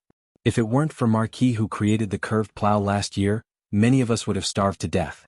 How could we still be alive? Rumors spread everywhere, and under the encouragement of those with intentions, these rumors became more and more perfect, more and more convincing. However, over the past year, the number of people who had received Li Zishuan's kindness numbered in the tens of millions. Even if these rumors spread in an orderly manner as if they were true, there were still many people with a conscience who chose to believe Li Zishuan. Moreover, they were willing to stand out and speak up for Li Zishuan. When one person stood up, hundreds and thousands of people followed suit. That's right, that's right. Last year, the land on our farmstead was so dry that we couldn't plow it. If it weren't for Marquis who created the curved plow, our land would have been deserted last year. Other things aside, the Tang Dynasty Dictionary, compiled by Marquis, allowed my child to learn how to read in just a year. If this was in the past, if my child wanted to learn how to read, he would have to worship a teacher. However, it would cost a lot to hire a teacher to teach him. Zhao Lauer is right. It's all thanks to Marquis. If it weren't for him, there wouldn't be a single person in our house. We wouldn't even be able to read De Tong daily. I don't care if Marquis knew in advance that there would be a plague of locusts this year. I only know that the locusts in our farmlands and Stone Village were eliminated by Marquis and the Sky Pheasant Brigade. Without Marquis's righteous help, our family of 7 would have had nothing to eat this year. If anyone dares to speak ill of Marquis, I, Old Gu, will fight to the death with him. Yes. If anyone dares to speak ill of Marquis, I will fight to the death with him. In the face of the fierce rumors, a large number of people quickly formed a united front to fight against those who were bewitched by the rumors and kept attacking Li Zishuan. The war between the two sides could be said to be on the verge of breaking out. In fact, if it was any other day, there would not be so many people talking bad about Li Zishuan. This was because Li Zishuan had always had a good reputation among the people. But now that the locust plague had broken out in Guangzhou, it was a time when the people were panicking. Someone had coincidentally released such a reasonable and irrefutable statement at this time. Those people who were not firm in their stance and had little contact with Li Zishuan were naturally bewitched. If the Marquis of Yong and had informed the people of this year's locust plague earlier, then every household would have raised over 100 chickens. Would we still have to wait for the Sky Chicken Brigade to exterminate the locusts for us? We'll destroy them ourselves. The Marquis of Yong and is clearly a hypocrite. He wants to use our crops to feed the locusts and then feed the locusts to the chickens. Yes. The Marquis of Yong and is a hypocrite, a selfish villain. Using our crops to feed the locusts and wanting us to be grateful to him, he is a villain who only wants to make money. Bullsh*T. Even if Marquis knew that there would be a locust plague this year, even if Marquis told this news to you, Sun Laochi, with your little wealth, how many chickens can you afford? Don't you still have to wait for Marquis' Sky Chicken Brigade to help you exterminate the locusts? You dog thing, you really are an ingrate. A few days ago, when Marquis helped your family exterminate the locusts, you thanked him profusely. Now, at the slightest sign of trouble, you joined those evil people in slandering Marquis. Your father has always been highly respected in the Sun family village. How did he give birth to such a disappointing thing like you? I think that you bastard just can't bear to see Marquis doing well. That's right. Sun Laochi, you are the one who calls him bastard the most fiercely. When I return, I will tell your father and see if he doesn't beat you to death, you heartless wolf cub. Hearing this, a young man with a sharp mouth and monkey cheeks couldn't help but shrink his neck, not daring to say another word. Everyone listen to me. At this moment, a young man who looked like a scholar roared loudly. The crowd instantly quietened down. Looking closely at the scholar, who else could it be other than Yu Dehang from the Yu family village of Lantian County? Yu Dehang had originally come to Chang and city to visit an old acquaintance. When he left the city, he heard a group of commoners discussing and arguing about something. He didn't think much of it at first, but after hearing the contents of the discussion and argument, he instantly realized that the situation was not normal. Thus, he hurriedly stopped in his tracks, intending to dispel the rumors and protect Li Zishuan's reputation. Fellow villagers, please don't misbelieve the rumors. Saying that the Marquis of Yong and is using the commoners' crops to feed the locusts is pure nonsense. More than 90% of us have received favors from Marquis. As humans, we cannot forget our roots, and even more so, we cannot be ungrateful. Earlier, I heard someone scolding the Marquis for not publicizing the locust plague's language to the public so that everyone could be prepared. Let's not talk about whether or not Marquis knew that there would be a locust plague this year. Even if he did, would you believe it if Marquis told you in advance? And even if you did, what could you do? Go buy chicken seedlings? It's not like you don't know the price of chicken seedlings in Chang and city last year. How much money can the villagers have? Even if each of you were to exhaust all your wealth, how many chickens can you raise? Besides, think about it carefully. If you knew that there would be a locust plague this year, would your first reaction be to buy chicken seedlings? No, you would definitely panic. That is to say, even if Marquis knew that there would be a locust plague this year and told us in advance, it would be of no use. On the contrary, it would cause a collective panic among the millions of citizens of Great Tang. If that was the case, we would have already panicked before the locust plague today. Yu Dehang's meticulous analysis calmed the restless commoners down.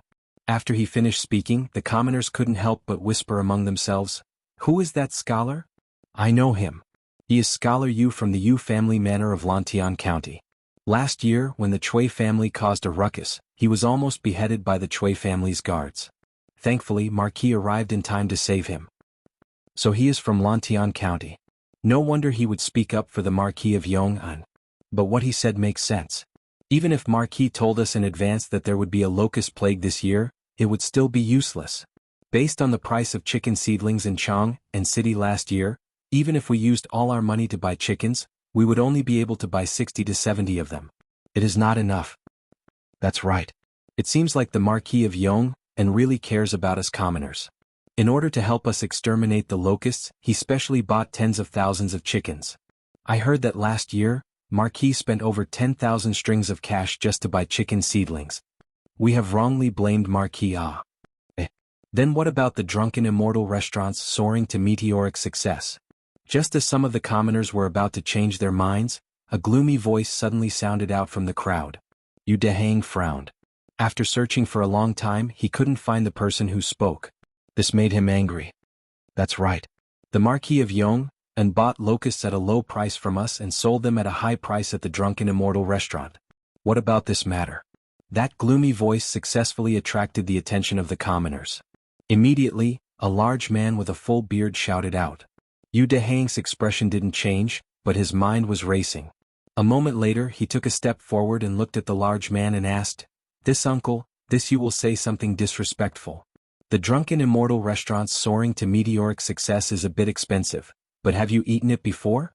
Or have the drunken immortal restaurant forced you to eat it?" That large man's face turned red and his imposing manner weakened. He opened his mouth and said, No, that soaring to meteoric success is so expensive, how could I be willing to eat it?" Yu Dehang nodded and said, "That's the logic. Although the price of soaring to meteoric success is expensive, but what does that have to do with us commoners? The drunken immortal restaurant's dishes were originally prepared for those rich people. Not to mention the drunken immortal restaurant, the other restaurants in Chang and city also don't have cheap dishes. Why don't you go and talk about it? Why only talk about the drunken immortal restaurant? The drunken immortal restaurant is open for business. First, they don't force people to buy or sell. Second, they don't sell shoddy goods.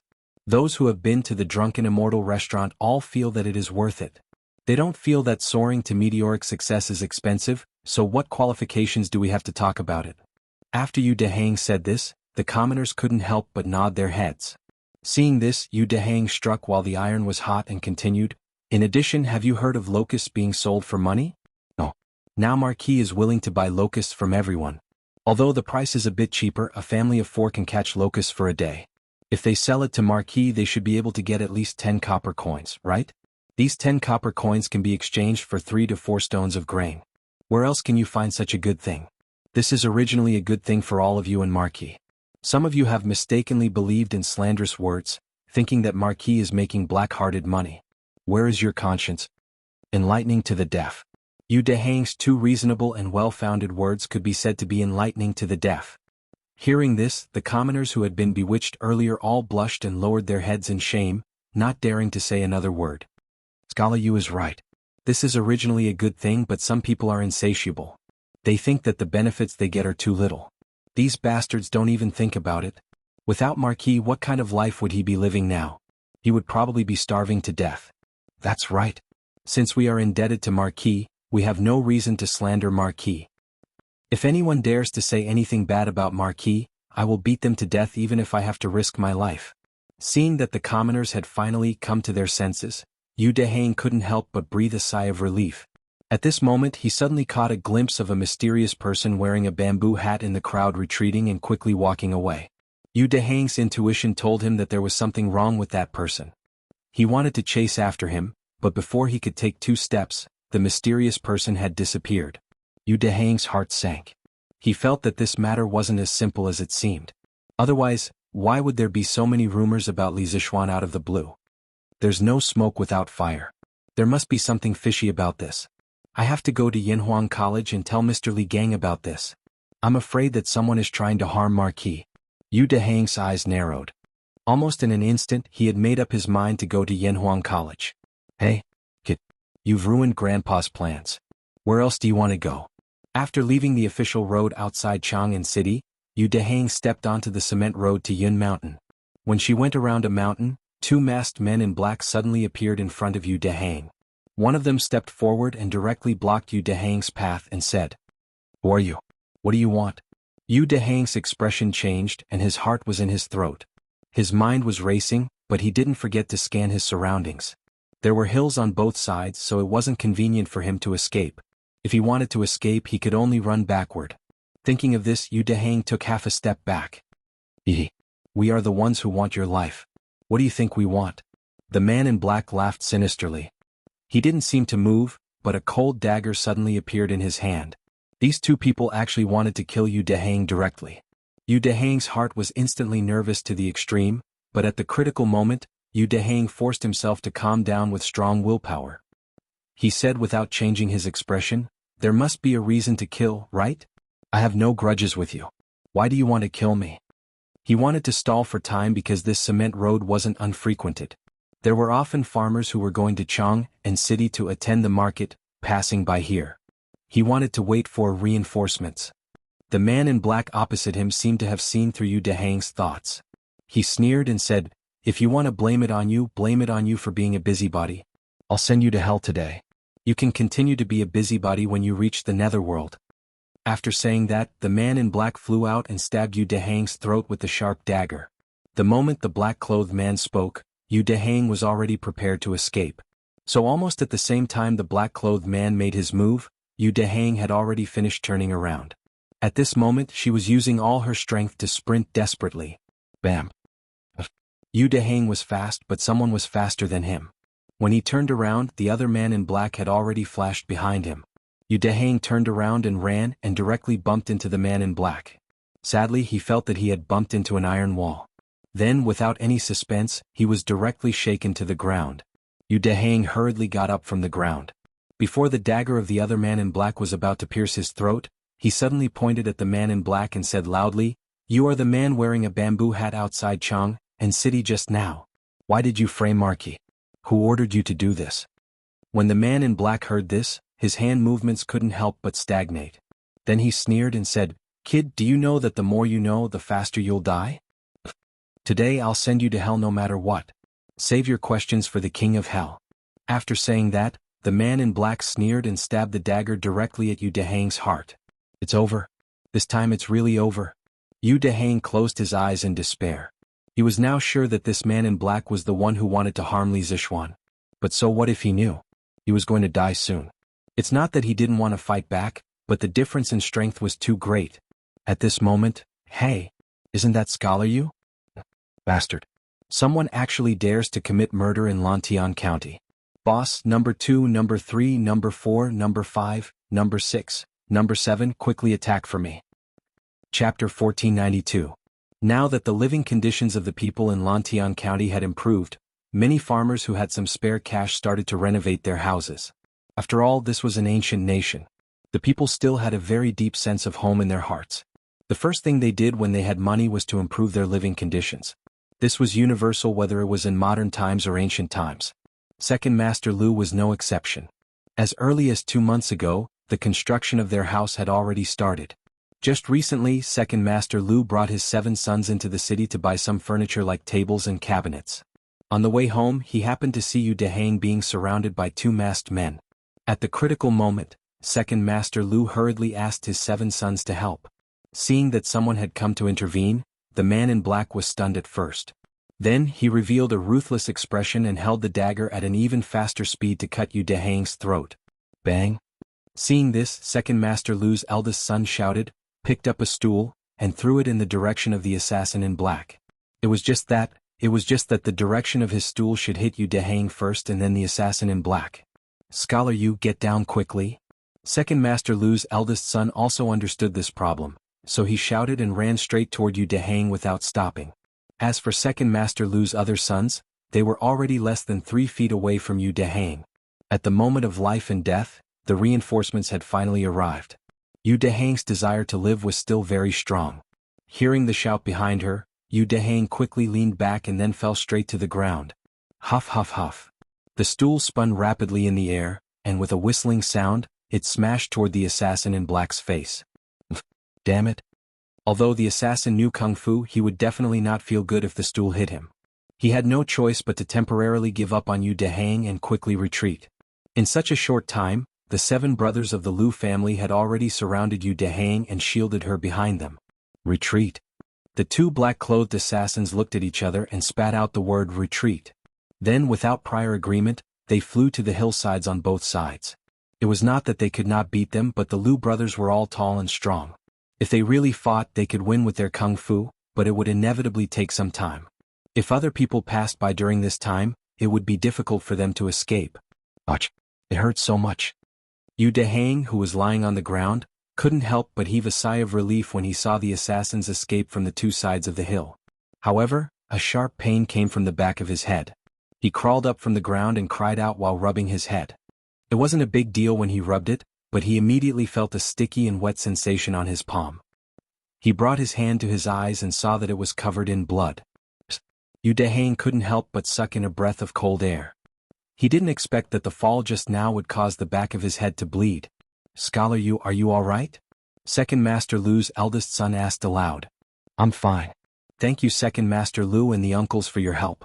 Otherwise, Dehang would have died today.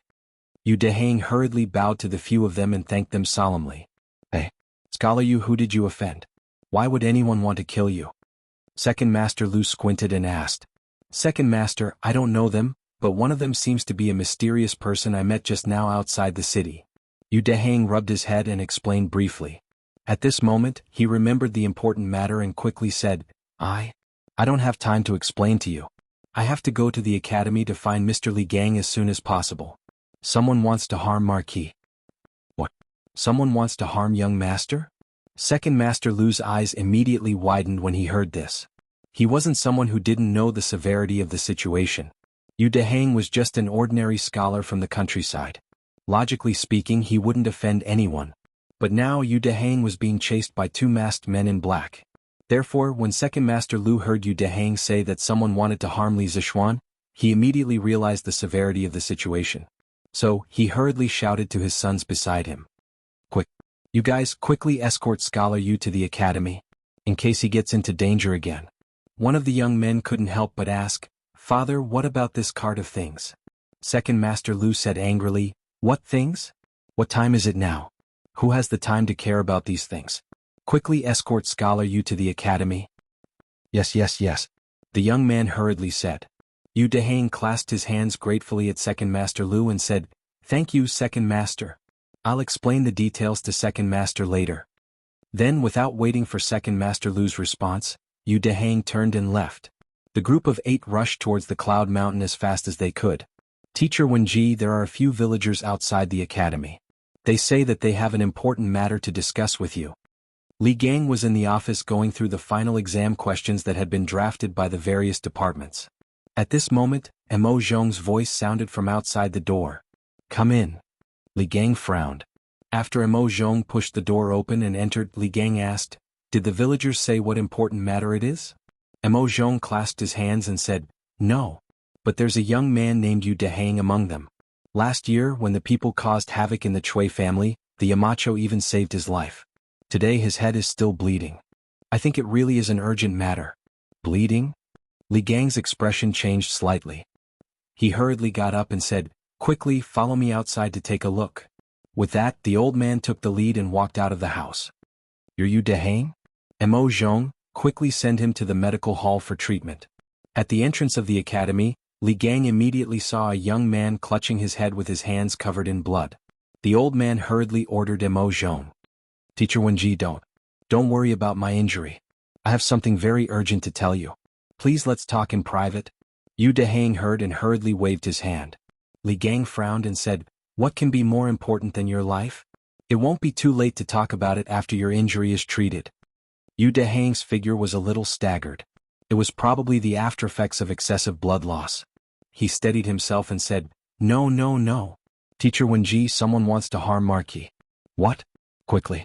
Mo Zhong. Quickly help him inside. Mo Yun, quickly go to the medical hall and ask Dr. Qin and Dr. Wang to return to the academy. Li Gang's expression changed suddenly, and then he said decisively, Yes. Mo Zhong and Mo Yun hurriedly accepted the order. That's what happened.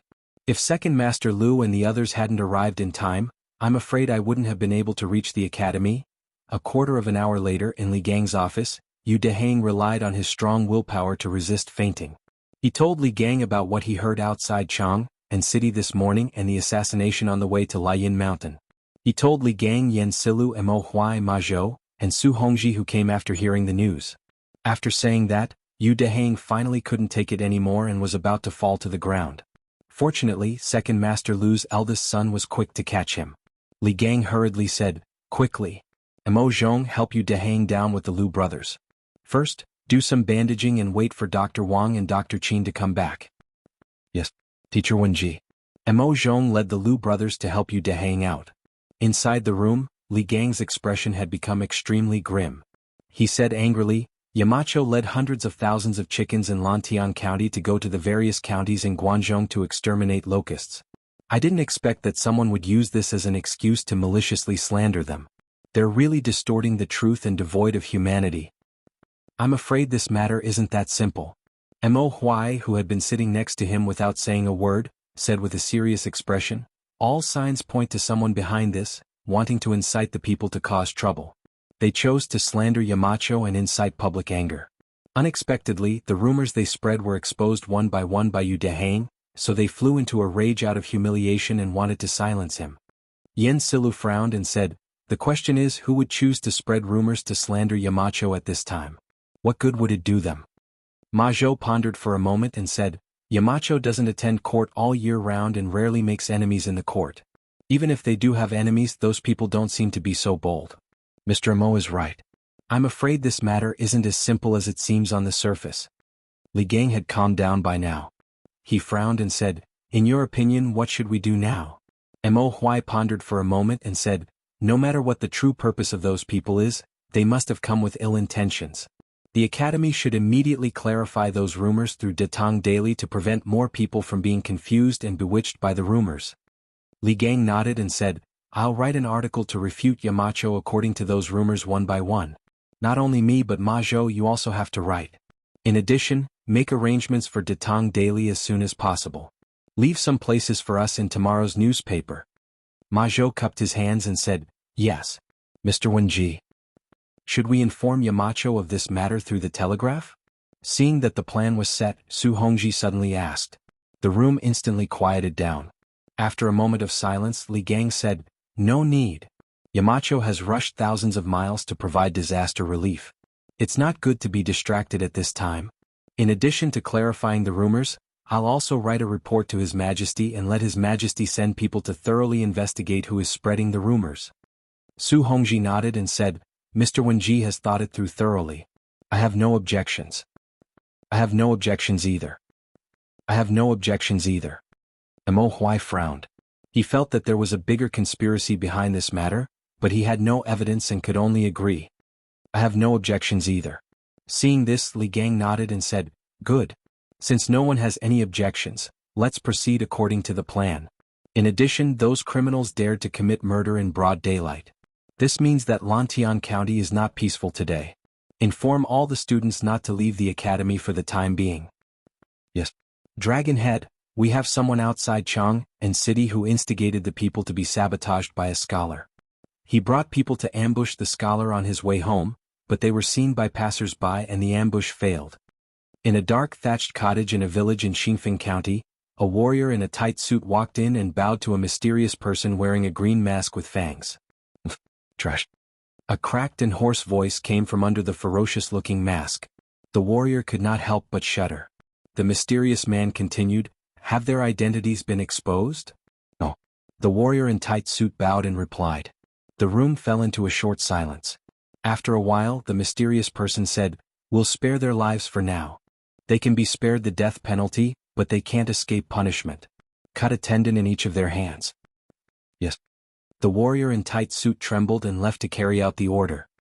Dragonhead, it seems that this Li Zixuan has the people's hearts. At this time, a ghostly figure walked out from the darkness of the room. Upon closer inspection, there was a sinister scar above his eyebrows. He looked like an evil spirit from hell. He said in a gloomy voice. The more he gets, the more I will make him lose. Only when he has nothing and is notorious, will he be completely useful to me. This is only the first step, the more exciting part is yet to come. Speaking of this, the masked man's voice had a trace of fanaticism. Have you got the formula for the gunpowder? The scarred man replied, No. That Li Zixuan is cunning and ruthless. There is no place in the Strange Taste Pavilion to produce gunpowder, and no one knows the complete formula. Now we can only use that thing as a substitute. Although it's a little weak, it should be enough. Gunpowder. Logically speaking, only Li Zixuan and Li Er knew about gunpowder. Who would have thought that these two people knew about gunpowder? The so-called Dragonhead nodded and said, That's the only way. Tell the people below to be careful, don't cause any unnecessary trouble. Don't be like that idiot Jin Wanfu, carelessly ruining this Dragonhead's plans. Don't worry, Dragonhead, I will tell the people below to be careful. The scarred man replied.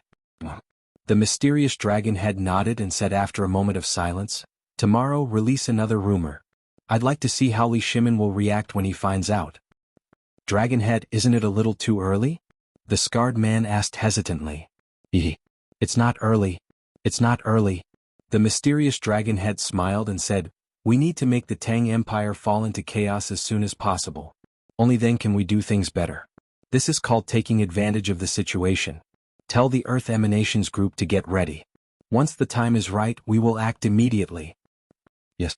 Dragonhead. Dragonhead is wise. The warrior in tight suit bowed and left. Only the Dragonhead was left in the room. With his hands behind his back, he looked in the direction of the Southwest Imperial Palace and sneered twice. Then he muttered, The show is about to start. Li Shiming, oh Li Shiming, I want you to become my prisoner. Chapter 1493. Your Majesty, Mr. Li Gang of Yanhuang College has sent a memorial. Afternoon, evening. Zhao Song brought a memorial to the Ganlu Hall and bowed to Li Er, who was sitting at the head of the table. Although Li Gang did not hold any position in the imperial court, the old man was well versed in both ancient and modern times.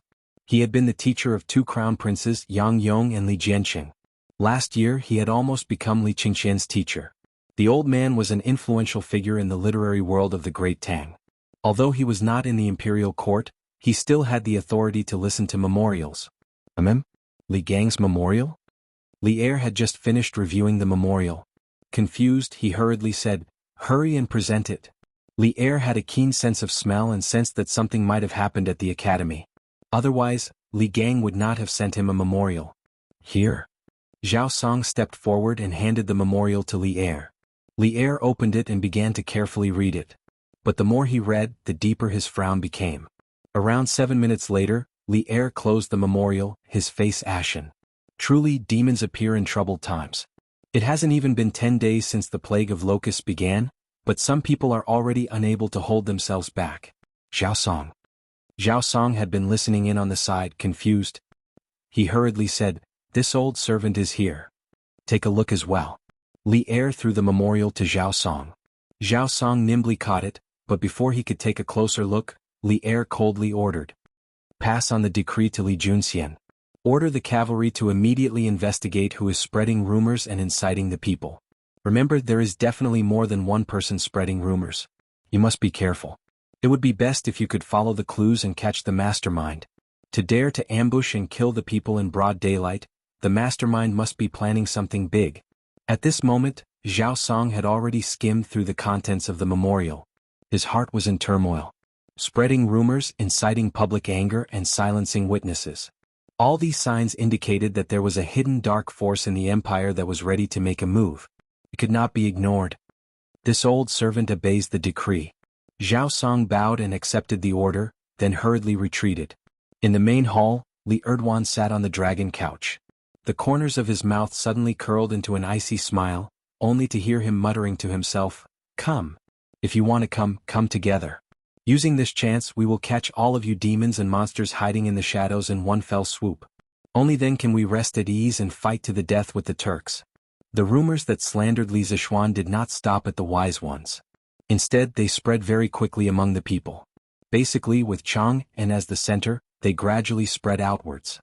It was estimated that in a few days, it would reach Li Zishuan's current location, Yong County in Qizhou. Marquis Yong, the Marquis is such a benevolent Marquis. Of the Marquis, such a benevolent person. How can such a benevolent person is? The next day, after reading the article written by Li Gang in the Tang Daily, the citizens of Chang, and could not help but discuss it. Yes, Marquis Yong, and cares about the people of the world. Marquis Yong, and is leading the Sky Pheasant Brigade to provide disaster relief. No matter what, he should not be subject to such baseless slander and accusations. Marquis Yong said that he did not know if Marquis had predicted this year's locust plague last year. But even if Marquis knew in advance, Marquis Yong felt that Marquis should not have made it public. That would cause chaos in the country. The people would not be in the mood to farm, causing thousands of people to lose their homes. That's right. If we had known that there would be a locust plague this year, we would not have farmed at the beginning of the year. Now we can only wait for the food to run out and starve to death. But although we have encountered a locust plague recently, with the help of the Sky Pheasant Brigade, most of the crops in the fields were saved. We should be grateful to Marquis. Li Gang had personally written an article to refute Li Zishuan's rumors. It was of some use, but that was all. Marquis Li Gang is the Yamacho of Yanhuang College, and Marquis Yong, and is the Yamacho of Yanhuang College. He is protecting Marquis Yong. Someone in the crowd said in a sinister voice. Immediately, the rhythm was set in motion. That's right. Mr. Li Gang is openly protecting Marquis Yong. Shameless. Marquis Yong, and abandoned his scholarly integrity for his own selfish reasons. He is a disgrace to us scholars. Bah! You dare insult Marquis Yong, and Marquis Li Gang? You pedantic Confucians are the ones who have no sense of shame. Unlike yesterday, there were many more scholars in Li Zishuan's group. This was not strange. Li Zishuan had created the engineering school, and after a year of development, the engineering school had gradually matured. The members of the engineering school were getting louder and louder in the Great Tang. Those lofty and unshakable Confucians naturally hated Li Zishuan. Now that many people were criticizing Li Zishuan, these Confucians naturally would not let go of this chance to hit him while he was down. The two sides quickly began to quarrel, and it wasn't long before chaos ensued. It is said that this plague of locusts is heaven's punishment for the Son of Heaven for murdering his brother and imprisoning his father. 2 days ago, when the dog ate the sun, Taoist Li Chunfeng of the Imperial Historian Bureau wrote to His Majesty that this represented heaven's warning to the Son of Heaven. If the Son of Heaven does not practice benevolence and repent for his past mistakes, heaven will send down an even greater calamity. After a long while, someone sinisterly said. The crowd immediately fell silent. After all, it was fine to talk about officials, but if they were talking about the emperor, they had to be careful. What? There's such a thing? After a few moments of silence, someone mustered up the courage to exclaim. How can it be fake? I heard that Li Chunfeng was even beaten 50 times by His Majesty because of this. Hiss. 50 strikes. It seems that Li Chunfeng's predictions were spot on. Heaven has indeed sent down an even greater calamity, a plague of locusts. Such a large plague was probably extremely rare even in the previous dynasty. Doesn't that mean that His Majesty did not listen to Taoist Li Chuanfeng's advice and did not practice benevolence or repent sincerely? With an emperor who killed his brother, imprisoned his father, and infuriated the heavens, our lives are going to be miserable. The Imperial Army is here. Run. Suddenly, someone pointed at a group of armored soldiers that suddenly appeared on the east side of the street and exclaimed, "It's not the Imperial Army, it's 100 riders." The sharp-eyed people recognized the identity of the group of soldiers. Instantly, the group of people who were still discussing fervently scattered like birds and beasts, escaping in all directions. After all, most of them were talking about Lier just now. It was impossible for them not to feel guilty. At the same time, similar rumors were circulating in many places. In the end, this rumor gradually became more and more convincing. It was as if they had seen it with their own eyes. In this rumor, there was a very innocent person who was implicated even though he was lying down. This person was Li Chunfeng. "Father, are the rumors on the streets true? Did His Majesty really allow someone to beat you 50 times? In Yanhuang College, Li Yan took the opportunity to find Li Chunfeng, who was arranging the astrological chart in his office during lunch. He asked worriedly, "What nonsense are you talking about? Son, what are you talking about?" Li Chunfeng was confused. He could not figure out what was going on. "Dad, don't hide it from me. I heard it from the auntie who was sweeping the floor of the teaching building." Li Yan thought that Li Chunfeng was deliberately hiding it from him. He could not help but feel helpless. "Hide it from you? When did I hide it from you? Also, what did the auntie say?" Li Chunfeng frowned. Li Yan saw that Li Chunfeng was going to play dumb, so he said, "Dad, the auntie said that when the heavenly dog devoured the sun more than a month ago, you wrote to His Majesty that it represented God's warning to the emperor. If the emperor did not practice benevolence and repent for the mistakes he made in the past, God would send an even greater disaster. Because of this, you were beaten 50 times by His Majesty. Dad, is this true?" "Nonsense." Li Chuanfeng's expression changed when he heard this. He stood up and looked at Li Yan. He asked sternly, "Son, where did these rumors come from?" Seeing his father's big reaction, Li Yan quickly said seriously, "Father, these words were heard by the sweeping auntie outside the academy. And she said that now many people in Jianghu city are saying that His Majesty got the throne unjustly and has no intention of repentance. So your prophecy is right. Heaven has sent a bigger disaster, which is the plague of locusts this time." Li Chuanfeng's face darkened. He gritted his teeth and said angrily, "This is outrageous. This is outrageous. These people are not only audacious, they even pushed me into the fire. No, I have to go to the palace and explain this to His Majesty." "Dad, since you did not do this, why do you have to go to the palace?" Li Yan quickly asked.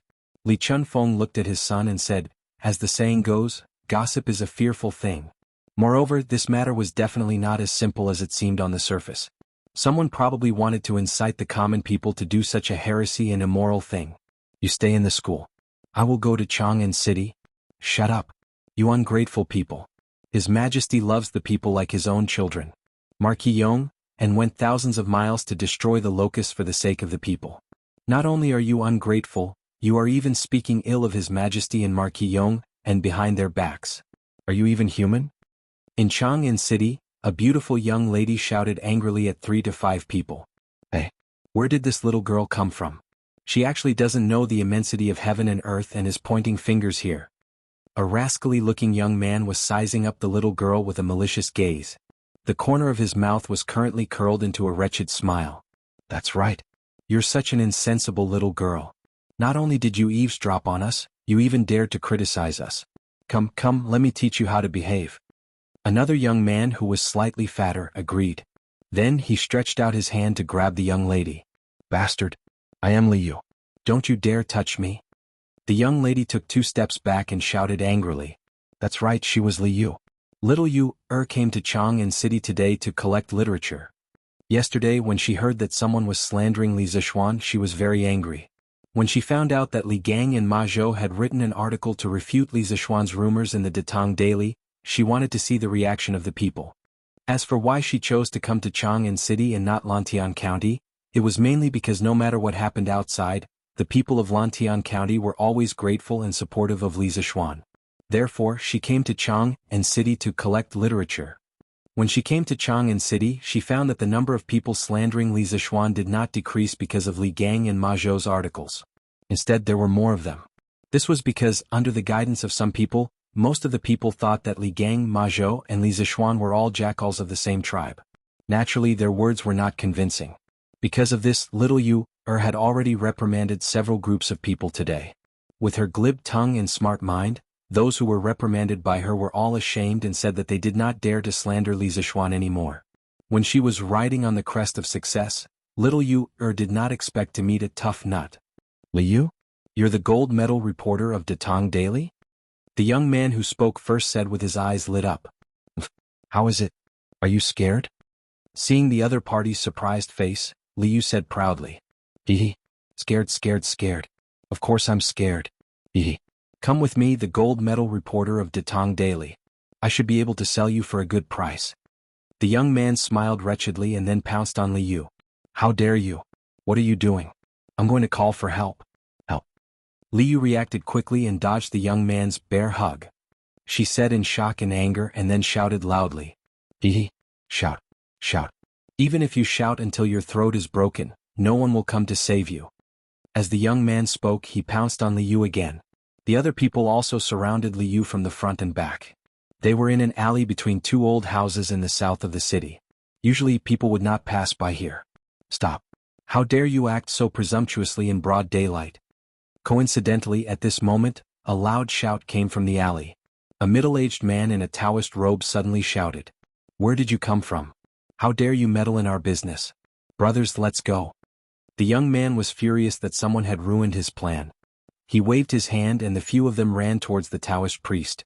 Taoist priest Li, be careful. Seeing that someone had come to save her, especially someone she knew, Li Yu was relieved.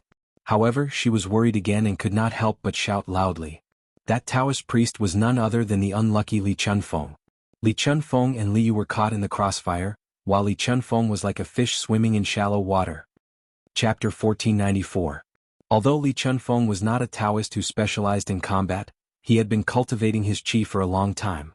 His physique and reaction speed were better than the average person's. In comparison, the hooligans were worried that they would attract the attention of the patrolling marquis, so they did not bother him too much.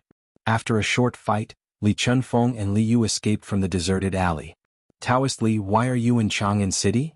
Li Yu, who had just survived a disaster, did not need a few days to recover like the other weak girls.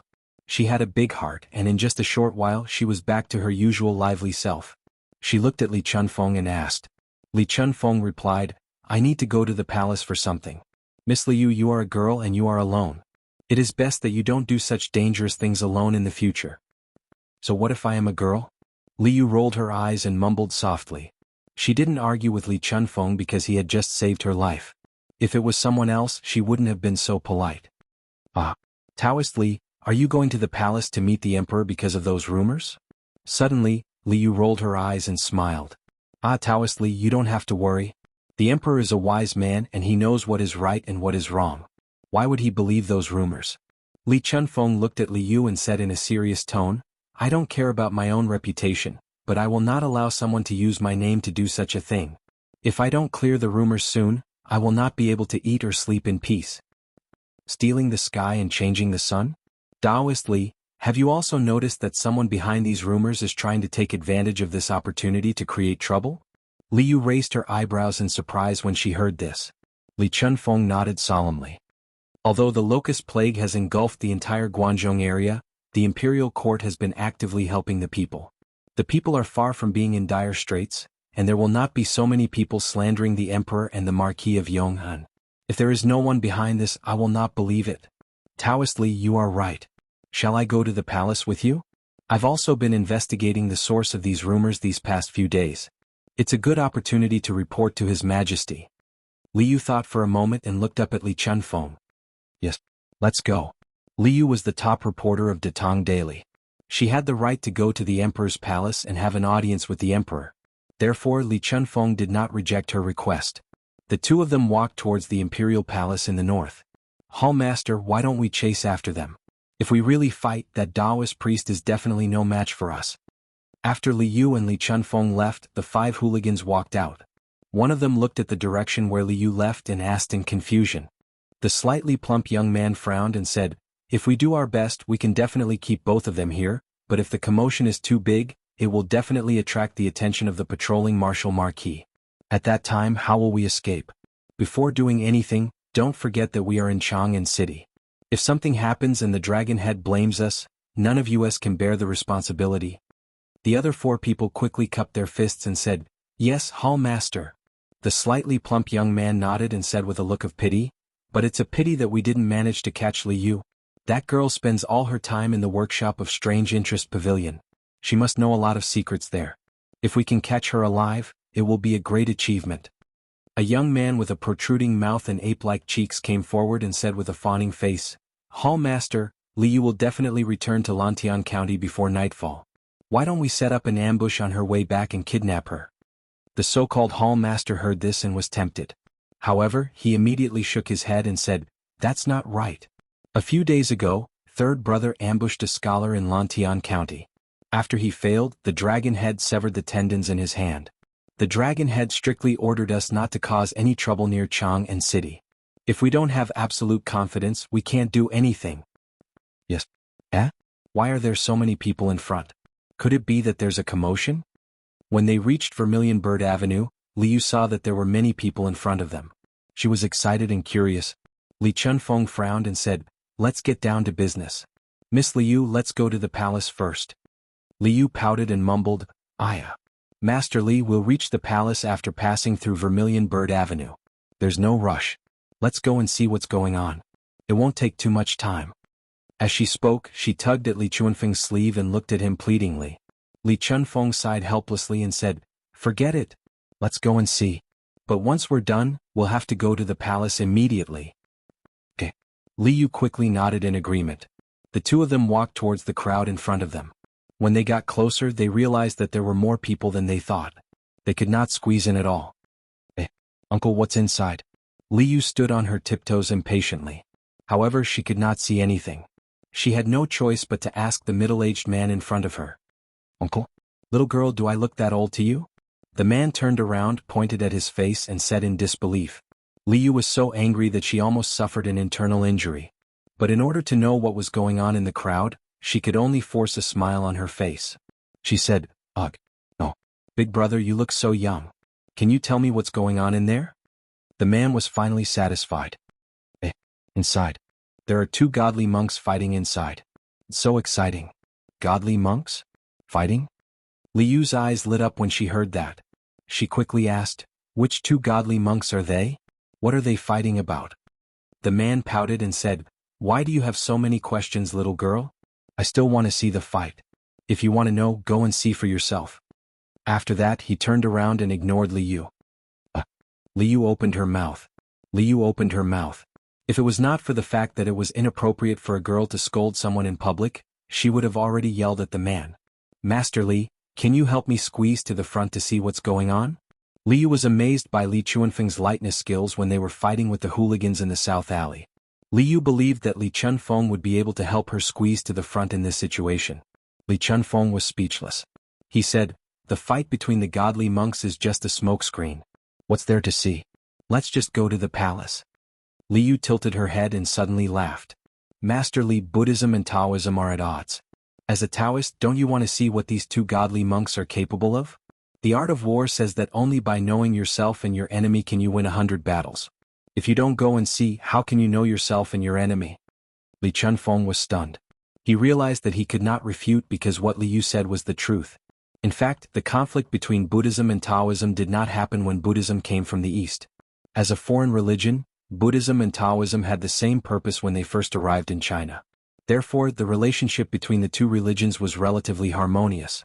However, as Buddhism and Taoism continued to be perfected in China, the 2 religions gradually formed an independent religious consciousness. Subsequently, the 2 religions developed a strong exclusionary ideology. Therefore, the 2 religions started to compete fiercely for the support of the upper class and the support of the lower class. Especially during the West Jin dynasty, Buddhism developed very quickly and put a lot of pressure on Taoism. Now, the Tang dynasty's ruler did not have any obvious hostility towards Buddhism and Taoism, although Li Er seemed to be closer to Taoism. Taoism and Buddhism developed together. Under such circumstances, the two religions fought even harder to gain the ruler's favor. Follow behind this poor Taoist.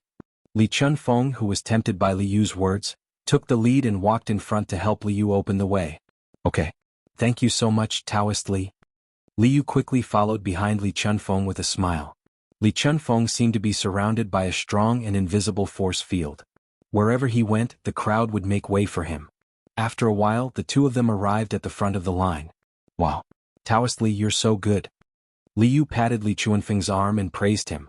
Although Li Chunfeng did not show it on his face, he was quite proud of himself. However, what Li Yu said next made him lose all his pride. He almost vomited blood. Taoist Li, since you're so capable, does that mean you don't have to line up at the academy's cafeteria? If I go to the academy next time, I'll look for you to have a meal together. If he could swear, Li Chunfeng would be cursing right now. He had cultivated for more than 10 years and finally managed to cultivate some pure Taoist vital qi. In Li Yu's eyes, this vital qi was only used to cut in line. Who was he looking down on? However, Li Chunfeng did not argue with Li Yu. Instead, he looked at the crowd. The monk standing to the west had a dark complexion, but he was wearing a red kasaya embroidered with golden threads. He held a pure gold staff in his hand. His equipment was fully equipped, almost blinding the titanium alloy eyes of others. The monk standing to the east was about 50 or 60 years old. His eyebrows and beard were white, and his clothes were much simpler. He wore a brown monk's robe and held a fine iron staff in his hand. He stood there motionless. This was a real old monk in meditation. Isn't this Master Hui Kong, the abbot of Daxing Charity? Why is he here? Li Chunfeng was surprised when he saw the old monk's face. In the second year of Emperor Wen's founding emperor, Daxing City was built and the temple was moved to the new capital. It was named the National Temple. When Emperor Wen was in northern Zhou, he was the Duke of Daxing County. The temple was located in Jingshan Square. Hence, it was named after the two words, Daxing and Jingshan Square. The annals of Chang, and stated that after the temple was built, its main hall was the largest in the capital. The system was the same as that of the Imperial Ancestral Temple. The founder of Daxing Charity Temple was Master Ling Tsang. He was a close friend of Emperor Wen of Sui Yangjian. At the same time, he was the Zhao Xiandu monk who was in charge of the affairs of monks and nuns. Later Zhao Xiandu monk Meng, the successor Zhao Xiandu monk Tanyan, and their followers all lived in the temple. In the 7th year of founding Emperor Huiyuan, Wuzong, Sengu, Baozhen, Hongzuan, and Tanyan were summoned to the capital. They were the 6 great virtues. More than 300 monks entered the temple to worship them. To the west of Vermilion Bird Avenue was Xuandu Temple. To the east was Daxing Charity Temple. Hence, Li Chunfeng had seen the abbot of Daxing Charity Temple before. Master Hui Kong? Then who is that monk? Li Yu didn't think that she would be able to see such an important person like Hui Kong just by watching the show. She couldn't help but open her small mouth with a face full of surprise. Then she pointed at the monk in the west and asked. Li Chunfeng shook his head and said, I don't know. Divine Monk Dewey is going to attack. At this moment, several people around them suddenly exclaimed in surprise. Li Yu and Li Chunfeng immediately focused their attention on the two monks. The monk in the red cassock bowed with one hand and said, Thank you for your kindness, Brother Li. Amit Ba. It has been more than 40 years since the Tantric Buddhism was introduced to the Tang of the East, but it has been declining and declining in your hands. This has made the Buddha sad. Hui Kong, you can't escape the blame. Why don't you abdicate and let me take your place to promote Buddhism and manage the Daxing Shan Temple? Tantric Buddhism of India? This monk is from Tantric Buddhism of India? Li Chunfeng was shocked when he heard that. Taoist Li, is Tantric Buddhism of India very powerful? What does it have to do with Master Hui Kong? Li was confused. Li Chunfeng nodded and said, Of course. Actually, Master Hui Kong is also from Tantric Buddhism of India. Daxing Charity Temple is the ancestral court of Tantric Buddhism of the 8 sects of Buddhism. It was the royal temple of the Sui dynasty and one of the 3 major scripture translation centers in Chang'an. During the reign of Emperor Kai Huang, Tantric Buddhism of India came to Chang, and then translated scriptures at Daxing Charity Temple. Master Hui Kong is Tantric Buddhism's last disciple. So this divine monk Du Yi came from India to compete with Master Hui Kong for the position of the abbot? Li Yu nodded and said softly. Li Chunfeng pursed his lips and did not say anything. He felt that things were not as simple as Li Yu said. Master Hui Kong looked at the monk in the kasaya expressionlessly and bowed with one hand. Then he said, What do you mean by decline and what do you mean by glory? A monk should jump out of the secular world. Dewey, you are still too stubborn. People don't believe you and Buddha doesn't protect you. You are not declining? Monk Dewey snorted and said, "Today I will show you what Tantric Buddhism of India is really like." Having said that, he turned to look at the people around him and said, "Amitabha, patrons, although the path is far away, I can still use recent events as proof. Buddha is merciful and protects all Buddhists in the world. Today this penniless monk will use a trivial matter to let all of you understand that Buddha always protects the world." The crowd cheered when they heard that. Great. Divine Monk Dewey is finally going to make his move. Finally, I can broaden my horizons. I heard that Divine Monk Dewey is the reincarnation of a true Buddha. He can summon the wind and rain. His dharmic powers are boundless. Really? How can it be fake? You will know if you don't believe me. Chapter 1495. Dewey handed the Buddhist staff in his hand to a little monk beside him. Then, he put his palms together and chanted a few incantations solemnly. His entire temperament instantly became sacred. People could even hear the Sanskrit chants descending from the sky. Faced with such a strange scene, the surrounding people's faces suddenly became solemn. They put their palms together and faced Dewey as if they were on a pilgrimage. Amitabha, gods and Buddhas, disciple Dewey respectfully invites Buddha to descend and bless the world. At this moment, Dewey suddenly used his deep and magnetic voice to speak loudly. Then he took out a golden alms bowl and asked someone to bring a bowl of clear water. He poured the clear water into the golden alms bowl. Dewey nodded to the little monk behind him. The little monk immediately took 3 incense sticks and lit them up. He inserted them into a small copper tripod. Smoke lingered around. After the people smelled the special fragrance, they felt refreshed and refreshed. Dewey placed his right palm in front of his mouth and performed a Buddhist salute. Soon after, he began to murmur, "In this boundless world all the Buddhas including Mahabodhisattva and Mahasattva will gather. Praise Shakyamuni Buddha for being able to overcome the evil world." His chanting speed was extremely fast. At the beginning, people could still hear what he was chanting. However, towards the end they could not hear anything clearly. It only made people feel that the Buddhist scriptures were extremely obscure and profound. However, bathed in the Sanskrit chants, the people only felt that their bodies and minds were free and comfortable. In the 3,000 boundless worlds, vegetation, forests, rice, hemp, bamboo reeds, mountains, rocks, and dust, everything is counted as a Ganges river. A Ganges river sand, a realm. Within a realm, a dust is a tribulation. Within a tribulation, all the accumulated dust is a tribulation. When the flowers bloom, the Buddha nature is revealed. In the heart there is a spiritual mountain. Open. As time passed, Dewey's expression became more and more solemn. As he chanted, his voice became louder and louder. All of a sudden he opened his eyes like an angry Arhat Vajra. He used his right hand to form a seal and pointed at the golden alms bowl that was filled with clear water. Following his last word, "Open," a magical scene appeared. Without any warning, an emerald green stalk grew out of the golden alms bowl. The stalk grew longer and longer, followed by a lotus leaf. Moreover, the number of lotus leaves kept increasing. When there were about 4 or 5 lotus leaves, a pink flower bud suddenly grew out of the lush greenery. Under the sunlight, the bud slowly bloomed. A moment later, a lotus flower bloomed proudly in front of everyone's eyes. Reflecting the noon sun, it looked incomparably bright. Witnessing such a spectacle with their own eyes, everyone was stunned. Lotus blooming in clear water, and under the watchful eyes of the crowd, the process of a lotus blooming for several months was revealed in just half an incense stick's time. If this was not the power of the gods and Buddhas, what else could it be? Lotus appeared out of thin air. The Buddha has appeared. The Buddha has appeared. Someone shouted, and the crowd knelt down in front of Dewey. They put their palms together and said, "Greetings, Buddha. May the Buddha bless our entire family so that we can be safe and sound. May the Buddha bless my mother so that she can recover quickly. May the Buddha bless me so that I can become rich. May the Buddha bless my wife so that she can give birth to a fat child for me this time." In an instant the people had all kinds of wishes. Liu's eyes widened. She tugged at Li Chuanfeng's sleeve and whispered, "Wow. Priestly, this divine monk Dewey is so powerful. I clearly saw that there was nothing in the golden alms bowl except for clear water, but he could make a lotus bloom. It's so magical. Could this divine monk Dewey really be the reincarnation of a god? That's not right. Mr. told me before that there are no gods or Buddhas in this world." Li Chunfeng shook his head and said, Although I can't tell what method Dewey used, he's definitely not the reincarnation of a god. Priestly, why are you so sure? Liu asked curiously. Li Chunfeng pursed his lips and did not know what to say. He could only say, intuition. I think you're jealous of divine monk Dewey's supernatural powers. Liu curled her lips and said softly. Li Chunfeng almost vomited blood when he heard that.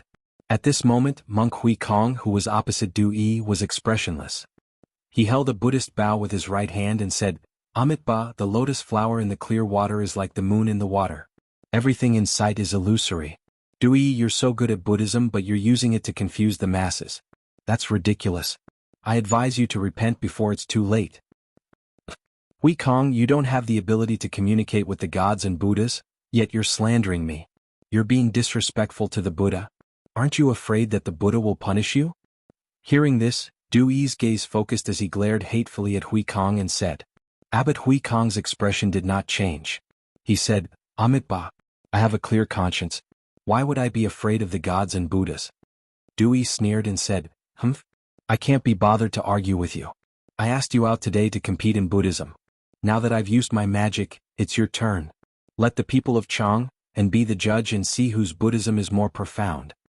Hui Kong closed his eyes and recited 2 lines of Buddhist scriptures. He then said, Amitabha, I don't know your magic. I only know how to recite Buddhist scriptures, promote Buddhism, save the world, and persuade the people to be good. I'm willing to admit defeat in this kind of battle. Dewey's eyes flashed with surprise. He then could not help but laugh and said, Ha! Save the world, save the world, save the world. I'll show you what it means to save the world and save the world. Then, he held the golden bowl with the lotus and turned to look at the people who were kneeling on the ground. He was about to speak when he looked at Li Chunfeng and Liu. He said unhappily, Why aren't you 2 kneeling when the gods and Buddhas are descending? Because everyone around them had knelt down, only Liu and Li Chunfeng were still standing. Moreover, these 2 people were standing at the front, so they were particularly conspicuous. Just now, Dewey was debating with Hui Kong, so he had no time to observe the situation around him. Now that he turned around, he happened to see these 2 living people standing. How could he bear it? The rest of the people who were kneeling on the ground looked at Liu and Li Chunfeng angrily after hearing Dewey's question. Liu blushed and did not know what to do for a moment. Li Chunfeng's expression did not change. He bowed and said, Master, please don't blame me. It's not that I don't respect the gods and Buddhas, but I only believe in the Jade Emperor and the 3 pristine Taoist ancestors. That's why I can't kneel. Dewey's expression turned slightly better when he heard that. So you're a friend from Taoism. Then please stay here and observe the ceremony. Feel the holy light of Buddhism. Then Dewey glanced at Liu who was beside Li Chunfeng. He didn't say anything, probably because he didn't want to argue with the girl. He turned to the people kneeling on the ground and said loudly, Everyone listen to me. Amitabha. Dear benefactors, this lotus is the lotus under the Buddha. This water is the holy water of Jasper Lake. The Buddha said, when the flower blooms, one can see the nature of Buddha. There is a spiritual mountain in one's heart. If you can see the water lotus, it means that you are fated with the Buddha. The Buddha is compassionate to all living beings, so he specially gave me the holy water of the divine lotus to cure all diseases. Therefore, the holy water of the golden bowl can cure all diseases in the world. Eating the lotus leaves can prolong one's life without any pain or worry. Wow! As soon as Dewey finished speaking, the surrounding people were in an uproar. According to Dewey, the water in the golden alms bowl could cure all kinds of diseases, and the lotus in the clear water could prolong one's life. Wasn't this the effect of a divine object in the heavens? As a mortal, who would not want to drink the holy water and eat a lotus leaf? Therefore the people kneeling on the ground went crazy. Divine monk, my leg hurts when it rains. Please give me a drop of the holy water of Jasper Lake. In the future, this old man will definitely abstain from meat and pray for the divine monk day and night. Master, my mother has been suffering from abdominal pain recently. Please do me a favor and give my mother a drop of the holy water of Jasper Lake. I will go to the temple tomorrow to buy some incense money. Please give me a drop of the holy water of Jasper Lake. I am willing to donate 100 strings of incense money. I have been suffering from headaches recently. Please give me a lotus leaf. I am willing to donate 200 strings of incense money. Soon the scene almost turned into an auction. Previously, the monk Dewey used the ability of clear water lotus, which made everyone completely believe that he was the reincarnation of the true Buddha. So now, naturally, no one doubted that the water in his golden alms bowl could cure all kinds of diseases. There were millions of diseases in the world, and there were always some that could not be cured. For some rich people, as long as their diseases could be cured, they were willing to fork out some money. Therefore, in order to get a few drops of the holy water, the rich people began to throw money at it. Li Chunfeng, who was standing at the side, frowned imperceptibly. Seeing this, Liu quickly asked in a low voice, "Master, can the water and lotus really cure all diseases and prolong one's life? Should I go and ask for a piece too?" Li Chunfeng replied without hesitation, "Impossible. I am not good at medicine, but ever since I entered Yanhuang College, I have often talked with Master Sunday. There is no such thing as a miracle medicine that can cure all diseases in this world. However, your body is fine. Why do you want to ask for water and lotus like those people?"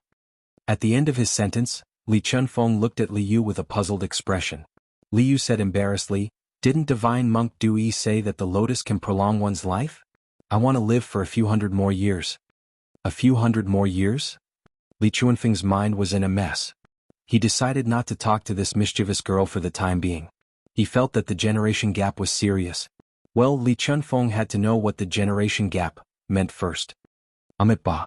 Buddha will help those who are fated. I will choose a few donors who are in urgent need of treatment to come forward and drink the holy water, Dewey said loudly in the midst of the commotion. Then the crowd quieted down. Everyone looked at Dewey with eager eyes and prayed that he would choose them. Almsgiver, come forward.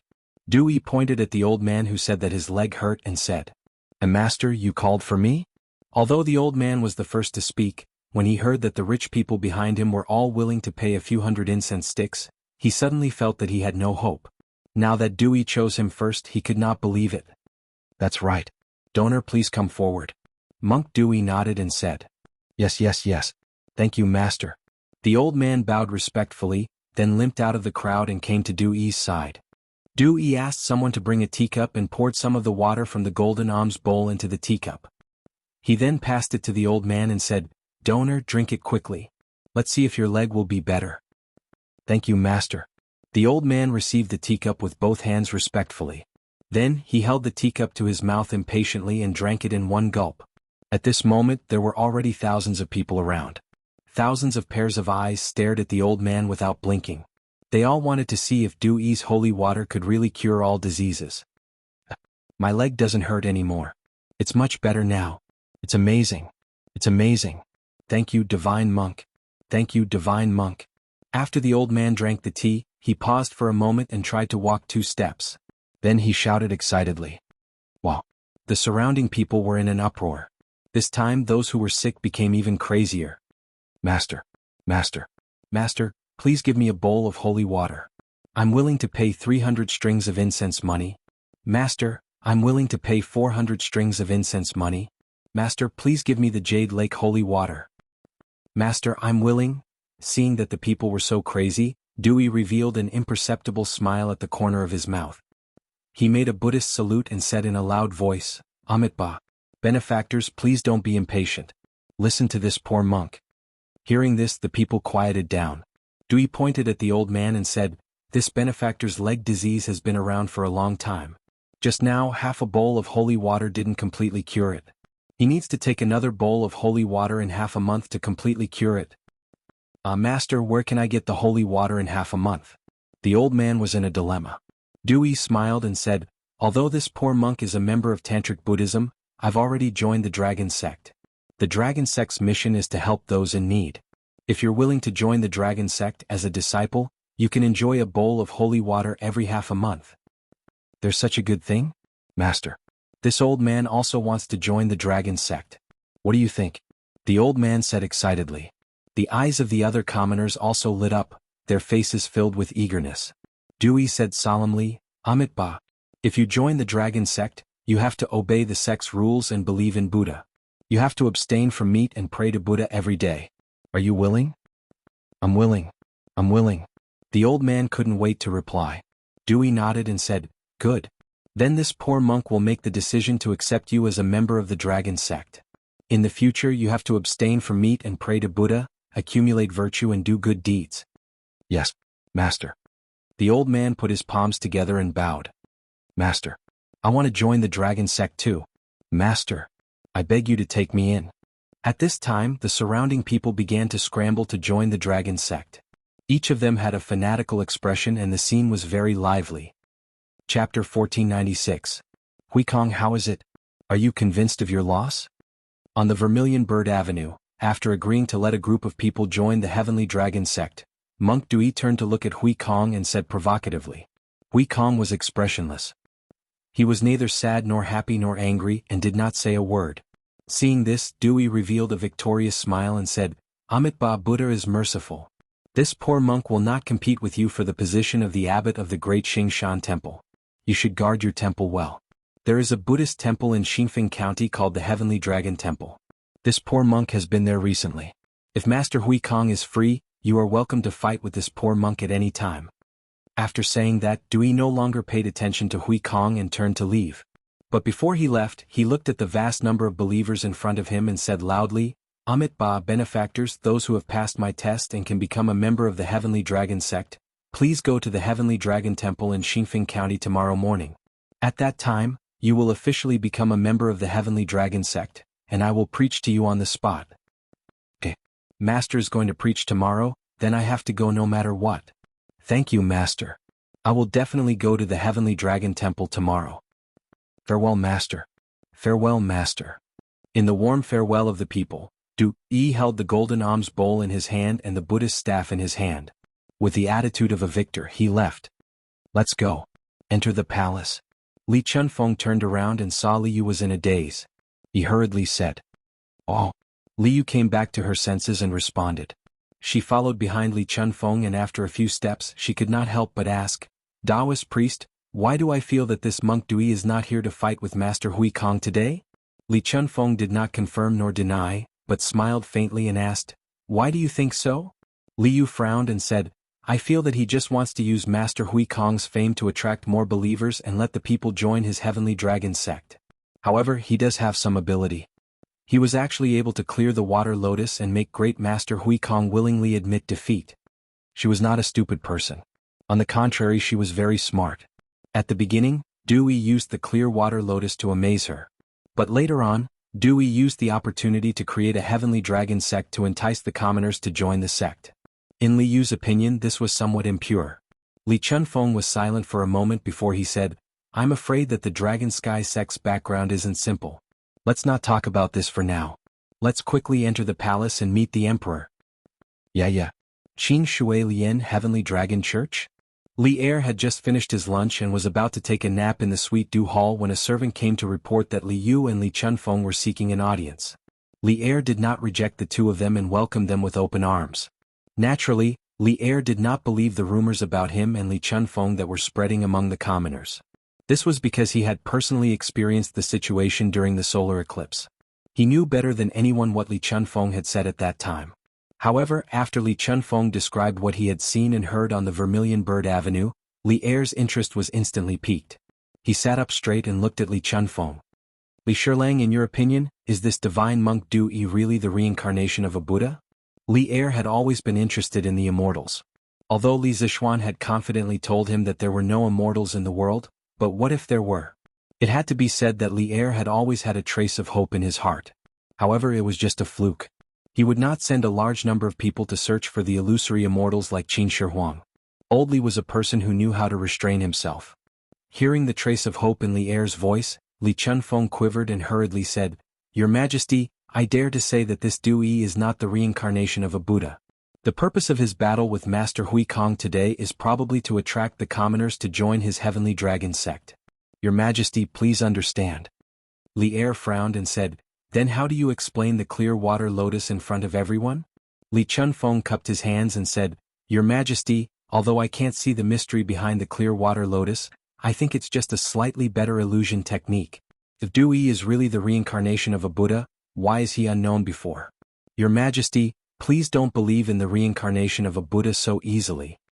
Whether it was for the benefit of Taoism or his responsibility as a subject, Li Chunfeng had to dispel Li Er's fantasies about the immortals. Otherwise, if Li Er believed in Du-yi's evil, and summoned him and put him in an important position, it would be troublesome. Illusion technique? Are you saying that the clear water lotus is just an illusion technique? Li Er was curious and asked. Li Chunfeng nodded and said, Your Majesty, in Taoism there are the 5 elements, 8 trigrams and Chimen Duanjia. In Buddhism there are also supernatural powers and illusions. This Dui is from the Tantric sect of India. As far as I know, there are very few high monks who don't know illusions. Your Majesty, please consider it rationally. Li Er nodded thoughtfully. After a short pause he said, If it's really an illusion technique, then this Dui is bewitching people. I'll send someone to investigate the origin of this heavenly dragon sect and their intentions. You don't have to worry about it anymore. Your Majesty is wise. Li Chunfeng cupped his hands and said, Your Majesty, in order to save the locust plague, Mr. traveled thousands of miles to the various counties to provide relief. Now there are many unfavorable rumors about Mr. Your Majesty, please help Mr. to clear Mr.'s name. At this moment, Liu stood out and bowed to Li Er. Li Er nodded and said, I've heard about the rumors about the Duke of Yong'an. I've already ordered people to investigate the source of the rumors. When the time comes, I'll definitely give the Duke of Yong'an an explanation. I'm not a muddle-headed ruler, I won't believe in slanderous rumors. Liu heaved a sigh of relief and said, Your Majesty is wise. I'm impressed. Li Er couldn't help but laugh and said, You little girl, what benefits did the Duke of Yong'an give you for you to speak up for him like this? He always felt that Liu was very familiar. There was an indescribable feeling that was very close to him. That was why he gave Liu the title of a gold medal reporter. Moreover, his attitude towards Liu was more tolerant. If it was someone else who said this to him, he would definitely punish them for the crime of gossiping about the imperial court. However, since it was Liu who brought it up, he didn't have any thoughts of getting angry. Liu quickly said, Your Majesty, Liu isn't speaking up for Sir, I'm speaking up for justice. Even if I don't say anything, I'm sure Your Majesty knows what kind of person Sir is. However, the rumors about Sir are endless. Not only that, aren't there many rumors about Your Majesty among the people? Li Er's face darkened. Li Chunfeng had mentioned those rumors before, but he said it in a more tactful manner. Now that Liu said it again, it was the same as exposing his scars again. Looking at everything together, I feel that there must be someone with bad intentions behind this. They want to incite the people to be dissatisfied with Sir, the imperial court, and even Your Majesty. Although I'm just a little girl, Sir said that everyone has a responsibility for the rise and fall of the world. I hope Your Majesty can treat this matter seriously and not let those evil people succeed. Li Er's face turned solemn. He had indeed thought about the mastermind behind this, but he didn't expect Liu to have such thoughts. He couldn't help but look at Liu with praise and said, What you said isn't without reason. I'll order the Supreme Court to investigate this matter. You don't have to worry. Liu breathed a sigh of relief and said, Your Majesty is wise. I'll take my leave then. I'll take my leave too, Li Chunfeng said. Li Er nodded. After the two left, Li Er's face turned gloomy. The rumors that Li Chunfeng had told him earlier kept echoing in his mind. This plague of locusts is God's punishment for the emperor for killing his brother and imprisoning his father. The solar eclipse earlier represented God's warning to His Majesty. His Majesty didn't listen to Li Chunfeng's advice. He didn't practice benevolence and didn't repent sincerely. That's why this plague of locusts is caused. These rumors could be said to be a dagger dipped in poison, stabbing straight into Li Er's heart. As an emperor, Li Er knew the importance of the people's hearts more than anyone else. Otherwise he wouldn't have said to Li Zishuan in prison, The emperor is the boat and the people are the water. The water can carry the boat but it can also capsize the boat. He agreed greatly. It was because he knew the importance of the people's hearts that Li Er was so angry that someone was spreading rumors against him and shaking the hearts of the people. Especially at the end of last year, the 1,000-year-old Chui family was directly trampled by the angry people. Li Er deeply understood the importance of the people's hearts. Those who were spreading rumors now were similar to Li Zishuan's method of dealing with the Chui family last year. They wanted to use the power of the people and the power of public opinion to achieve their own goals. Obviously, someone wanted to destroy his roots. Naturally, he couldn't just sit there and wait for death. He had to fight back. Xiao Song. Previously, I asked the 100 Cavalry Division to investigate the rumors about Li Zishuan. How's the investigation going? After a long silence, Li Er suddenly opened his mouth and asked coldly. Xiao Song bowed and said, Your Majesty, so far we've caught 5 people who deliberately spread rumors and incited the people. However, these people are very tight-lipped and refuse to admit to their crimes. Li Er's eyes were cold as he said, Then use torture. As long as we can confirm that they're deliberately inciting the people, then use torture regardless of life or death. Li Er could feel that in the peaceful kingdom, there was actually a huge unstable factor hidden in it. He had to do something, or else when the person in the dark finished all the arrangements, it would be too late for him to make a comeback. At this time, why would he care about the life and death of those suspects? Zhao Song shuddered. He understood that Li Er was really angry. He quickly bowed and said, "This old servant obeys." Li Er thought for a while and ordered, "This dragon sect also needs to be thoroughly investigated. Immediately send out a spy from the 100 Cavalry Division. Before tomorrow night you must give me a result." Zhao Song cupped his hands and said, "Understood. Other than that, order the Wu Ho government to strengthen the patrols in Chang and city, to prevent people from using this opportunity to stir up trouble. Order the Yanhuang College's Ma Zhou, the recent Datang Daily needs to focus on the current rumors and refute them. Do not let the people be misled by scoundrels and do illegal things." After a moment of silence, Li Er ordered again. "Understood." Zhao Song cupped his hands and said.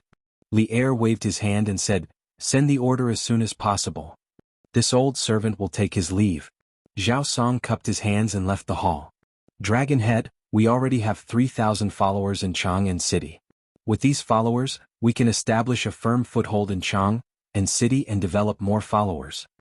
Xinfeng County, in a secret room under the Sky Dragon Temple, the monk Dui no longer had his previous arrogance. Instead, he respectfully reported to a masked man. So this man was the dragon head of the dragon sect. Previously, the rumors about Li Zishuan and Li Er in Chang and City were spread by him. The iron-masked man nodded and said, "N. You did well. We are new here, so we need the support of a group of followers to establish ourselves in Chang and City. But in your opinion, is it really impossible for Abbot Hui Kong to cooperate with us? You guys are from the same sect and he won't even give you this bit of face?" Du Yi performed a Buddhist bow and said, "Dragon Head, although Hui Kong is a member of the Tantric sect, he has lived in the central region for decades and has long regarded himself as a Tang person. In my opinion, he will definitely not cooperate with us." Hearing this, the iron-masked man sighed and said, "What a pity. Hui Kong has quite a reputation among the nobles in Chang and City. If he can be used by us, our plan is at least half successful." "Ah, Dragon Head, why are you so disheartened?" Du Yi smiled and said proudly, "Since Hui Kong is not willing to cooperate with us, then we will develop our own followers. Today this poor monk used some means to recruit 3,000 followers for my dragon sect. In time, this poor monk's reputation and connections in Chang and will definitely surpass Hui Kong's." The iron-masked man nodded. After a moment of silence, he said, "In that case we will have to trouble you. There is not much time left for us. Li Zishuan is more astute than others. We must complete all the arrangements before he returns to Chang'an. Otherwise he will definitely see through us. After everything is done, the position of nation master will definitely belong to you. At that time, why do you have to go back to India to suffer?" Dui said with joy, "Thank you, Dragon Head. I will do my best to help Dragon Head accomplish your great task." Due to the cover of the mask, the iron-masked man's expression could not be seen. He continued, "Your Jade Lake holy water is very good. Remember to prepare more. The followers of the dragon sect will increase. When the time is right, I will order all the followers of Qingzhou, Qizhou, Cangzhou, and Jizhou to come to Chang'an." Yi narrowed his eyes and said with a somewhat evil smile, "Dragon Head, don't worry. I have a lot of Jade Lake holy water here. I guarantee it will be enough." "Ah, good. Tomorrow's lecture will depend on you." The iron-masked man laughed loudly. "Yes, sir." Du Yi smiled and cupped his hands. Chapter 1497. The next morning. "All right. Renbiao, you don't have to send me off. Go back quickly." Li Zishuan looked at Wang Renbiao and said in the pavilion outside Yong County in Qizhou. In more than 2 days, all the locusts in Qizhou had been wiped out by the Sky Rooster Brigade. Therefore, Li Zishuan planned to leave Qizhou with the Sky Rooster Brigade and head to the next destination. As for Wang Renbiao, after this guy was nourished by love, his body was now very healthy. Didn't you see Li Jingchu standing next to him like a little bird? Thinking back to how strong she was in the past, who would have thought that after confessing her feelings to the person she loved, she would become like a little girl? Li Zishuan couldn't help but sigh in his heart. Women were indeed unpredictable creatures. However, he didn't know that some women's strength was just a layer of shell used to protect themselves. Once they found someone to rely on, they didn't need to disguise themselves anymore, because their other half would protect them. "Send me off again." Xiao Xian, you've helped me so much this time, but I didn't treat you well. Now that you're leaving after helping me, I should send you off no matter what. Wang Renbiao said with a face full of reluctance. Li Zishuan's trip to Qizhou this time had indeed helped him a lot. First, he had helped him eliminate the locusts, and second, he had helped him solve his emotional problems. It could be said that he had untied the knot in his heart. This kind of great kindness, no matter how much he thanked him, it would not be enough. Li Zishuan said with a smile, "Ha! Isn't there a saying that even if you send someone off 1,000 miles, you will have to part in the end? You and I will meet again if fate wills it. Now that the locusts are here, I have to hurry to the other affected states to eliminate them as soon as possible. I can't stay in Qizhou any longer. On the other hand, Renbiao, if the eldest princess knows about the matter between you and Miss Li, she will definitely strongly oppose it. You should be mentally prepared in this regard." At the end, Li Zishuan's face became serious. Wang Renbiao's face stiffened. He had obviously thought about these problems before, but the happy life of the past 2 days had made him choose to temporarily avoid these problems. Now that Li Zishuan had brought it up in front of him, all those troublesome matters immediately floated to the surface of his mind. "Little Xian, don't worry. Little Chu and I are already mentally prepared. No matter how difficult the road ahead is, no matter how many people oppose us in the future, we will advance and retreat hand in hand and walk down together. We will never leave each other, and we will follow each other in life and death." Wang Renbiao held Li Jingchu's hand and said firmly. At this time, Li Jingchu also said, "Marquis, don't worry. I will walk down the road with Renbiao in the future. Even if the eldest princess opposes it, even if everyone says that I am a shameless bad woman, as long as Renbiao needs it, I will always stand with him." After saying that, the two of them seemed to have some kind of tacit understanding. They looked at each other, their eyes full of determination and love. When Li Zishuan saw this, he suddenly felt that he was unnecessary here. In order to prevent himself from being a third wheel, he quickly said, "Since it's like this, then I can be assured. Renbiao, Miss Li, if you need my help in the future, just ask. I can't manage the Wang family's internal matters, but I can still help with the Wang family's external matters." Wang Renbiao said gratefully, "Many thanks." In the past he did not need the help of others, but it was different now. Since he chose to be with a commoner girl, he had to be prepared to break off relations with his family and even be kicked out of his family. The Taiyuan Wang family's young master that everyone envied before, without the support of his family, could become a commoner. In this kind of situation, Li Zishuan was still willing to extend a helping hand to him. This meant that this was true friendship. How could Wang Renbiao not be grateful? How could he not be moved? Li Zishuan nodded and said, "All right. You guys take care of yourselves. Renbiao, your body hasn't fully recovered yet, so you need to recuperate for a period of time. With Miss Li here, I definitely don't need to worry about this. Let's part ways here, see you again someday." Wang Renbiao and Li Jingchu both cupped their fists and said in unison, "Little Xian, Marquis, take care, see you again someday." Li Zishuan nodded. Suddenly he looked at Leng Yuyao and said, "Miss Leng, you take care too." Leng Yuyao, who was standing to the side, looked up at Li Zishuan and cupped her fists. "Marquis, take care. See you again someday." "Hum." Li Zishuan responded. Then he mounted Big White and turned to leave. The Sky Rooster Brigade had already left under Old Hu's lead.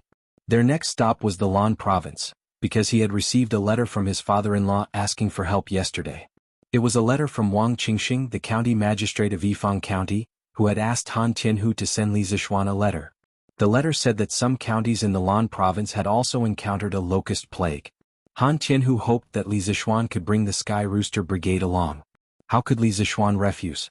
Coincidentally, after leaving the Lan province, he could head east and bring the Sky Rooster Brigade to meet up with Li Ku and Cheng Chumo. Moreover, ever since Han Liqing went to Yifang County in the Lan province at the beginning of the year to take care of the 3 villages that Li Zishuan had bought for him, he had never returned to Lantian County. Iron Egg hadn't seen Han Tianhu for almost half a year. This trip was a good opportunity for the father and son to reunite. "Your Majesty, according to our investigations, the Heavenly Dragon sect began to rise in the Qing province at the beginning of last year. Later on, it gradually began to develop followers in the Qi province, Song province and Ji province. Because the Heavenly Dragon sect often provides porridge and treats the common people, it is deeply respected and welcomed by the people. There are even some local authorities that sometimes require the Heavenly Dragon sect's help. As for the monk Du Yi, according to Abbot Hui Kong of the Great Xingshan Temple, his Buddhist name is Shakyamuni Du Yi. He is a disciple of the Tantric Buddhism of India, and his master is the venerable Dharma Chitta of the Nalanda Temple. Nalanda Temple is the holy land of Buddhism in India, and the venerable Dharma Chitta is the most famous monk in India. It is said that he is more than 700 years old, but he has the face of a man in his 30s. The Indians call him the living Buddha. At noon, Li Junxian arrived at the Sweet Dew Palace and reported to Li Er. Due to the urgency of Li Er's order yesterday, the entire 100 Horsemen department had been mobilized in order to find out what Li Er had told them as soon as possible.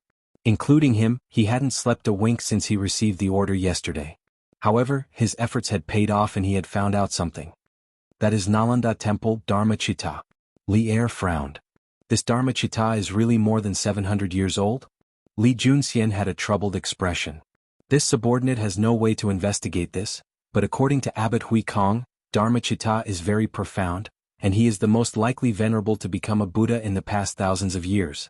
In fact, this venerable Dharma Chitta did indeed have a great background. Dharma Chitta, also known as Dragon Wisdom Bodhisattva, Samantabhadra Ali, Dragon Bodhi, and so on, was born in India, now India. He was the direct disciple of Dragon Fierce Bodhisattva, and was the fourth-generation founder of Tantric Buddhism. Dragon Wisdom Bodhisattva had ascended to the Holy Land, and his divine power was unimaginable. His virtue was known throughout the 5 heavens and his name spread far and wide. It was said that when Xuanzang traveled to India to study, he met Dragon Wisdom Bodhisattva at the eastern border of the Great Forest. Seeing that Dragon Wisdom Bodhisattva was about 700 years old and looked like he was in his 30s, he decided to learn Buddhism from him. Thus, from a certain perspective, Tang Xuanzang could be considered Dragon Wisdom Bodhisattva's disciple. In fact, in another few decades in the Kaiyuan era, Dragon Wisdom Bodhisattva, who was also Dharma Chitta's other disciple, Shan Wuwei, would also come to Great Tang. According to the official records, Shan Wuwei was deeply favored by Tang Xuanzang, and he became the revered state teacher. At this moment, Li Er nodded thoughtfully. After a moment of silence he asked, "How many members does the Heavenly Dragon sect have now? Who is the person in charge?" Li Junxian clasped his fists. "Your Majesty, the Heavenly Dragon sect has around 3,000 members in Chang'an. As for how many members there are in the other 4 provinces, this general has yet to find out. According to our investigation, Shakyamuni is the venerable of the Heavenly Dragon sect, and he has a hall master and a dragon head.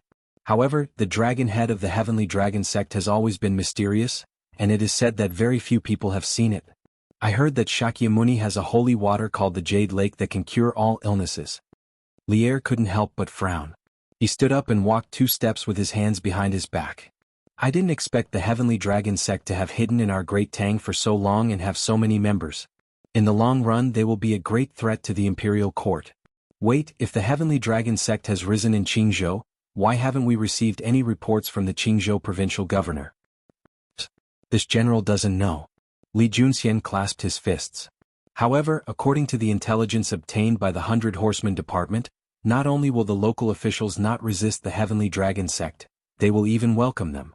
This is because the Heavenly Dragon sect has a holy water called the Jade Lake that can cure all illnesses. Firstly, it can help the local officials treat their illnesses, and secondly, if the officials suffer from a difficult illness, they will inevitably seek help from the Heavenly Dragon sect." Li Er was displeased. "Preposterous. The local officials should be unconditionally loyal to the imperial court. If that's the case, won't they be suppressed by the Heavenly Dragon sect? It's fine if the Heavenly Dragon sect is wholeheartedly benevolent, but if they harbor evil intentions, won't these local officials become accomplices?" Li Junxian decisively shut his mouth, not daring to interrupt. Even if he was beaten to death, he wouldn't say a word when it came to the affairs of the imperial court, because he understood what his duty was. After a few moments of silence, Li Er's anger somewhat subsided. He muttered, "Did you manage to interrogate those 5 people who were intentionally spreading rumors? Are they related to the Heavenly Dragon sect?" To tell the truth, Li Er really wanted to obtain evidence of the Heavenly Dragon sect's crimes so that he could use this opportunity to arrest all of them. For the Great Tang this would remove an unstable factor. Li Junxian clasped his fists. "Your Majesty, even though those 5 were tortured to the point of fainting from the pain, they were still unwilling to say anything. Now, 2 of them have been tortured to the point of death, but they would rather die than tell us why they spread the rumors." Li Er's face instantly turned so gloomy that it seemed like water would drip from it. "Preposterous. Then continue to arrest them and torture them. We don't believe that they'll all be so stubborn." Li Junxian hesitantly said, Your Majesty, if we make such a big fuss, we might harm the innocent, and if word gets out, the court might criticize us and harm Your Majesty's reputation. Your Majesty, please reconsider. Although the cavalry were very cautious in arresting people, there was no guarantee that there wouldn't be any innocent among them. Moreover, if the court learned of this, they would fiercely object. Li Er's brow furrowed, and after a few moments of thought he said, Be more cautious when arresting people and more discreet when interrogating them.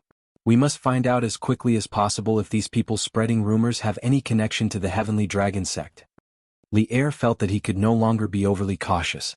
He had to be decisive, or else it would be too late once the mastermind behind the scenes had finished setting up. Li Junxian's heart trembled as he clasped his hands. This general obeys the decree. Father. Lan Province, outside the gates of Yifang County. Li Zishuan and the Sky Chicken Brigade had arrived before noon. Lan Province's provincial governor Zhou Wenfeng, Yifang County's county magistrate Wang Qingxing, a group of officials from the government and county offices, and Li Zishuan's father-in-law Han Tianhu, had all been waiting to welcome them. As the procession reached the gates, Iron Egg saw that extremely familiar figure and couldn't help but ride over. In the past, when Han Lijing was at his side, Iron Egg would often complain that Han Lijing was meddling too much. But after being separated for nearly half a year, Iron Egg only missed Han Lijing. Han Lijing quietly stood in front of the gates, not cheering or crying. It wasn't that he didn't want Iron Egg, but there were so many officials standing next to him that he needed to maintain his calm and self-control. Otherwise, wouldn't he make a fool of himself and cause his son-in-law to lose face? Father, are you feeling well? Iron Egg took the lead and rode his bicycle to Han Lijing. He quickly got off the bicycle and parked it at the side. Then he stepped forward and said excitedly, Your father's body is fine. You don't have to worry about me. Han Lijing smiled with great relief. Then he looked at Iron Egg from head to toe and couldn't help but nod. You've become darker, thinner and taller. Iron Egg, you've done well this time. More or less, you've accumulated some merit. Also, you've gained a lot of knowledge along the way, right? Seeing Iron Egg grow from a naughty kid who only knew how to play with mud to his current state, how could Han Lijing not feel gratified? His daughter had married a kind-hearted and capable person, and his son was becoming more and more promising day by day. Han Lijing now had no regrets. He had no more desires. Brother Han, you've given birth to a good son. He'll definitely be successful in the future. Lan Province's provincial governor Zhou Wenfeng stroked his beard and laughed. Han Lijing hurriedly said, No. It's fine as long as this brat doesn't cause any trouble for me. How can he bear the provincial governor's love? Zhou Wenfeng smiled and didn't say anything because Li Zishuan had already arrived. Lan Province's provincial governor, Zhou Wenfeng, greets Marquis. Yifang County's county magistrate Wang Qingxing, greets Marquis. Greetings, Marquis. Li Zishuan jumped down from his horse. Zhou Wenfeng, Wang Qingxing and the other officials came forward to salute him. Chapter 1498. Provincial Governor Zhou, County Magistrate Wang, there's no need for such formalities. Outside Yifang County City Gate, Li Zishuan approached the group of officials and said with a smile, I came to Lan Province to exterminate locusts. You don't have to worry about me. If you have official business to attend to, go ahead. Li Zishuan was a pragmatic person and didn't like to engage in such superficial formalism. However, Zhou Wenfeng and the others had come out of the city to welcome them out of good intentions. As the saying goes, don't slap a smiling face, so he had no reason to blame them. Zhou Wenfeng's eyes flashed. He was surprised, but his expression returned to normal after a while. He cupped his hands respectfully and said, Marquis is a man of noble character and unquestionable integrity. I admire you for your devotion to the public. Speaking of this, he turned to the group of officials behind him and said with a serious expression, Did you all hear that? If you have official business to attend to, go back to the Yamen immediately and don't make any mistakes. Lan Province's capital was Yifang County, so Zhou Wenfeng's words were not only directed to the subordinates of the provincial governor's office, but also to the officials of Yifang County's Yamen. Yes. The 30-odd officials standing behind couldn't help but look at each other. After a while, they cupped their hands and said in unison. Zhou Wenfeng pointed to the hundreds and thousands of people around him and said to Li Zishuan with a smile, Marquis. These people came to welcome you on their own accord after hearing the news. I didn't ask them to come. I can't chase them away. Li Zishuan pursed his lips and looked at the people around him who were looking at him with anticipation. Li Zishuan said loudly, Folks of Lan province, I'm here so you don't have to worry about the plague of locusts anymore. The sun is so hot, everyone should go back and eat. This afternoon, the Sky Rooster Brigade will head to the villages to exterminate the locusts. Actually, on their way here they had met quite a number of enthusiastic citizens. Li Zishuan was naturally aware of the pleas of the citizens. It was noon and the scorching sun was blazing above their heads. It was as if it was going to burn people to death. Therefore Li Zishuan didn't waste any time. With just a few words he made the citizens feel completely at ease. Thank you, Marquis. Thank you, Marquis. Li Zishuan's voice was very loud, and almost all the people around him heard it clearly. Hearing this they couldn't help but cheer loudly and express their gratitude. Let's go back and eat, Li Zishuan said kindly. After receiving the reply they wanted from Li Zishuan, the citizens did not stay any longer and left in satisfaction. The Sky Rooster Brigade is finally here. The locusts in our county should be wiped out soon, right? Of course. It said that the Sky Rooster Brigade only took 2 days to exterminate the locusts in Chizhou. Good boy. So fast? We still have to thank Master Han. Do you know why the Sky Rooster Brigade came to Lan directly after exterminating the locusts in Chizhou? Why? Because Master Han is the father-in-law of the Marquis of Yong'an. Willow Village, Nanping Village and Kaiyang Village were originally bought by the Marquis of Yong, and for Master Han. Now that our Lan province is suffering from a locust plague, how could the Marquis of Yong and not help? Oh, I remember now. It seems like there is such a thing. Speaking of which, the farmers in these 3 villages are close to the coal mines and iron mines. Just by working in the mines they can earn a lot of money every month. Who asked the coal mines and iron mines to belong to the Marquis of Yong'an? The Marquis of Yong, and is famous for being nice to his subordinates. Before this, although Li Zishuan had never been to Lan province, many citizens in Lan province had received Li Zishuan's kindness, especially the citizens of Yifang County. This was because Li Zishuan not only owned coal mines, but also iron and aluminum mines. Although mining would pollute the local environment, ever since Han Lijing came here, he had been using the method that Li Zishuan taught him to treat sewage. Therefore, after half a year, the local environment was not polluted much. Instead, the citizens earned a lot of money working in the mines. Marquis. This official has prepared some light wine in the residence. There are no delicacies, only some ordinary home-cooked meals. I hope that Marquis will honor me with your presence. Outside the city gates, Li Zishuan and Han Lijing exchanged a few words. At this moment, Zhou Wenfang stepped forward and cupped his hands. Actually, this lunch banquet was not just a home-cooked meal. However, after seeing Li Zishuan's actions, Zhou Wenfang guessed that Li Zishuan did not like their extravagance and waste. Therefore, he changed the delicacies into a home-cooked meal. Li Zishuan nodded and said, "A home-cooked meal is just right. I'll have to trouble Provincial Governor Zhou to prepare some home-cooked meals for the children as well." Regarding Zhou Wenfang's character, Li Zishuan had heard from Han Lijing that he was a smart person who knew how to curry favor with his superiors but would not overly curry favor with them. This kind of person could not simply be defined as a corrupt official because he was not corrupt. He only knew a little about the way to curry favor with his superiors. Compared to an upright and plain-spoken official like Wei Zheng, under normal circumstances, people like Zhou Wenfang who knew how to curry favor with his superiors and knew how to be flexible would do better. Therefore, Li Zishuan did not have any bad feelings towards Zhou Wenfang, but he also did not have a good impression of him. Moreover, his father-in-law Han Tianhu was still in Zhou Wenfang's territory. He did not need to embarrass Zhou Wenfang over such a trivial matter. Therefore, after thinking for a moment, Li Zishuan agreed to Zhou Wenfang's invitation. Under Li Zishuan's exemplary leadership, the lunch in the provincial governor's residence ended very quickly. It only took about half an hour from start to finish.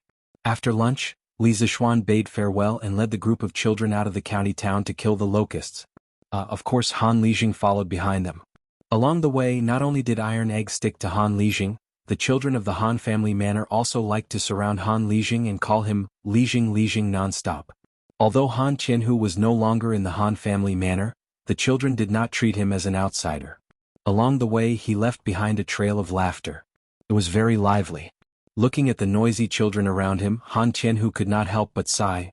I never thought that these little rascals who only knew how to play with mud and dig out bird nests would become heroes who saved the world after learning the art of controlling chickens from Hu Jing and Hu Gua. It's not easy for them to be heroes. At this moment, Li Zishuan interrupted. It's only been 8 days since the locust plague happened. and these children have already traveled hundreds of miles. Many of the children's backs are peeling from the sun, and they have rashes all over their bodies. They can only sleep on their stomachs at night. I've let these children down, I've made them suffer. He was also speaking from his heart. This season was the hottest season of the year, and yet he had brought these children everywhere to help with the disaster. In the eyes of others, they were heroes, but the price of being a hero was too heavy for these children. In just a few days the children were all tanned by the sun. It was impossible for Li Zishuan not to feel guilty. Xiaoxian, don't say that. Han Lijing said in a low voice, these children have suffered a little, but what they have seen and learned along the way is enough for them to use for the rest of their lives. To be able to follow you to kill locusts and gain experience is their honor. When they grow up they will be grateful to you. Li Zishuan shook his head and did not reply. Suddenly, Li Zishuan caught a glimpse of a particularly large pond in front of them.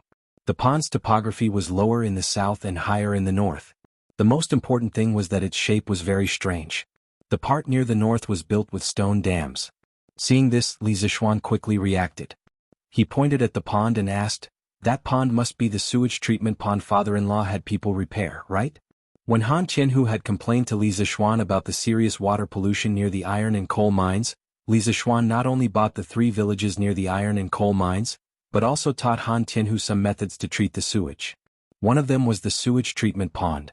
Han Qianhu looked in the direction Li Zishuan was pointing at, then nodded and said, that's right. That's the sewage treatment pond. There are 2 other ponds like this near the iron mines. After using this thing, the sewage has indeed decreased a lot. It's because of this that no one objected to us mining. Li Zishuan nodded and praised, that's right. We can't just bury ourselves in mining and ignore the feelings of the locals. Otherwise we'll become a rat that everyone wants to beat up. That should be our iron mine, right? As he spoke, Li Zishuan pointed to a small hill in front of them. They could vaguely see a lot of people on the hill. Han Qianhu looked at it and then replied, yes. That's right. That's our iron mine. It's also the largest iron mine in the Lan province. Today the iron mine is transporting a batch of ore to Lantian County. Fubin couldn't leave so he didn't come. Xiaoxian, do you want to go take a look? After pondering for a moment, Li Zishuan nodded and said, of course I have to go take a look. Now more and more iron was being used in the workshops. Carriages needed iron, bicycles needed iron, and weapons and armor needed iron. Moreover, it was an astronomical number. Now that he was in Yifang County, he could go to the mines to take a look and see if he could increase the mining capacity. Fubin, come out quickly. Look who's here. When they arrived at the mines, Han Li directly shouted towards the inside. As soon as he finished speaking, a young man with dark skin and a thin figure quickly walked out from the shed. Uncle Han? Marquis, you're here. The young man first greeted Han Qianhu, then when he saw Li Zishuan, he couldn't help but be stunned. He quickly went forward and bowed respectfully. Marquis, I know you're going to Yifang County at noon, but I couldn't leave at that time, so, this young man is Fubin. Li Zishuan waved his hand and smiled. No matter. You did the right thing. Business is more important. There are so many people welcoming me. You won't make a difference, right? You're tanned and thinner than before. Looks like you've suffered a lot here. Do you want me to transfer you back to Lantian County? Just by looking at Fubin's tanned and thin appearance, it was obvious that he had suffered a lot here. If he was now fair and fat, Li Zishuan would suspect that this young man had been eating and drinking all the time. Marquis, I'm not suffering. I'm not suffering at all. Hearing this, Fubin shook his head like a rattle drum and quickly said. Han Qianhu laughed. Hee. This young man has taken a fancy to Registrar Zhang's daughter. Xiaoxian, if you ask him to go back now, how would he be willing? I think even if you were to chase him away with a knife, he wouldn't leave. Li Zishuan heard this and couldn't help but ask, oh? Fubin, you've taken a fancy to Registrar Zhang's daughter? Sure. You young man. Do you want me to help you matchmake? Fubin didn't even think and rejected, no need, Marquis. How could I trouble you with such a small matter? Furthermore, she might not even like me. At the end of his sentence, Fubin's face turned red like a monkey PG. Li Zishuan was also an experienced person. How could he not see that this couple was about to become a couple? He smiled and said, all right. Then I won't interfere. But when the both of you get married, I will be attending the wedding banquet. Oh, if you have time, go back and visit Faubert. He is getting older. A trace of shame flashed across Fubin's face when he heard that. He nodded and said, after I'm done with my work, I will make a trip back. Faubert didn't have any children and had always treated Fu Bin as his own son. Fu Bin knew this very well. Li Zixuan nodded and didn't dwell on this matter. He said seriously, "Xiaobing, how is the iron mine's production now?" When it came to serious matters, Fu Bin's face immediately turned serious. He quickly replied, "Marquis, this iron mine can now mine about 5,000 caddies of ore a day. Under normal circumstances, we have to send a batch of iron ore out of the warehouse every 3 days. Oh, last month I found that the quality of the ore deeper underground is better and there are more of it. I got someone to dig a mine that is 4 to 5 feet deep and plan to mine from the bottom. This way we can mine at least twice as much iron ore." The ancient people couldn't dig tens of meters deep into the ground like the modern people. At that time, due to the lack of advanced machinery and technology, most of the ore they mined was near the surface. Fu Bin could think of using a mine to mine directly from the bottom. This was considered a new approach. However, this method of his could easily lead to danger. What? Li Zixuan's face changed and quickly said, "Where is this mine? Bring me to take a look." Fu Bin saw Li Zixuan's face and had a bad feeling. But he couldn't think of what he did wrong. He could only bite the bullet and said, "Marquis, the mine is over there. Follow me." Okay. Under Fu Bin's lead, Li Zixuan came to a 1-meter deep, bottomless pit.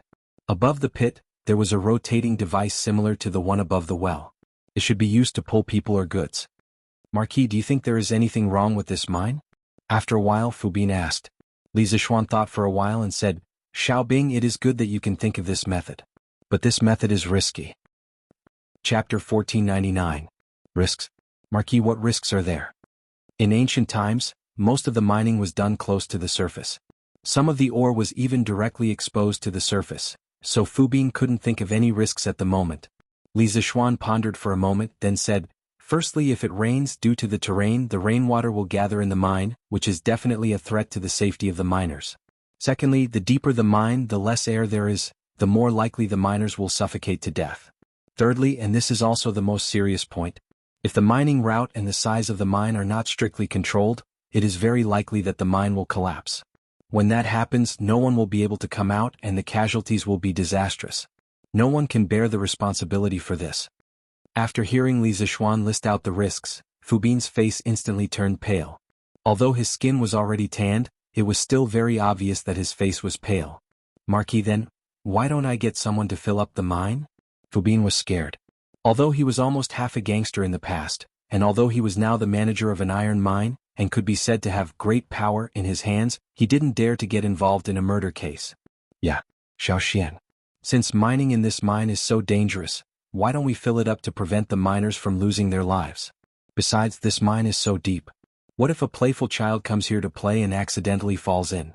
The ore near the surface of this iron mine is enough for us to mine for another 2 years. There's no need to take such a risk." Han Qianhu, who was beside him, also said with concern. Li Zixuan frowned and didn't say a word. He was also weighing the pros and cons in his heart. When it came to mining, if there was a large amount of ore on the surface, then the best choice was of course to mine on the surface. Not only was it simple and convenient, but the mining efficiency was also much higher.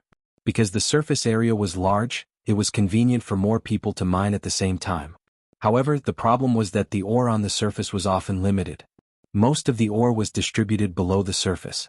Just like this iron mine, the ore on the surface probably didn't even account for 1% of the total reserves. Should he give up eating for fear of choking, or should he face the difficulties head-on? This was a question worth pondering. After pondering for a long time, Li Zixuan said, "Don't fill it up yet. This mine is only 4 to 5 feet deep. If we can control the path and the size of the mine well, the risk is relatively low. Xiaobing, in the future when the miners are mining in the mine, the tunnel must not be more than 10 feet wide. Also, you need to plan the mining route in advance. You cannot dig through 2 tunnels. In addition, the mine could only be dug from the depth of the mine. It couldn't be dug any further. The deeper it went, the greater the risk. Before the miners entered the mine, they had to use torches or candles to check if there was enough air underground. They also had to build a drainage ditch above the mine to prevent rainwater from entering the mine. Do you remember all these? A depth of 4 to 5 feet was only about 10 meters. In fact, it wasn't that deep. Most modern mines were about a few hundred meters deep. The world's deepest mine, Bonig Mine, was more than 4,000 meters deep. Therefore, in comparison, as long as the safety measures were in place, there shouldn't be any danger in this mine.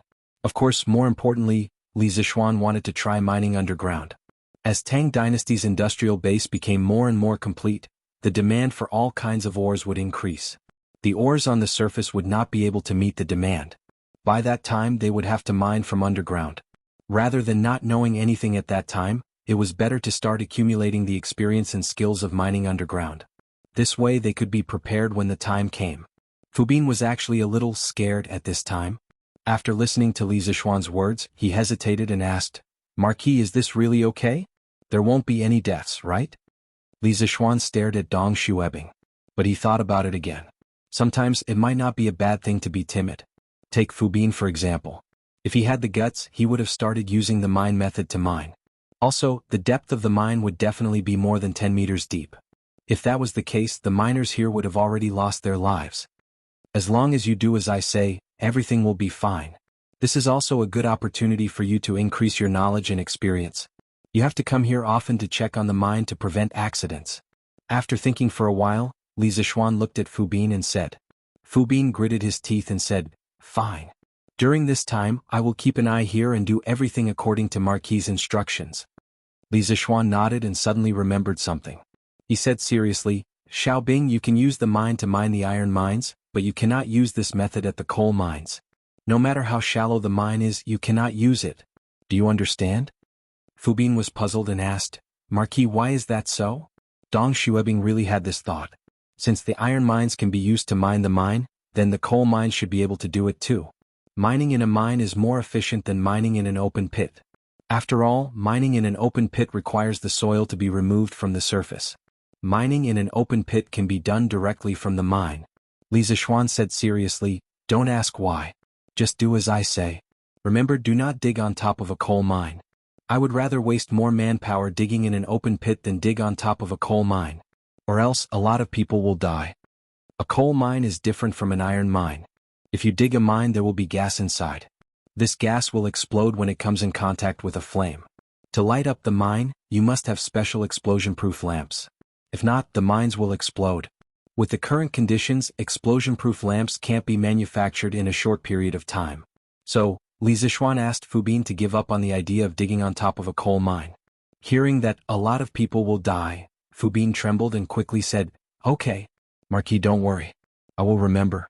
I will definitely not dig on top of a coal mine." Li Zishuan nodded and walked around the mine 2 more times before leaving with Han Tianhu.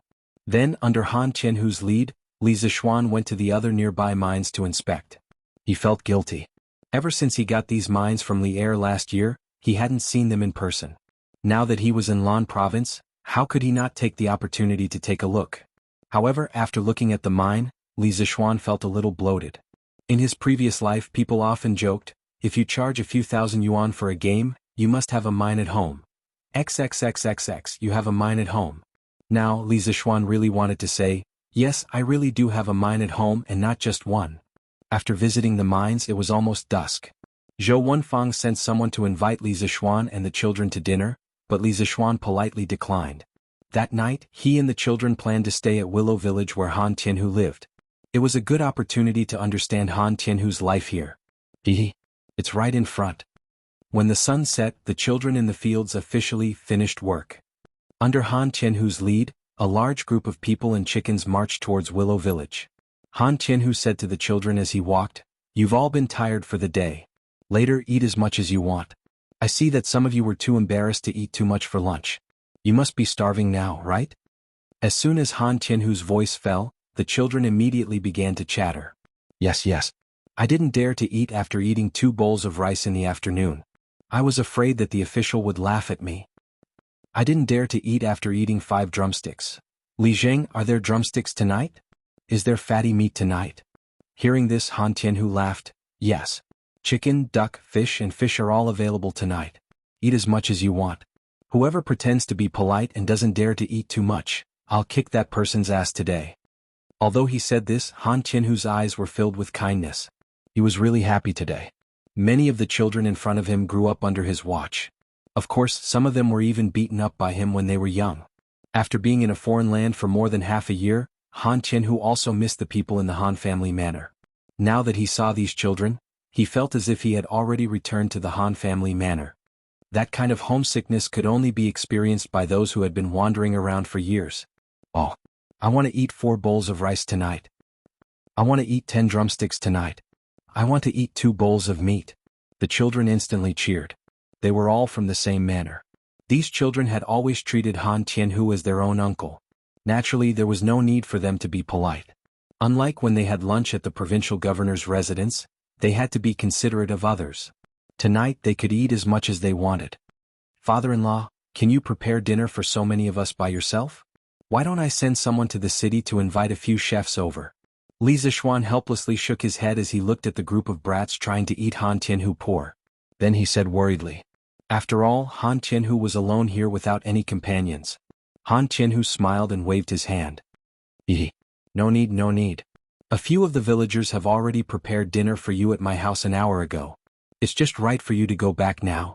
From Han Tianhu's tone, the villagers here should have a good relationship with him.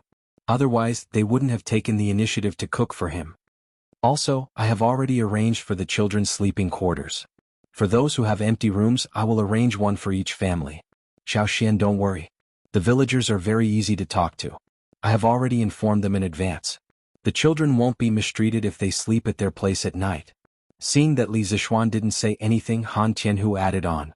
Li Zishuan nodded and said, since father-in-law has already made arrangements, then of course I'm not worried. Han Tianhu's love for these children was no less than his. Li Zishuan naturally didn't have any reason to worry. Yo, Tianhu, you're back? This is Marquis, right? This humble one Ma Jiang greets Marquis. After entering Willow Village, the group came to a courtyard. A bare-chested, burly man walked out from the door. That burly man first greeted Han Tianhu, then noticed Li Zishuan and hurriedly bowed to Li Zishuan. No need to be so polite. This Marquis is here to freeload a meal. Li Zishuan nodded and joked. However, he had some doubts in his heart. This person in front of him actually called Han Lijing Tianhu. This was very rare. One must know that even in the Han family manor, when the villagers saw his father-in-law, they would only call him Lijing. Almost no one would call him by his name. This could only mean that the burly man in front of him had a close relationship with Han Tianhu. Xiaoxian Ma Jiang is my brother. During the battle in Yunzhou, he and I were both part of Duke Yi's personal army. After the world was peaceful, he also retired. Han Tianhu said to Li Zishuan. Li Zishuan was startled. He then cupped his hands towards Ma Jiang and said, so that's how it is. Then this junior should be the one greeting Uncle Ma. This was not only to give face to Han Tianhu, but also out of respect for a soldier who had risked his life for the great Tang Empire. Ma Jiang originally thought that this marquis in front of him was very easygoing, witty, and not at all arrogant. However, when he saw Li Zishuan bowing to him, he was startled. He hurriedly turned his body and said in a fluster, Marie, you can just call me Old Ma. I don't deserve to be called Uncle Ma. I really don't deserve to be called Uncle Ma. Li Zishuan said with a serious face, since you are my father-in-law's former brother on the battlefield, then you deserve to be called Uncle Ma. No. I can't. Marquis, please don't call me Uncle Ma. Ma Jiang was so anxious that his forehead was sweating. He was at a loss for what to do. At this time Han Lijing said, Ha! Little Shen Old Ma, let's not get entangled in this. The children are still hungry. Is the meal ready? Ma Jiang hurriedly said, It's ready. It's ready? My wife, Shanzi, and the other family's wives are all inside. They have also prepared the pheasants and hares sent by the villagers. There are 6 tables in the courtyard. They will help to serve the dishes in a while. Tianhu, I will go back and tidy up the house. Later you can let the children sleep in my house. Han Lijing hurriedly said, What's wrong? Ma? You don't want to eat before going back? Ma Jiang waved his hand and said, I don't want to eat. I don't want to eat. I was just smelling the meat in the kitchen and I was already full. The house is very messy. I have to go back and tidy it up. The children have been tired all day. I have to let them have a good night's sleep, right? Marquis, I will go back first. After saying that, Ma Jiang cupped his fists towards Li Zishuan. Without waiting for Li Zishuan's reply, he hurriedly ran away. The villagers were simple and honest. If it were anyone else who had the chance to eat with Li Zishuan, they would definitely lick his face and stick to him. For example, in the afternoon at the provincial governor's office, Zhou Wenfang and Wang Qingxing's subordinates. However, Ma Jiang was different. He would only feel uneasy when eating with Li Zishuan. Go. Let's all go in and eat. Han Lijing didn't mind. He waved his hand and called out to the group of children behind him. "Let's eat." The devilish brats burst into cheers and immediately swarmed into the courtyard like a swarm of bees. Chapter 1500. The banquet lasted from sunset until the moon was high above the willow tree branches. The reason why the banquet lasted so long was not only because the children could eat too much, but also because the banquet was too sumptuous. There were too many wild animals sent by the villagers. Of course, the most important reason was that the banquet was held at Han Tianhu's house. The children could eat as much as they wanted here, and they had more freedom than they did in Qizhou. Therefore the banquet was quite lively. One could hear the laughter in the courtyard from the entrance of the village. Outside the courtyard, a group of villagers had already gathered. These villagers had come to pick up the children to sleep in their respective houses. There were a total of 49 households. Originally, 50 children would correspond to 50 households, but Iron Egg would definitely stay with his father at night, so only 49 children would sleep in the villagers' houses. The fields in Kaiyang village had all been swept by the Sky Pheasant Brigade this afternoon. Now there were almost no locusts left. The villagers naturally knew who the credit was, so in order to let the children have a good night's sleep, many villagers gave up the cleanest room and the softest bed in their house for the children from Han village and Mei village to sleep in. All right. Hurry up and wash up, then sleep. Listen carefully, don't make a fuss at night." Seeing that the children had eaten and drank to their heart's content, Han Lijing stood up and said loudly, "Don't worry, Lijing. We definitely won't make a fuss at night." "Yes, we definitely won't make a fuss." "Ah, Ernyo, do you wet the bed at night?" "Erhu, you're the one who wet the bed." The children played around for a while, then left the courtyard under Han Tianhu's lead. The villagers who had been waiting outside the door came forward one by one. Each family took one child and repeatedly promised that they would not let the children suffer in their own homes. Then they turned around and left with the children. This scene was just like a modern-day kindergarten where parents picked up their children at the school gate after school. "Father-in-law, your house is quite big." After dinner, Li Zixuan took Iron Egg to visit Han Lijing's new home. After walking around for a while, Li Zixuan couldn't help but exclaim. It was a house with 3 courtyards about the same size as the Li family's house in Chang and city's Yongla Lane. There were pavilions, rockeries, ponds and so on. However, many places looked as if they hadn't been cleaned for a long time. Fallen leaves, weeds and dust were everywhere. "If this house is too big, it'll be troublesome. According to my original plan, having a place to stay here would be enough." When Han Lijing heard this, he smiled bitterly and said, "You know the original owner of this house, Little Xian.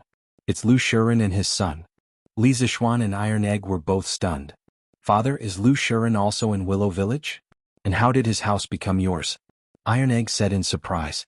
He had a deep impression of Lu Shuren and his son. When he was young, he and Han Yushi were oppressed by Lu Shuren and his son. Last year, Lu Haojin even seriously injured him. Li Zixuan pursed his lips and didn't say a word. Regarding Lu Shuren and his son in Willow Village, Han Lijing had mentioned it in his letter to Han Yushi. However, Iron Egg was busy with his studies at the academy and probably didn't see the letter. Han Lijing patted Iron Egg's shoulder and said, "After Lu Shuren was chased out by the villagers of Plum Village, he came to Willow Village and became the landlord here. This year I came here to buy land and coincidentally met him. Who knew that even though this guy came to Lan Province, he was still dishonest. He was rude and unreasonable in the village, oppressing people and committing all kinds of crimes. Then he was arrested by County Magistrate Wang's men. His house in Willow Village became ownerless. The villagers didn't dare to live there because they were afraid of offending Lu Shuren. They were afraid that Lu Shuren would find trouble with them after he was released from prison. So father moved in." Speaking of this, Han Lijing said helplessly, "It's just that this house is too big. How can I take care of it alone? Usually I only take care of my own house. The other houses have been abandoned for a long time." This was also the reason why Han Tianhu didn't leave more children to live in his house. Those rooms that hadn't been cleaned for a long time would take a lot of time to clean up. It was already not easy to clean up 2 rooms for Li Zixuan and Iron Egg to live in. "Father-in-law, you can buy some servants back. First, they can help you clean up the house. Second, they can take care of your daily needs. It's so convenient." Hearing this, Li Zixuan said with a smile. Although Han Tianhu's body was quite good, he was getting older. How could there be no one to take care of him? Han Lijing waved his hand and said, No. I'm fine living alone. What's the point of buying servants? Father, just listen to master. If you don't have enough money, I still have some money here. I'll give it all to you. Iron Egg interrupted at this time. This child was starting to feel sorry for his father. You stinking brat. Your father wants your money? I'm just used to living alone. I don't want the trouble. Hearing this, Han Lijing couldn't help but pat the back of Iron Egg's head. Although he said this, his heart felt warm. All right. That's your room. Go wash up by the well and then sleep. After pausing for a moment, Han Lijing urged Iron Egg again. Then I'll go to sleep first. Father Master, you guys should sleep early too. Iron Egg knew that he couldn't persuade Han Tianhu. He stopped persuading him and prepared to sleep. Go. Li Zishuan nodded and replied. Iron Egg turned around and left. Li Zishuan picked up where he left off and said, Father-in-law, you definitely have to buy a slave. Otherwise, you'll be the only one living in such a large residence. What kind of person is that? I'll pay for it. Tomorrow, I'll get someone to help you find a few loyal servants. This wasn't a problem of money, nor was it a problem of being used to living alone. It was just that living in such an uninhabited house for a long time would make one feel more lonely. It was also a torture to one's heart. Seeing Li Zishuan's determined face, Han Lijing thought for a moment and replied, All right. Let's just buy a few servants. Xiaoxian, you don't have to pay for it. I have more money than I can spend. After I'm done with this, I'll go buy some servants. Li Zishuan said suspiciously, Father-in-law, don't wait until we leave and change your mind. I think you should go buy some tomorrow.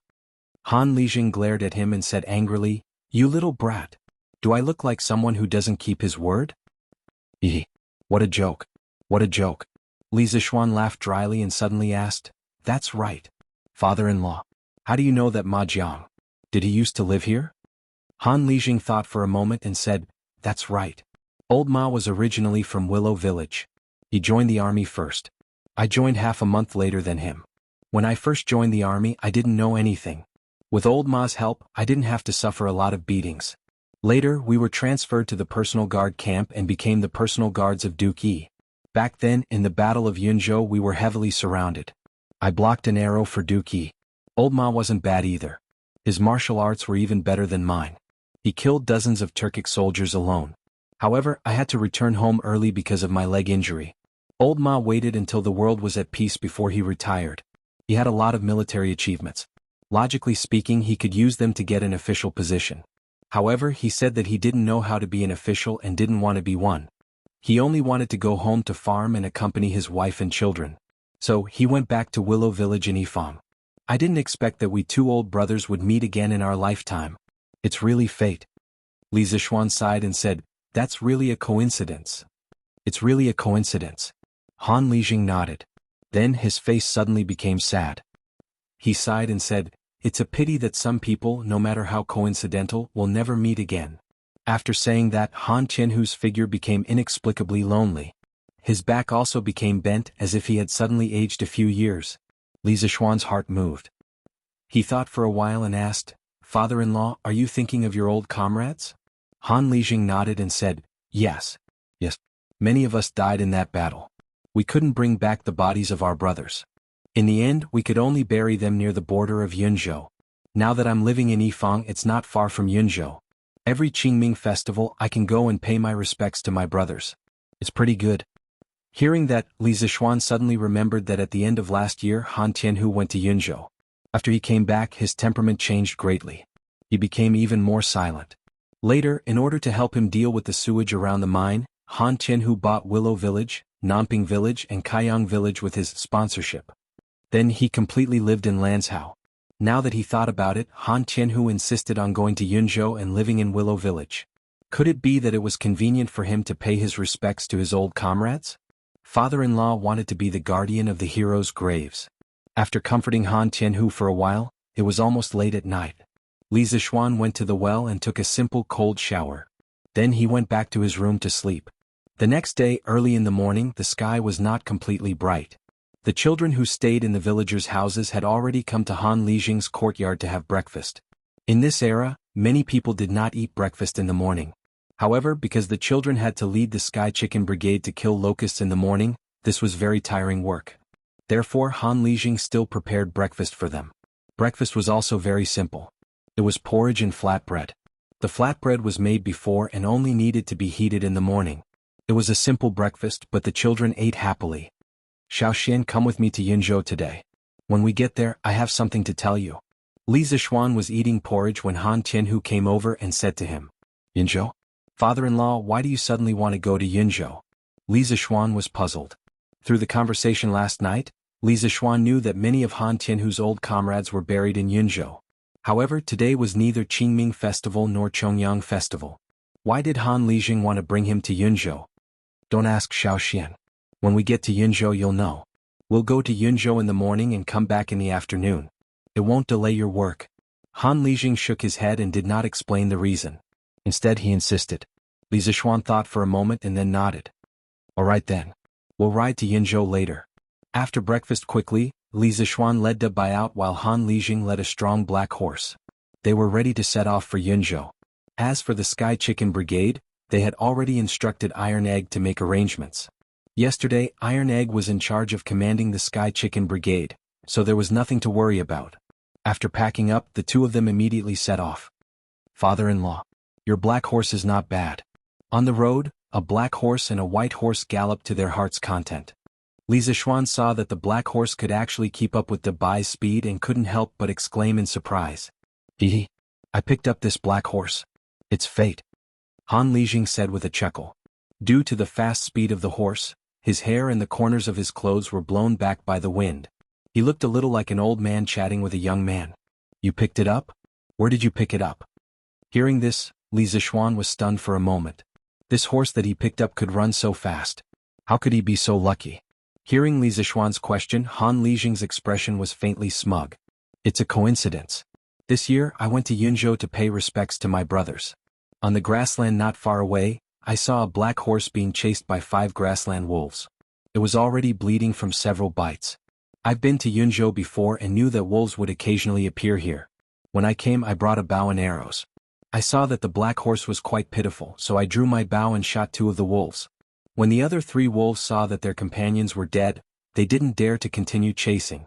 This black horse actually had some intelligence. It knew that I saved it, so it ran to my side and didn't leave. When I saw the wounds on its body, its hind legs and buttocks were bleeding, I hurriedly led it to a nearby county and found a doctor who could treat livestock to treat it. After a few days its wounds were healed, but it didn't leave. It was as if it wanted to rely on me, so I took it as a mount. When Li Zishuan heard this, he couldn't help but click his tongue in wonder. This horse knows how to be grateful? It's really intelligent. And looking at the speed of this horse, it's not inferior to some of the grassland's precious horses. Father-in-law, you've picked up a treasure. Han Lijing smiled indifferently. I'm not going to the battlefield now. I only go out to ride occasionally. What's the use of a good horse? It's fine as long as it can run. Xiao Xian, if you need it, I'll give this horse to you.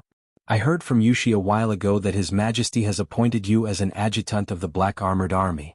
How can you not have a good horse in the army? You'll be looked down upon by the soldiers. Li Zishuan smiled and refused. There's no need, father-in-law. My Whitey isn't inferior to your black horse. Isn't that right, Whitey? As he spoke, Li Zishuan patted the neck of Whitey's horse. Whitey seemed to understand that someone, a horse wanted to steal its rice bowl. Thus, it completely became a runaway wild horse. It ran at full speed and in the blink of an eye, it left the big black horse behind. Whitey can run so fast. Han Lijing was surprised for a moment, but he quickly reacted. He quickly urged the black horse under him and chased after Li Zishuan. Chapter 1501. Yifang County could be considered a county in the northern part of Lan Province, while Yun Province was to the north of Lan Province. Further north of Yun Province was the Great Steppe, where lived a group of valiant nomads, the Great Tang's mortal enemy, the Eastern Turks. After leaving Yifang County, the father-in-law and son-in-law rushed for an hour and arrived at the boundary of Yunzhou. Cloud Province was one of the 16 provinces of Yenyun between the Great Tang and the Turks. Since ancient times, it had been an important military base on the northern border, a barrier between the Great Tang and the Turks. There were not many people here, but many soldiers were garrisoned here.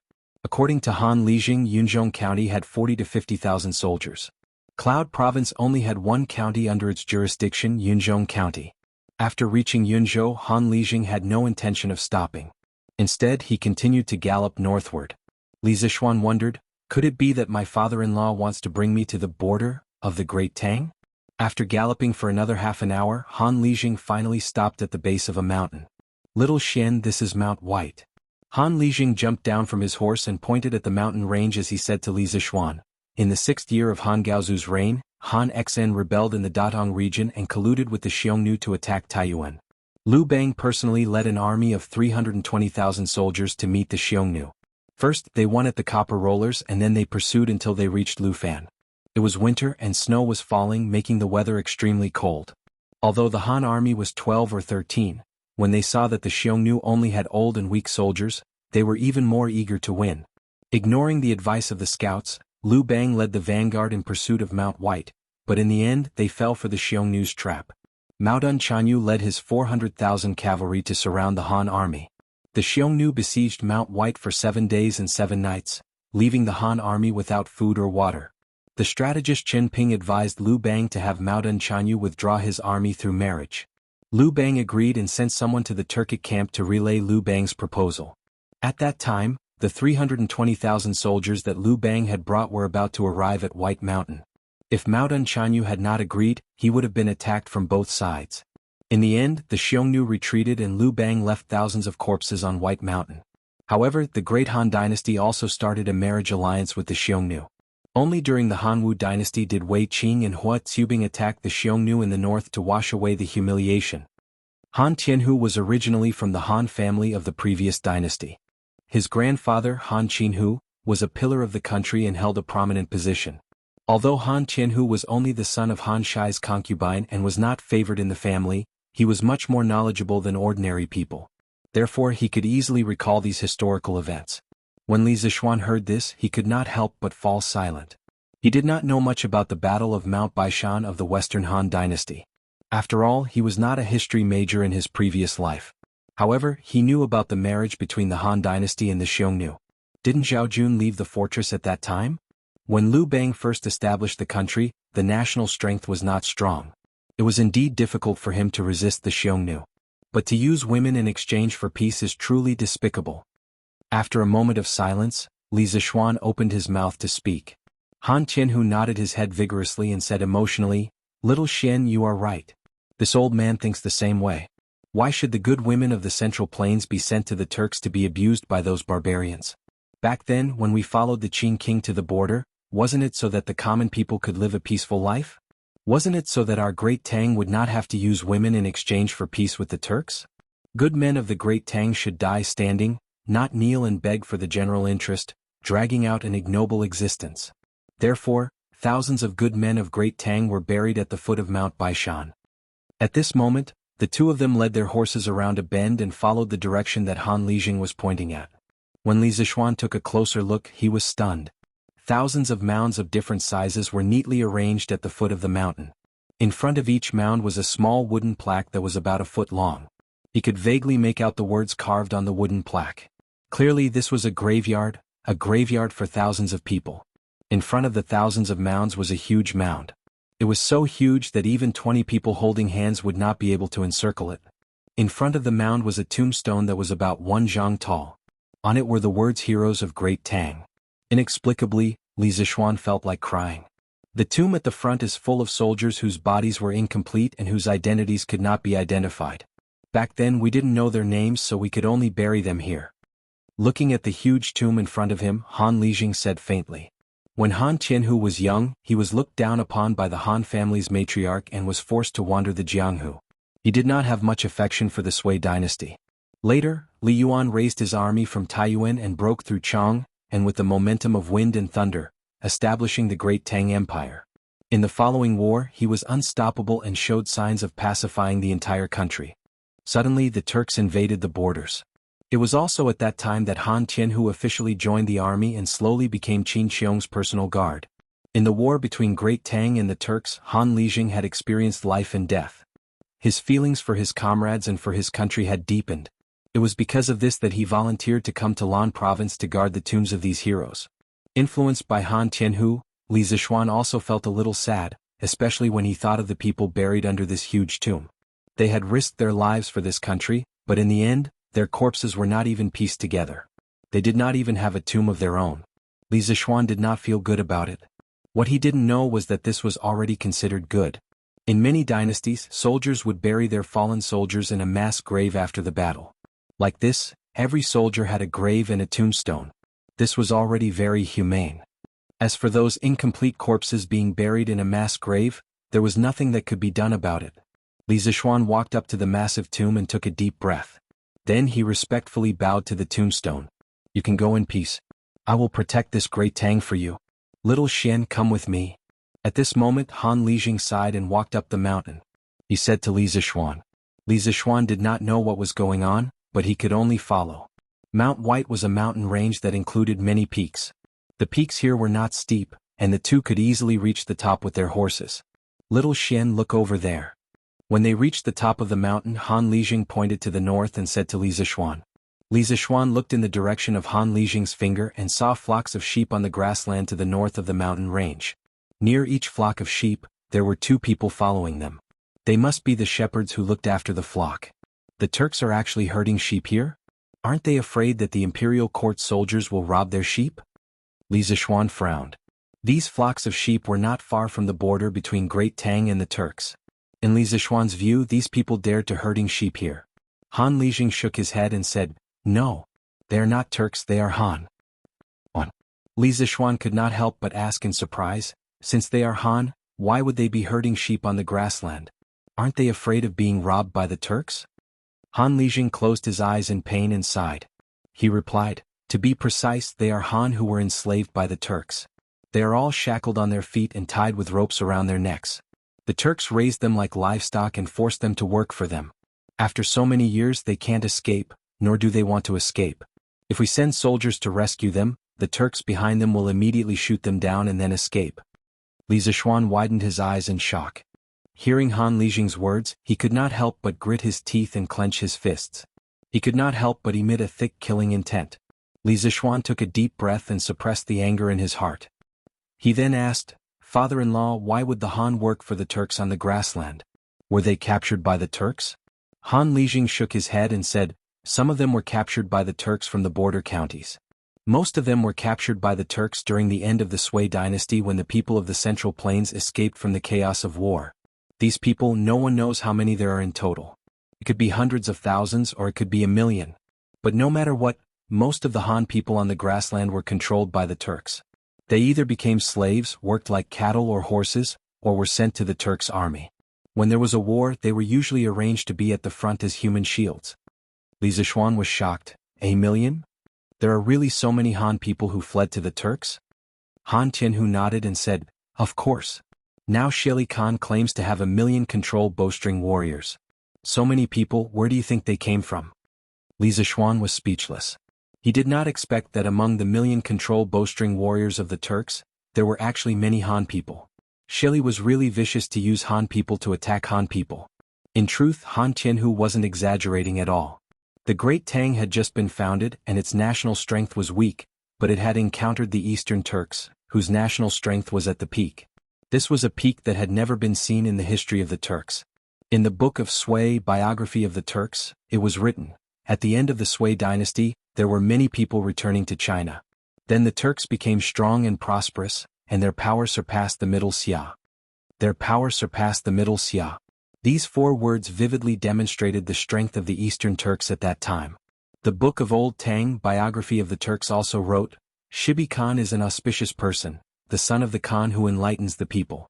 When Sui Dai succeeded the throne, the world was in chaos, and the people of China were running for it. His tribe was strong and prosperous, from Khitan and Shirwei in the east, to Tuyuhun and Gaochang in the west, they were all subordinates. More than 1,000,000 control bowstring warriors, the prosperity of North D was unprecedented. They looked down on Yin Mountain and had the ambition to belittle the Middle Xia." These were all descriptions of the strength of the Turks when Shibi Khan was at the end of the Sui dynasty and the beginning of the Tang dynasty. In stark contrast, the strength of the Turks during Ishbar Yukagan's reign was a completely different picture. In the Book of Sui, Biography of the Turks, it was written, "Ishbar Yukagan's bravery won the hearts of the people, and the northern barbarians all submitted to him, all of them became bandits, and he had 400,000 control bowstring warriors." From 400,000 control bowstring warriors to 1,000,000 control bowstring warriors, how long had it taken? 30 years? Yes, only 30 years. In 30 years, the Eastern Turks could mobilize an army from 400,000 to 1,000,000. This meant that the number of people needed to mobilize an army had increased by 1.5 times. But the harsh environment of the steppe made it impossible to rely on natural population growth. Moreover, the 400,000 controlled bowstring warriors of Ishbar Yukagan's reign was a grand occasion, before the Turks were divided into the eastern and western tribes. If one were to take into account the loss of population and army caused by the civil war of the Turks, as well as the sudden decrease in population and army caused by the division of the Turks into the east and west, as well as the loss of population and army caused by the several fierce attacks of the Sui dynasty against the Turks, then before the civil war of the Central Plains, when Shibi Kaghan had just become the Kaghan of the Turks, the number of soldiers in his army could not have exceeded 200,000.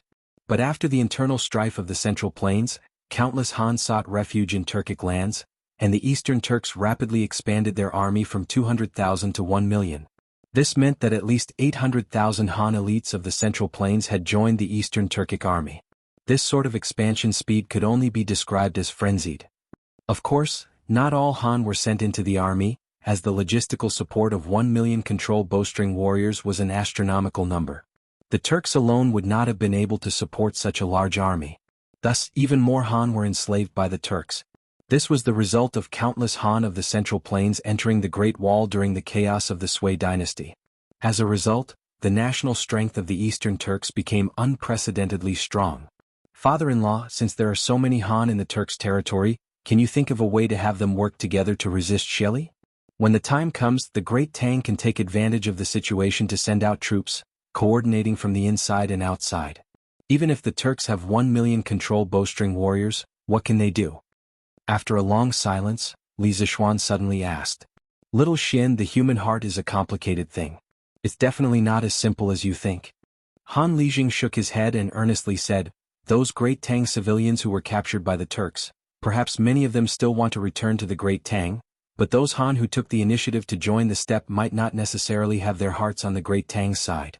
In the million-strong army of the Turks, there are at most 200,000 to 300,000 Turks, but how can 200,000 to 300,000 Turks control 700,000 to 800,000 Han? Have you ever thought about this question? Li Zishuan frowned, his face turning unsightly.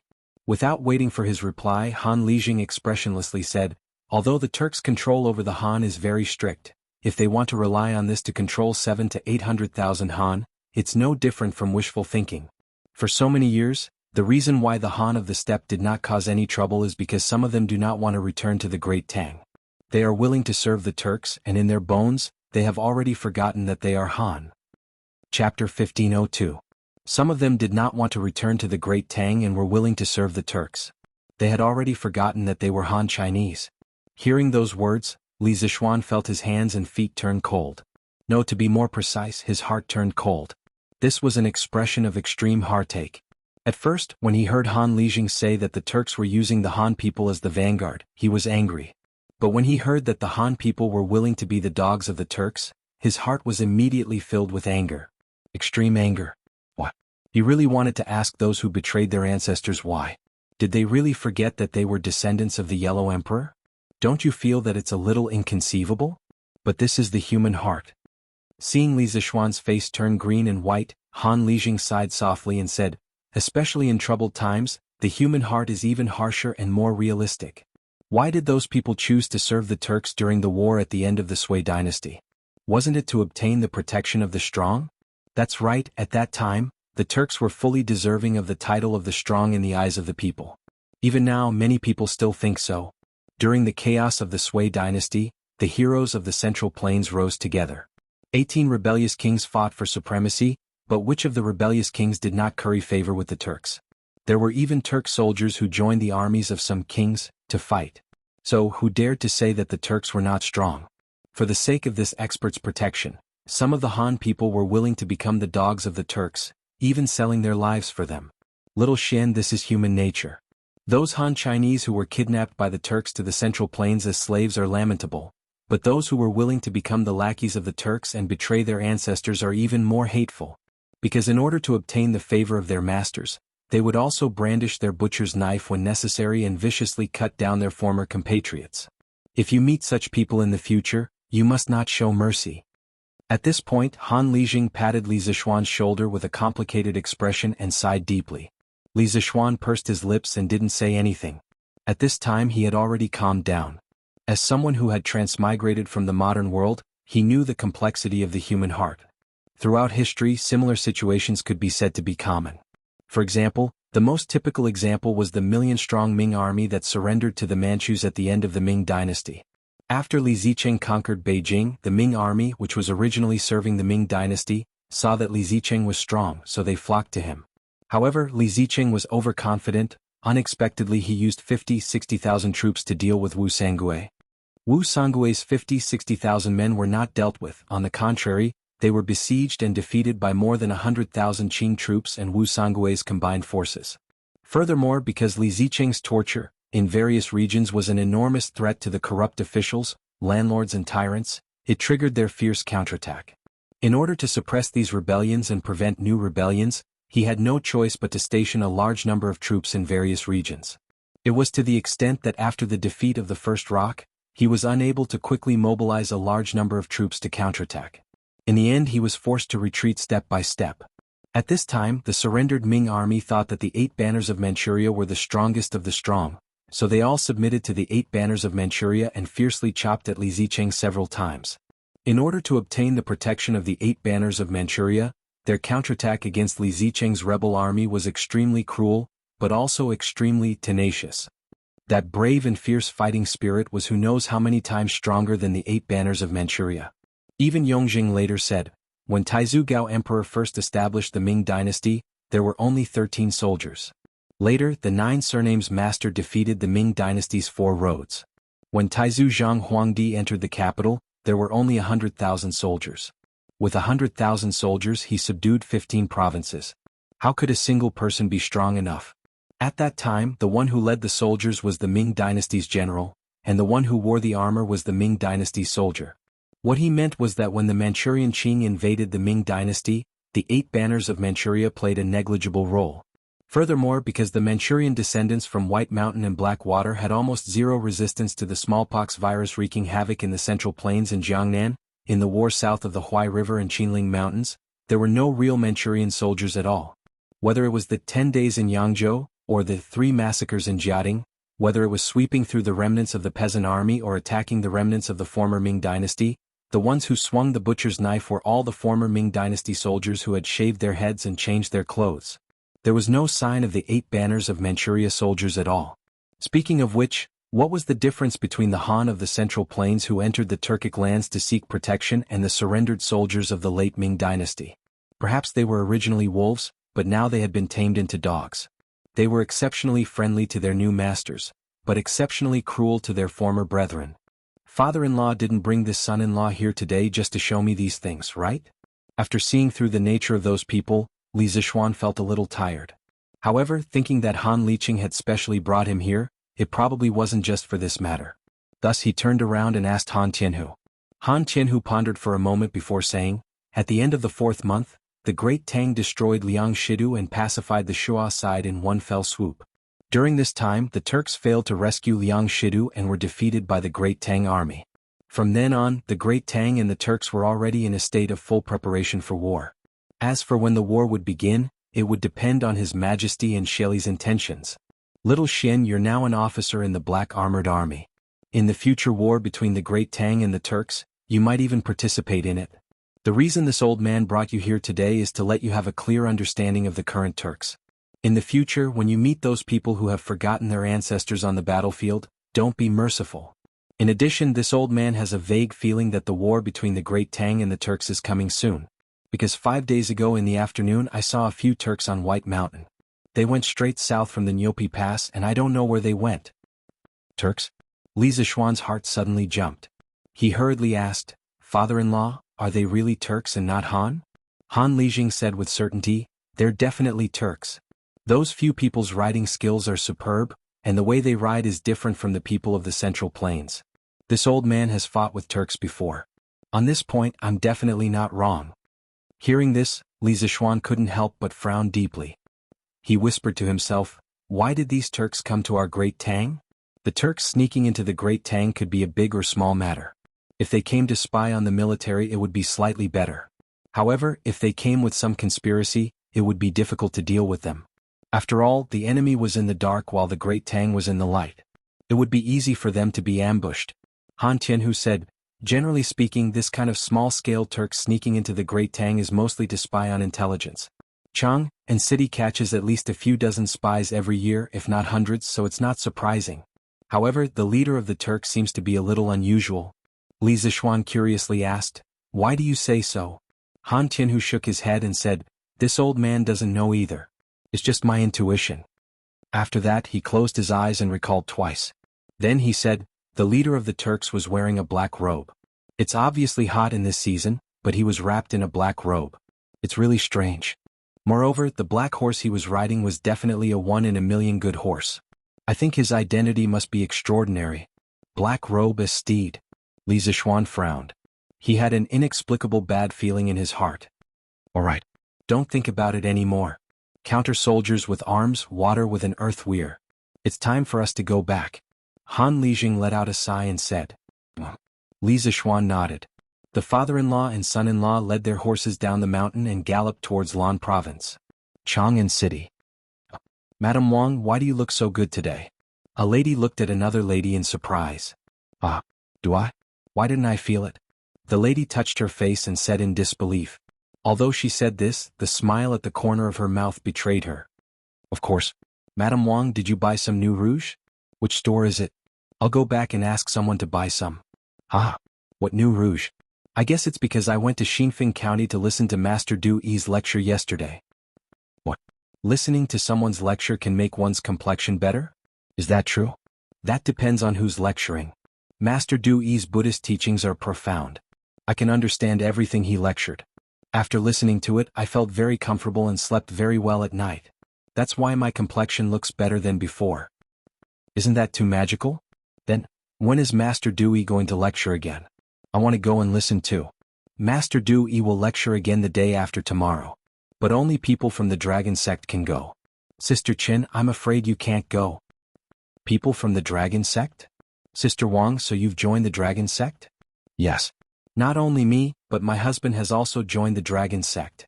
With the holy water given by the divine monk, my husband's injured leg no longer hurts. I think this Master Du Yi is the reincarnation of a Buddha. When I listened to his lecture yesterday, I faintly saw a five-colored Buddha light around him. If he's not the reincarnation of a Buddha, what else can he be? This Dragon Sect is really powerful. I want to join it too.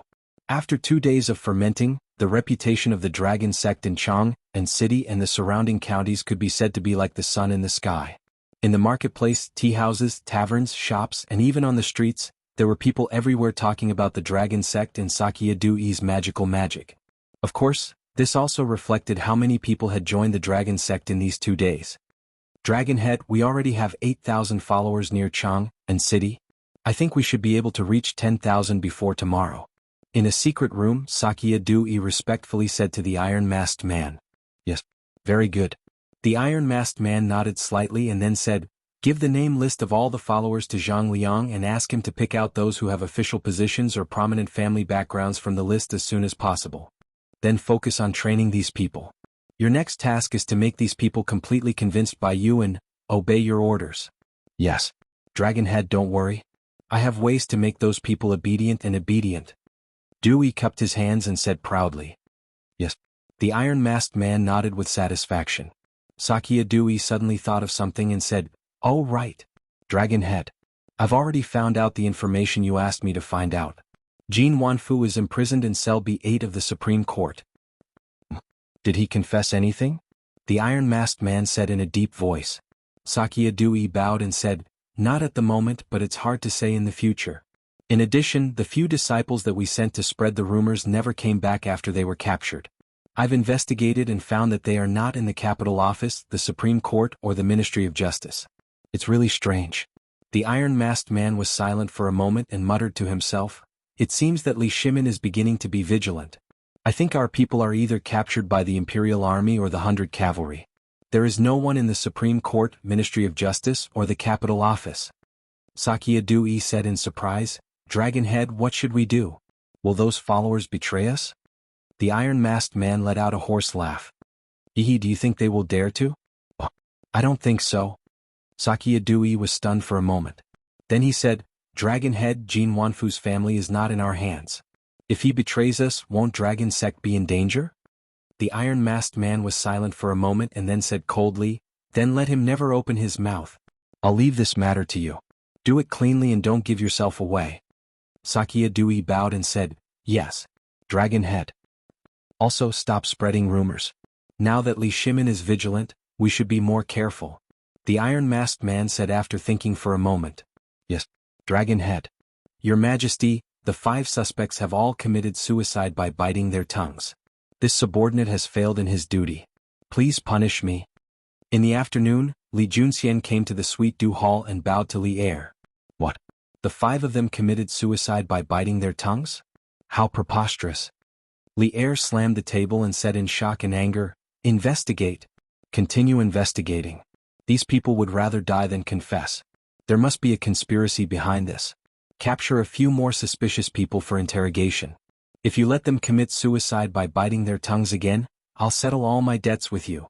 At this point, Li Er was more and more convinced that those who spread the rumors must have a powerful force behind them. Otherwise, they wouldn't have chosen to die rather than confess. Li Juanxian's heart trembled and he quickly clasped his fist and said, this general obeys.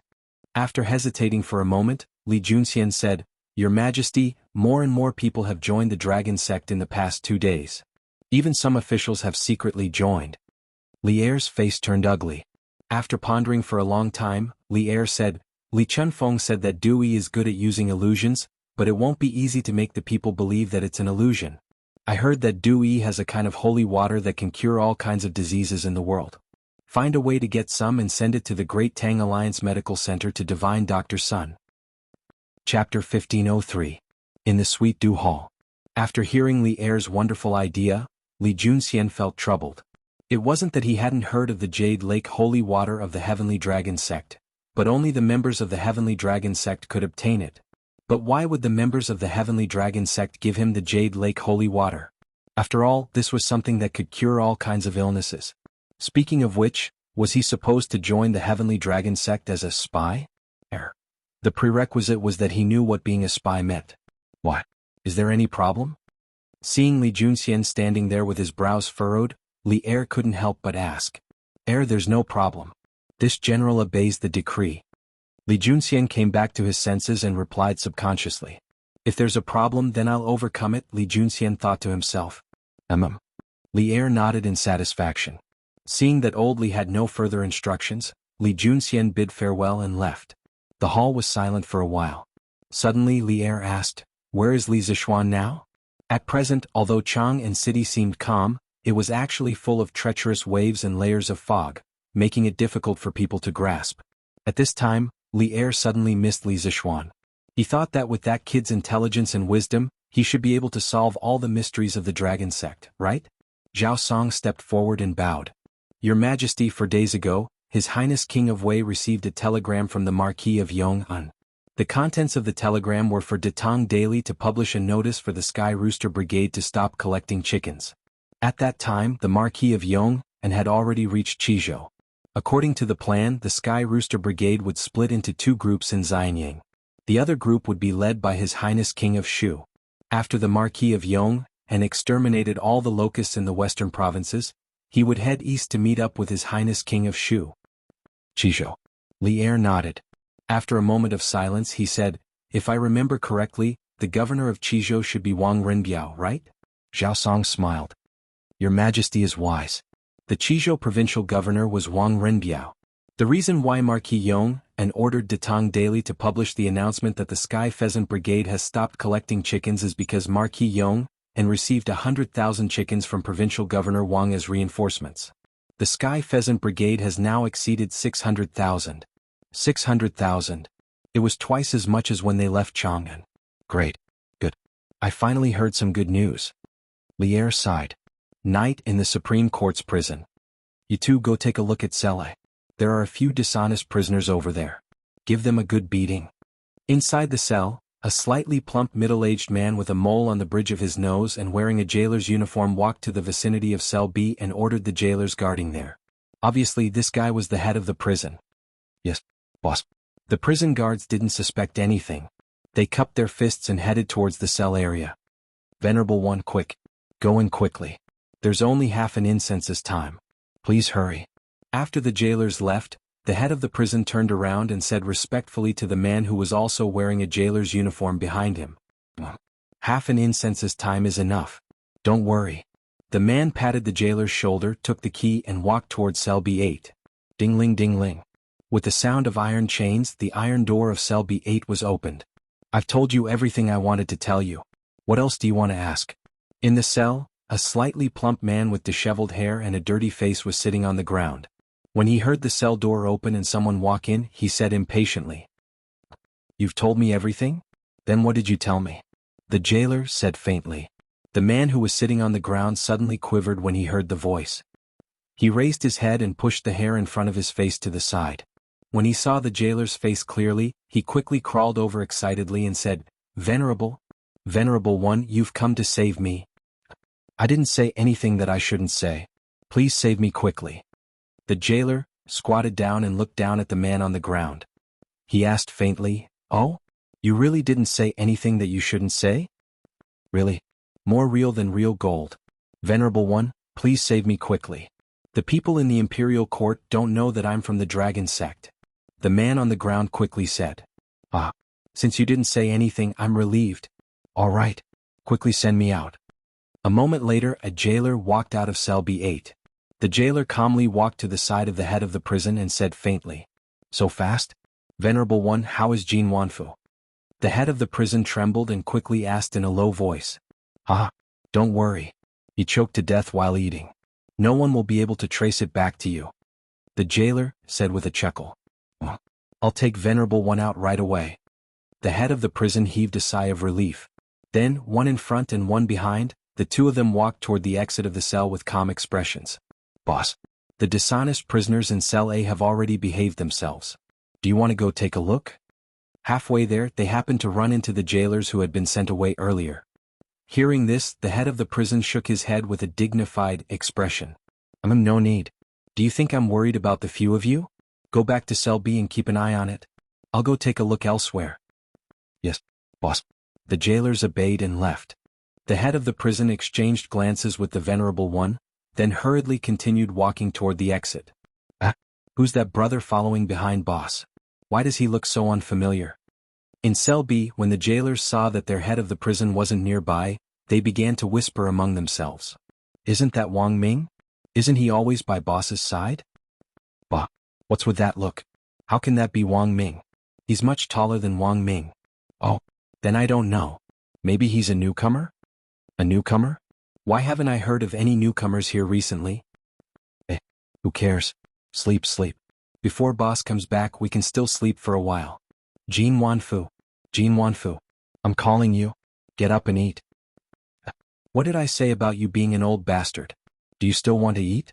The next day at the door of cell B8, a jailer carrying a rice bucket walked over and shouted at Jianghu, who was opposite him. He shouted once but no one responded. He shouted twice but still no one responded. Gradually the jailer realized that something wasn't right. He hurriedly put down the rice bucket, opened the cell door and walked in quickly. At this moment, Jianghu was lying on his back on the straw bed. His eyes were wide open and the whites of his eyes were rolling up. His mouth was slightly open and the rice inside could be faintly seen. His hand was on his neck and it looked like he had choked on his food. The jailer panicked and hurriedly stretched out his hand to check Jianghu's breathing. This test caused his heart to turn cold. Someone. The prisoner in cell B8 choked to death. Reporting to Shaoqing, the shopkeeper of Yanhuang Bank, Jianghu, who was escorted back to the capital from Xingfeng County a few days ago, died last night. Dai Zhou had just returned to the Supreme Court after the morning court when a bailiff hurriedly ran over and bowed with cupped fists. Jianghu died in the cell last night? How did he die? Hearing this, Dai Zhou was horrified and hurriedly asked. Regarding Jianghu's case, it could have been closed early for accepting bribes and illegal loans, but Dai Zhou had asked the Ministry of Revenue's experts to check accounts. Anti-piracy chapter unlocking after half an hour. Anti-piracy chapter unlocking after half an hour. Anti-piracy chapter unlocking after half an hour. Anti-piracy chapter unlocking after half an hour. Anti-piracy chapter unlocking after half an hour. Anti-piracy chapter unlocking after half an hour. Anti-piracy chapter unlocking after half an hour. Anti-piracy chapter unlocking after half an hour. Anti-piracy chapter unlocking after half an hour. Anti-piracy chapter unlocking after half an hour. Anti-piracy chapter unlocking after half an hour. Anti-piracy chapter unlocking after half an hour. Anti-piracy chapter unlocking after half an hour. Anti-piracy chapter unlocking after half an hour. Anti-piracy chapter unlocking after half an hour. Anti-piracy chapter unlocking after half an hour. Anti-piracy chapter unlocking after half an hour. Anti-piracy chapter unlocking after half an hour. Anti-piracy chapter unlocking after half an hour. Anti-piracy chapter unlocking after half an hour. Anti-piracy chapter unlocking after half an hour. Anti-piracy chapter unlocking after half an hour. Anti-piracy chapter unlocking after half an hour. Anti-piracy chapter unlocking after half an hour. Anti-piracy chapter unlocking after half an hour.